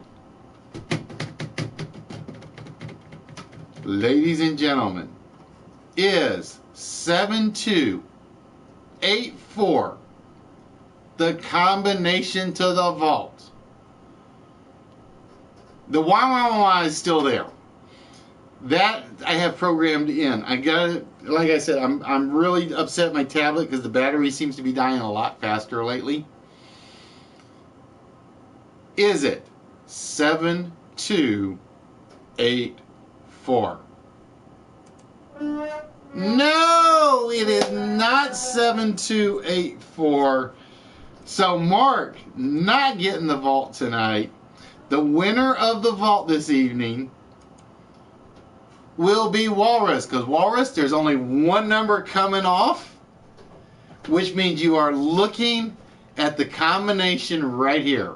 7284. That's all you got to put in, Walrus. You put it in, the vault prize is officially yours.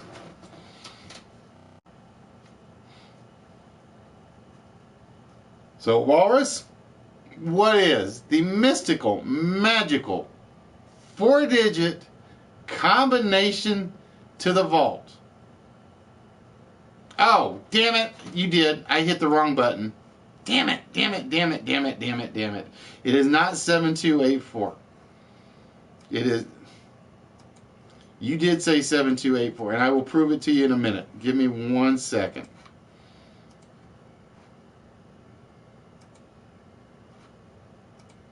I flipped the wrong switch.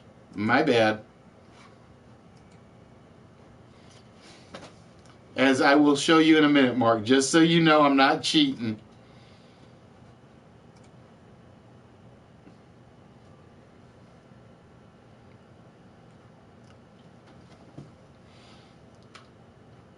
Just so you know.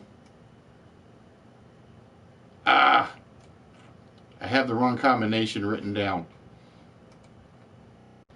All right, so basically Mark says 7284. It is not 7284.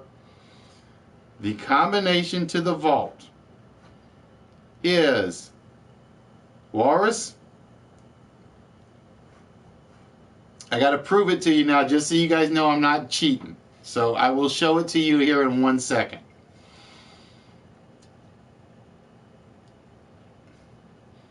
Just so you guys, like I said, the notes do not change ever.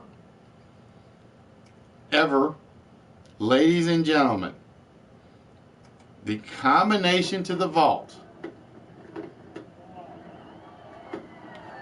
is indeed 7184. Now I gotta hope I can highlight this large enough, so bear with me.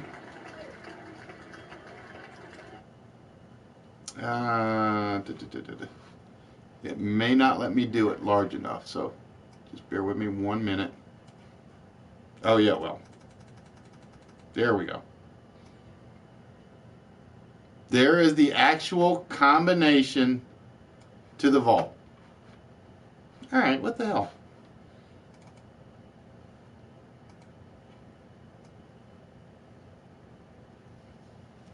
There it is. Because I don't want anybody saying I'm gypping them or I picked somebody intentionally. Oh, come on. The user button didn't work. All right, that sucks. Nightbot, shame on you.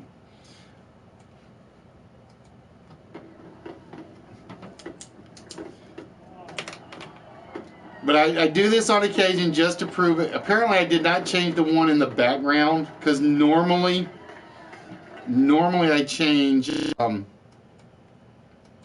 I normally change this one, but apparently I forgot to change this. And apparently I forgot to change that. So congratulations, Walrus. You are getting the item that is in the vault, and bear with me 1 minute while I resize a couple of things. Yep, you are getting the treasure chest, Mark. Like I said, that was the only reason I did things a little differently. Because again, no. Because see, Mark looks absolutely nothing like Fatality.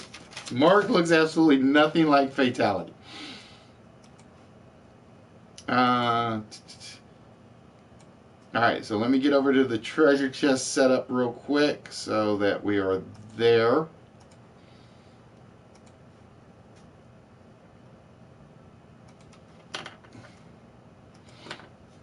Alright, Mark. I picked this out some time ago. Where did she go? As the prize for the vault. And basically, if it had actually come up by anybody else, it would have been swapped out.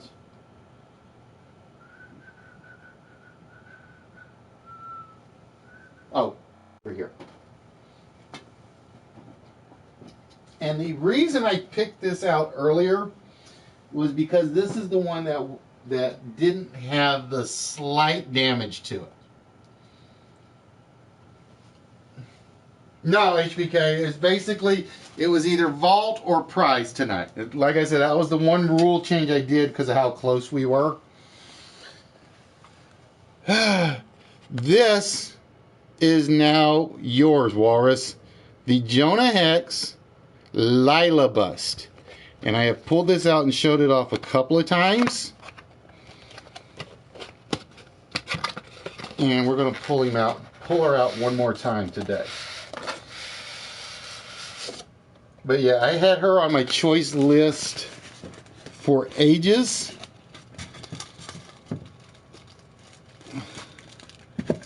But this is actually a the DC Direct one. Oop, there's the logo.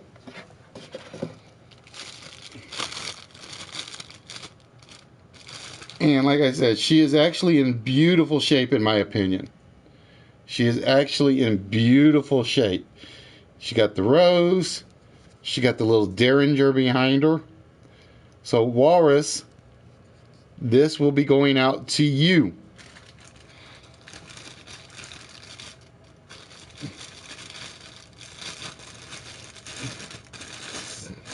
So yeah, like I said, this is just one of those days where we kind of swap. We changed the rules a little bit to get things out. Now, the funny thing is, if she had shown up as a treasure chest choice, we would have actually swapped her out from the vault for something else. Because we have all sorts of items in the vault, or all sorts of good items. At least I like to think so. Whether or not people agree or disagree with me is a completely different question. Alright, so we're going to take so Walrus, I don't think I have you on any of my winners lists, so I need you to send me your mailing address. You do not have to put your real name on it. I basically put whatever your PlayStation/YouTube name is on there. And basically, I address it to Red Walrus at whatever mailing address you give me. So, Jonah Hex and the Lila bust has now been awarded. So again, folks, like I said, this is one of those major prizes we give out. And this stuff does get shipped. At my expense, you guys pay absolutely zero for shipping and handling, unless you guys want to like donate, which is just fine. I think Mark's donated something to help with shipping and handling. No, Poet sent me something for shipping and handling. Red, the two places you can send it to me are either on PlayStation Network. You can send me a message through the YouTube Messenger, or on the web page, there's a contact information right down there. Whoop. I just put my pointy stick down again. Why do I always do that? I'm like, I walk off, I put away my pointy stick. You can send on the webpage right there. There's a contact information. It will get to me on my my Gmail account. All right, and with that, Mark has already chosen his treasure chest, which was number 3. So I'm gonna make sure, Mark, you're picking treasure chest number 3, right? No, I always do that with my pointy stick, because it's basically is supposed to sit pretty much like right next to me, but when I take it with me, I kind of forget where I put it. All right, so Mark is definitely confirming number 3. For Mark, he is getting the Assassin's Creed Arno Dorian figure, which I actually have pretty much right available to me. So congratulations, Mark.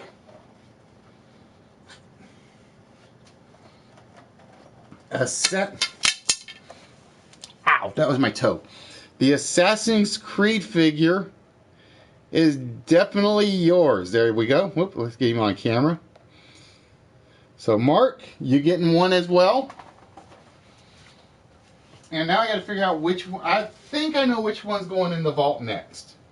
I think I know which one is going in the vault next. I am pretty sure, providing it doesn't get picked. We shall see.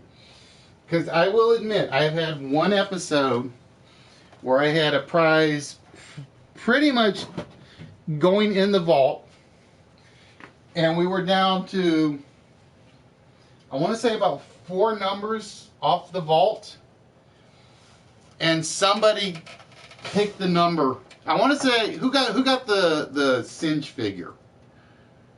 I'm trying to remember who got the Singe figure, the Singe dragon. I'm trying to think who got, because the Singe figure was actually the item I had planned for the vault.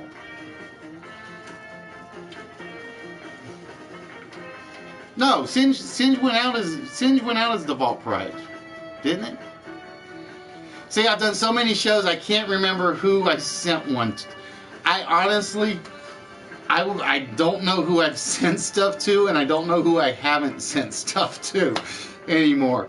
I kind of really needed to keep a spreadsheet of who got what, and I never did. The problem is, like I said, Mark's spreadsheet would be huge. Chris's spreadsheet would be huge. KTG's would be huge. Kimber's would be huge. Fallon's is getting there. Who else? Who else are my regular winners? HBK's gotten a few. But those are like, I think those are, and Emery, when Emery's was around, Emery's was one of my other regular winners. So it's like Kimber, KTG, Mark, Chris, Emery's.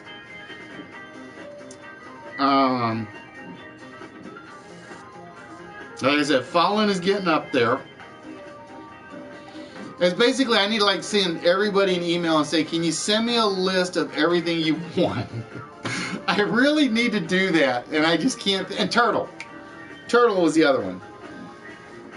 Because, yep, HBK and Turtle, because I haven't seen Turtle. Now, Fatality, actually, he hasn't gotten a lot of them. It's basically, if we get a game Fatality knows, he'll be in competition for one. Fatality has won 3 minors, I think, and 1 major. 3 minors and 1 major, I think. Let's see, he got the Avengers box today. He got the one I goofed that was supposed to go to Fallen. I actually sent to Fatality. And I still have to find a replacement to send to Fallen for that.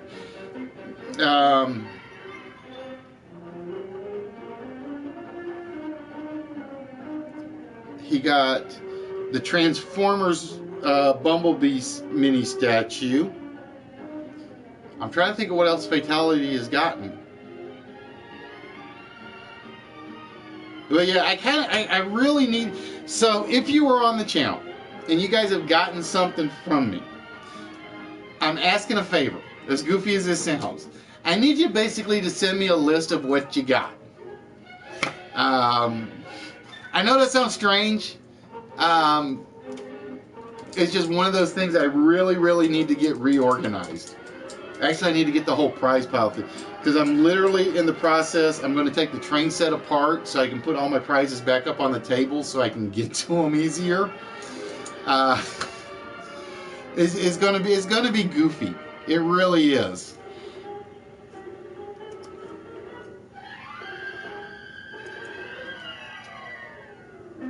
Well, see, everybody should have been playing sooner, Fallen, but nobody pays attention. It's like they all just kind of like sit and lurk, and I'm like, you just saw what Walrus has gotten.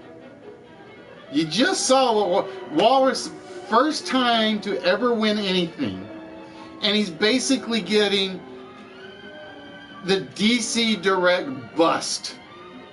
That's saying something. And for instance, what else can I show off? Because I will be honest, this one has sort of been kind of lurking in my, I want to put it in the vault position, but I haven't done it yet.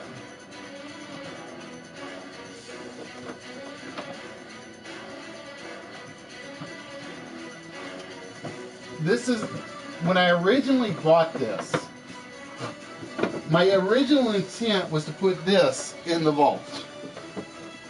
And it's just like I have never gotten around to doing it. That is Darth Maul. That is frickin' the mega collectible version. That supposedly, like I said, I've never taken it out of the box. That supposedly lights up.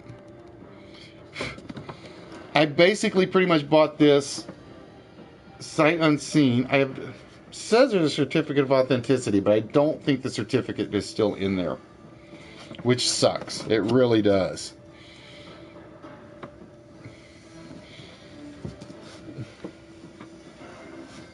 And like I said, this is stuff I ship out at my expense.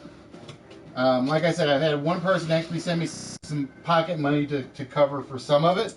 And it's like, you don't have to do that. I do this for the fun of it. I do this for you guys because I want you guys to drop in. I want you guys to actually play the games. I want you to lurk, chat, talk. We don't do the rage streams. We don't do the bitching streams. Pardon my French. It's going to be my only 4-letter word of the night. We don't do anything of that sort. We basically do, we want you guys to have fun. We want to give you guys this stuff. Again, if you check out the Instagram account in particular, every prize I have ever given away is on there somewhere. Even the 3-foot model you guys saw a little while ago, it's somewhere on the Instagram account. I know it is. I want you guys to come in. I want you guys to follow. I want you guys to have fun Tuesdays and Saturdays. We want, and there was a reason I actually picked Tuesdays and Saturdays. As strange as it sounds, even though everybody goes out and does everything on Saturday,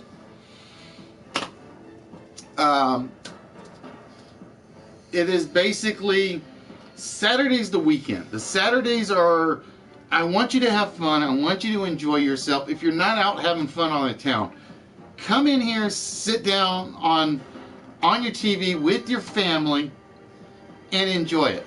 I know Drew, or Fallen, pardon me. I got to use Fallen. I still want to keep calling you Drew Baca. I do. Every one of my emails says Drew Baca.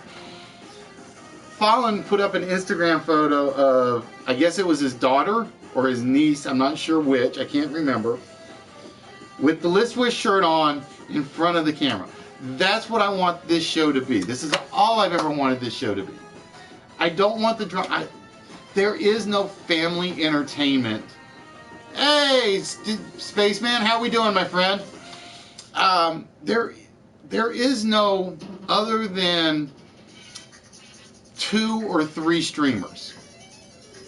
They're not designed for the family. They're designed for you gamers, the 18-year-olds, the 21-year-olds, where you can let loose a little. I have always been of the opinion you're going to have kids watching the streams. You're going to. Give the kids something they can watch. That's us. That's what we have always gone for. Family entertainment. Yeah, I know it sounds strange saying that to a bunch of people that are like 18, 21, 24-year-olds where they love to listen to the people that just go on rant. And I will admit, I do occasionally love to go on there and watch people rant. Dave, Crofty, Neo, Shuggy, Jason. When I need it, I can watch somebody else vent so I'm not venting. I will be honest, there are times when I want to vent and I'm just like, I can't bring myself to do it. But there are times when I want the family entertainment. Spaceman Steve, Nerdy, Ron. I will even put Ron Mexico in there because he usually keeps things clean. Nikki. I won't put Money in there because I think Money, you got to be 18 or 21 to watch them.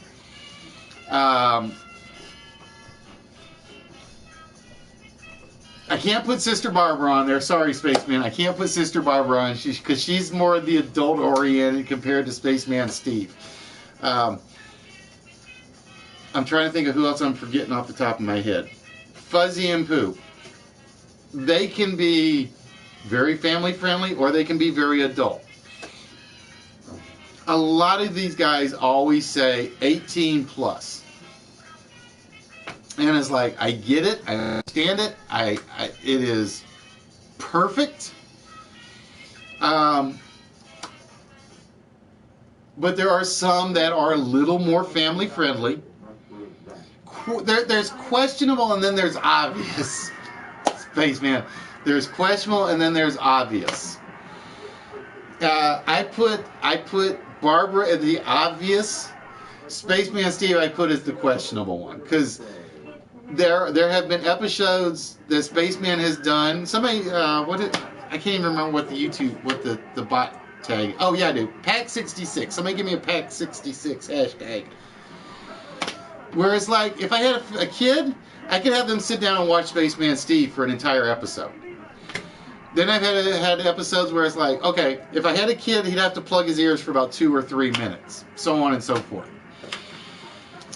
This is weird. This is like one of the few times where it's basically only been 2.5 games, and we're going to wrap it up at some point.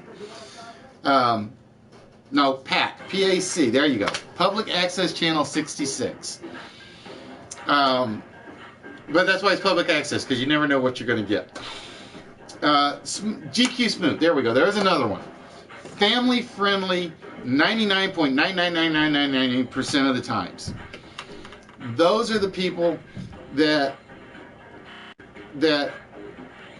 I want to have as my family friendly list of channels. And then there are the ones that I want to have a little more adult time, nerdy. Like I said, Ron Mexico. They never intentionally go for the crude humor. They can be family friendly, just as Little Vinny. And then there are times when they are adult programming, and it's like it's kind of like, what would you say? I don't want to say PG-13, but it's not mature adult. It's somewhere in between the two. It really is. That's what I look out for. I will be honest. Other than some of my surefire watches, Ron Mexico, Spaceman Steve, Dr. Jekyll, Nerdy, who am I forgetting? There's one more I am forgetting right off the top of my head. Nikki. Because Nikki is almost always clean. And I use the word almost because I'm still stupid enough I didn't get one of the cameras. And Fuzzy and Pooh. Those are my 6 those are my 6. I will recommend those guys to any family whatsoever. And I would hope they would do the same for me. Oh, Steve, I meant to ask, did you see the new stuff I picked up? It has gotten to the point where I'm picking up stuff just based on people I know that come in and watch the show. So I can try to get them to play the show. So we had like the Mercury mission cards. And basically it's a tin. I think it says there's like 5 metal cards in this. This one you're not getting. This one you'd actually have to earn. Because this is one of the prizes. There we go. Wait, there's what I'm looking for. The 2 rocket ones. Then we have the Gemini figures. And there's all the Gemini patches on it. Ta-da, da-da-da-da. And like I said, this is one I'm not giving you for nothing. This is one that is basically, this is one that there are prizes. And then finally, the world's most famous space shot. Everybody knows that picture right there. If you don't know that picture, you have been hiding under a rock forever. And like I said, oh, there we go. That's what I was looking for. It's got like 5 metal collector cards in each one. And these things have never been opened. They're still in their shrink wrap.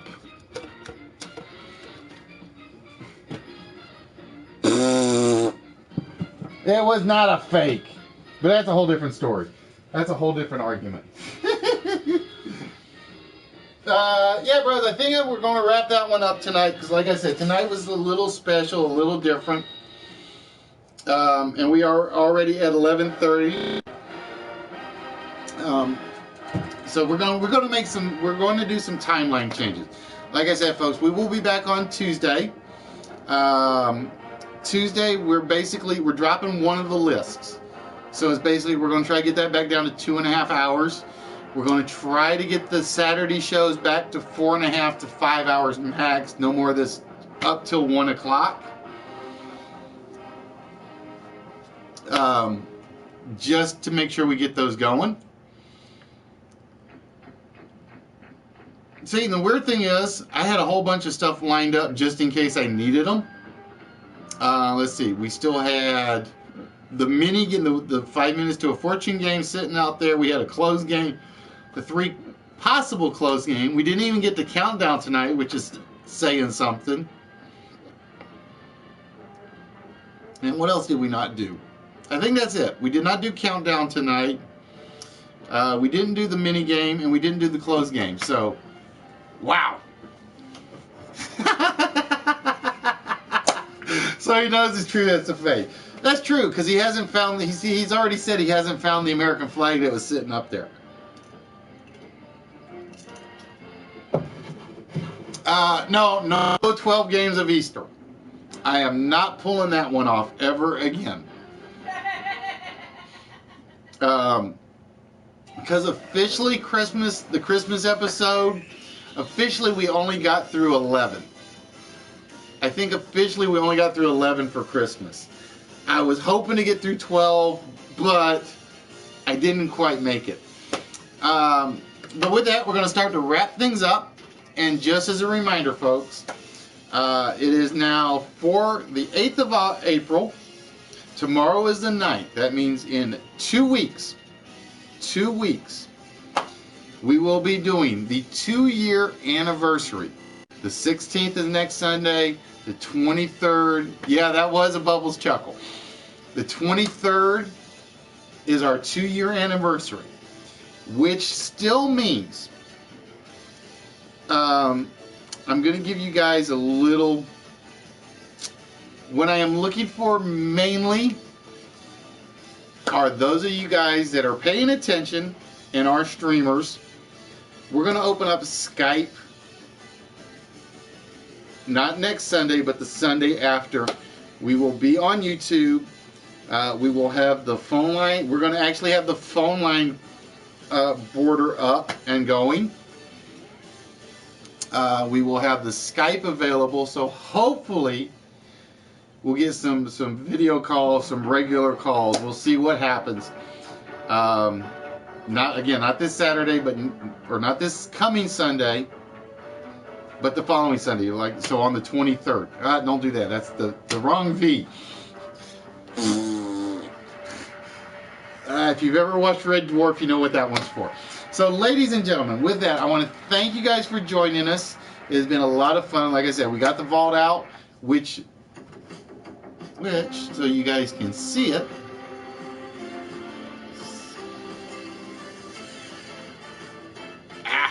Wrong button. Which means starting Tuesday, we will be back to this. We will be active. I don't want to be out early, but I gotta hope that it doesn't overrun. Because like I said, that was my one major concern, is it starts at noon Saturday. If it runs till 7 o'clock, I'm screwed, because I won't be able to make the whole thing. I simply won't be able to make the whole thing, which is going to kill me. It's absolutely going to kill me.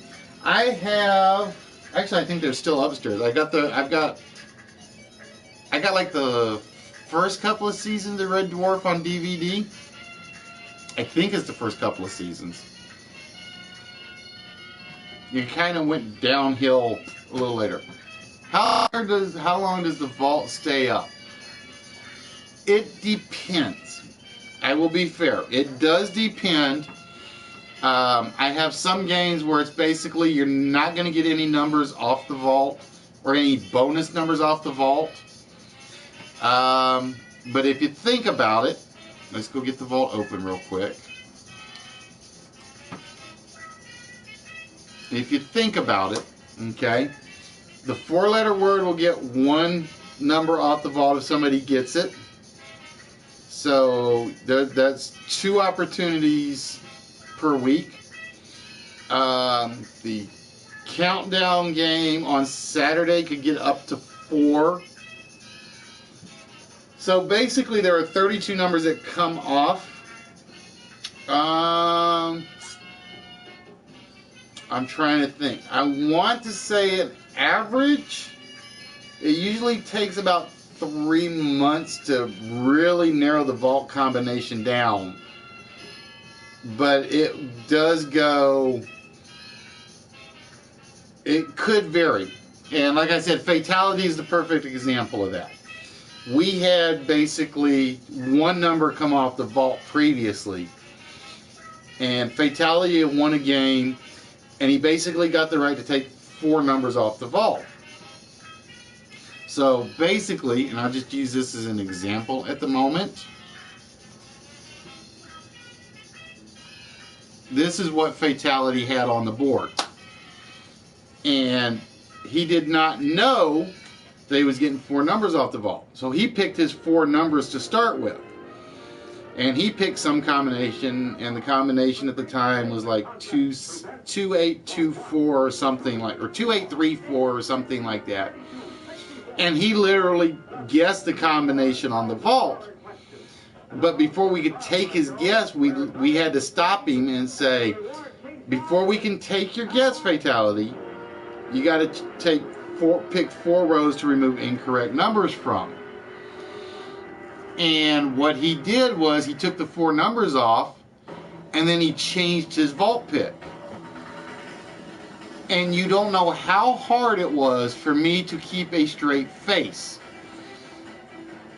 He took the 4 numbers off, or we took the 4 numbers off. The 4 numbers he had originally were still on the board, but for whatever reason, he changed all 4 of his guesses.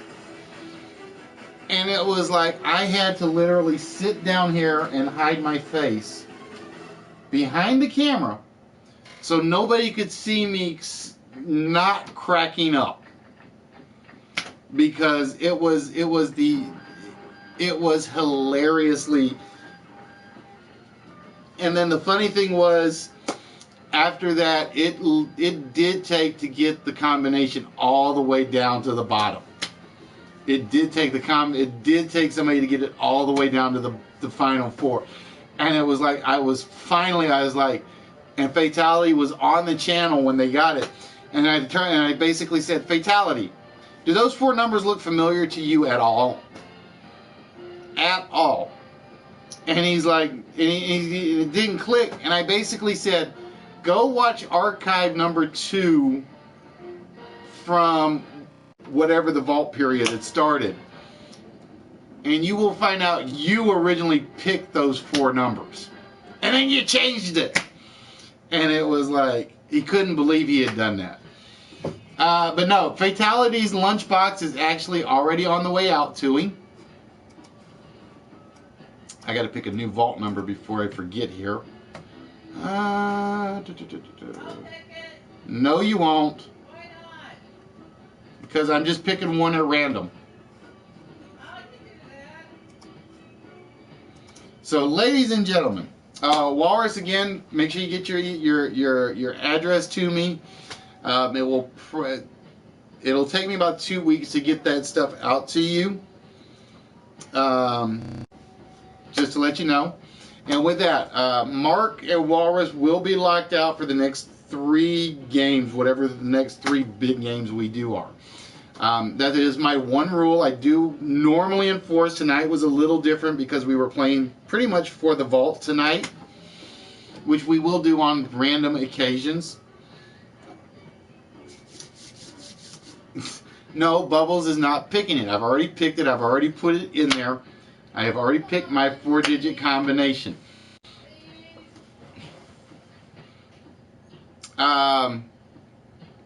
So again, Mark, Walrus, you will be locked out for the next 4 big prize games, or next 3 big prize games.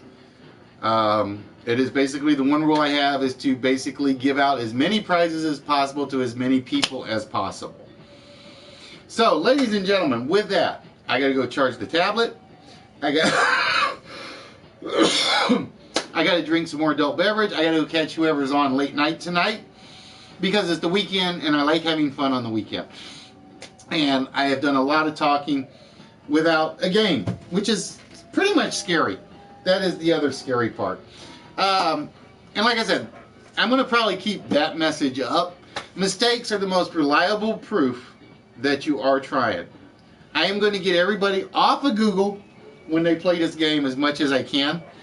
But the one thing I always do say is, ladies and gentlemen, I want you guys to have fun. I hope you guys enjoyed yourself. I hope you guys have as much fun as I have hosting the show. And as always, you can exercise the body. You be the greatest bodybuilder, physical specimen in the world. You don't exercise this doesn't do you any good. That is my one thing I say to you guys every time. So, ladies and gentlemen, with that, I want you guys to have a good one. And we will see you guys on Tuesday with the usual 2.5-hour show.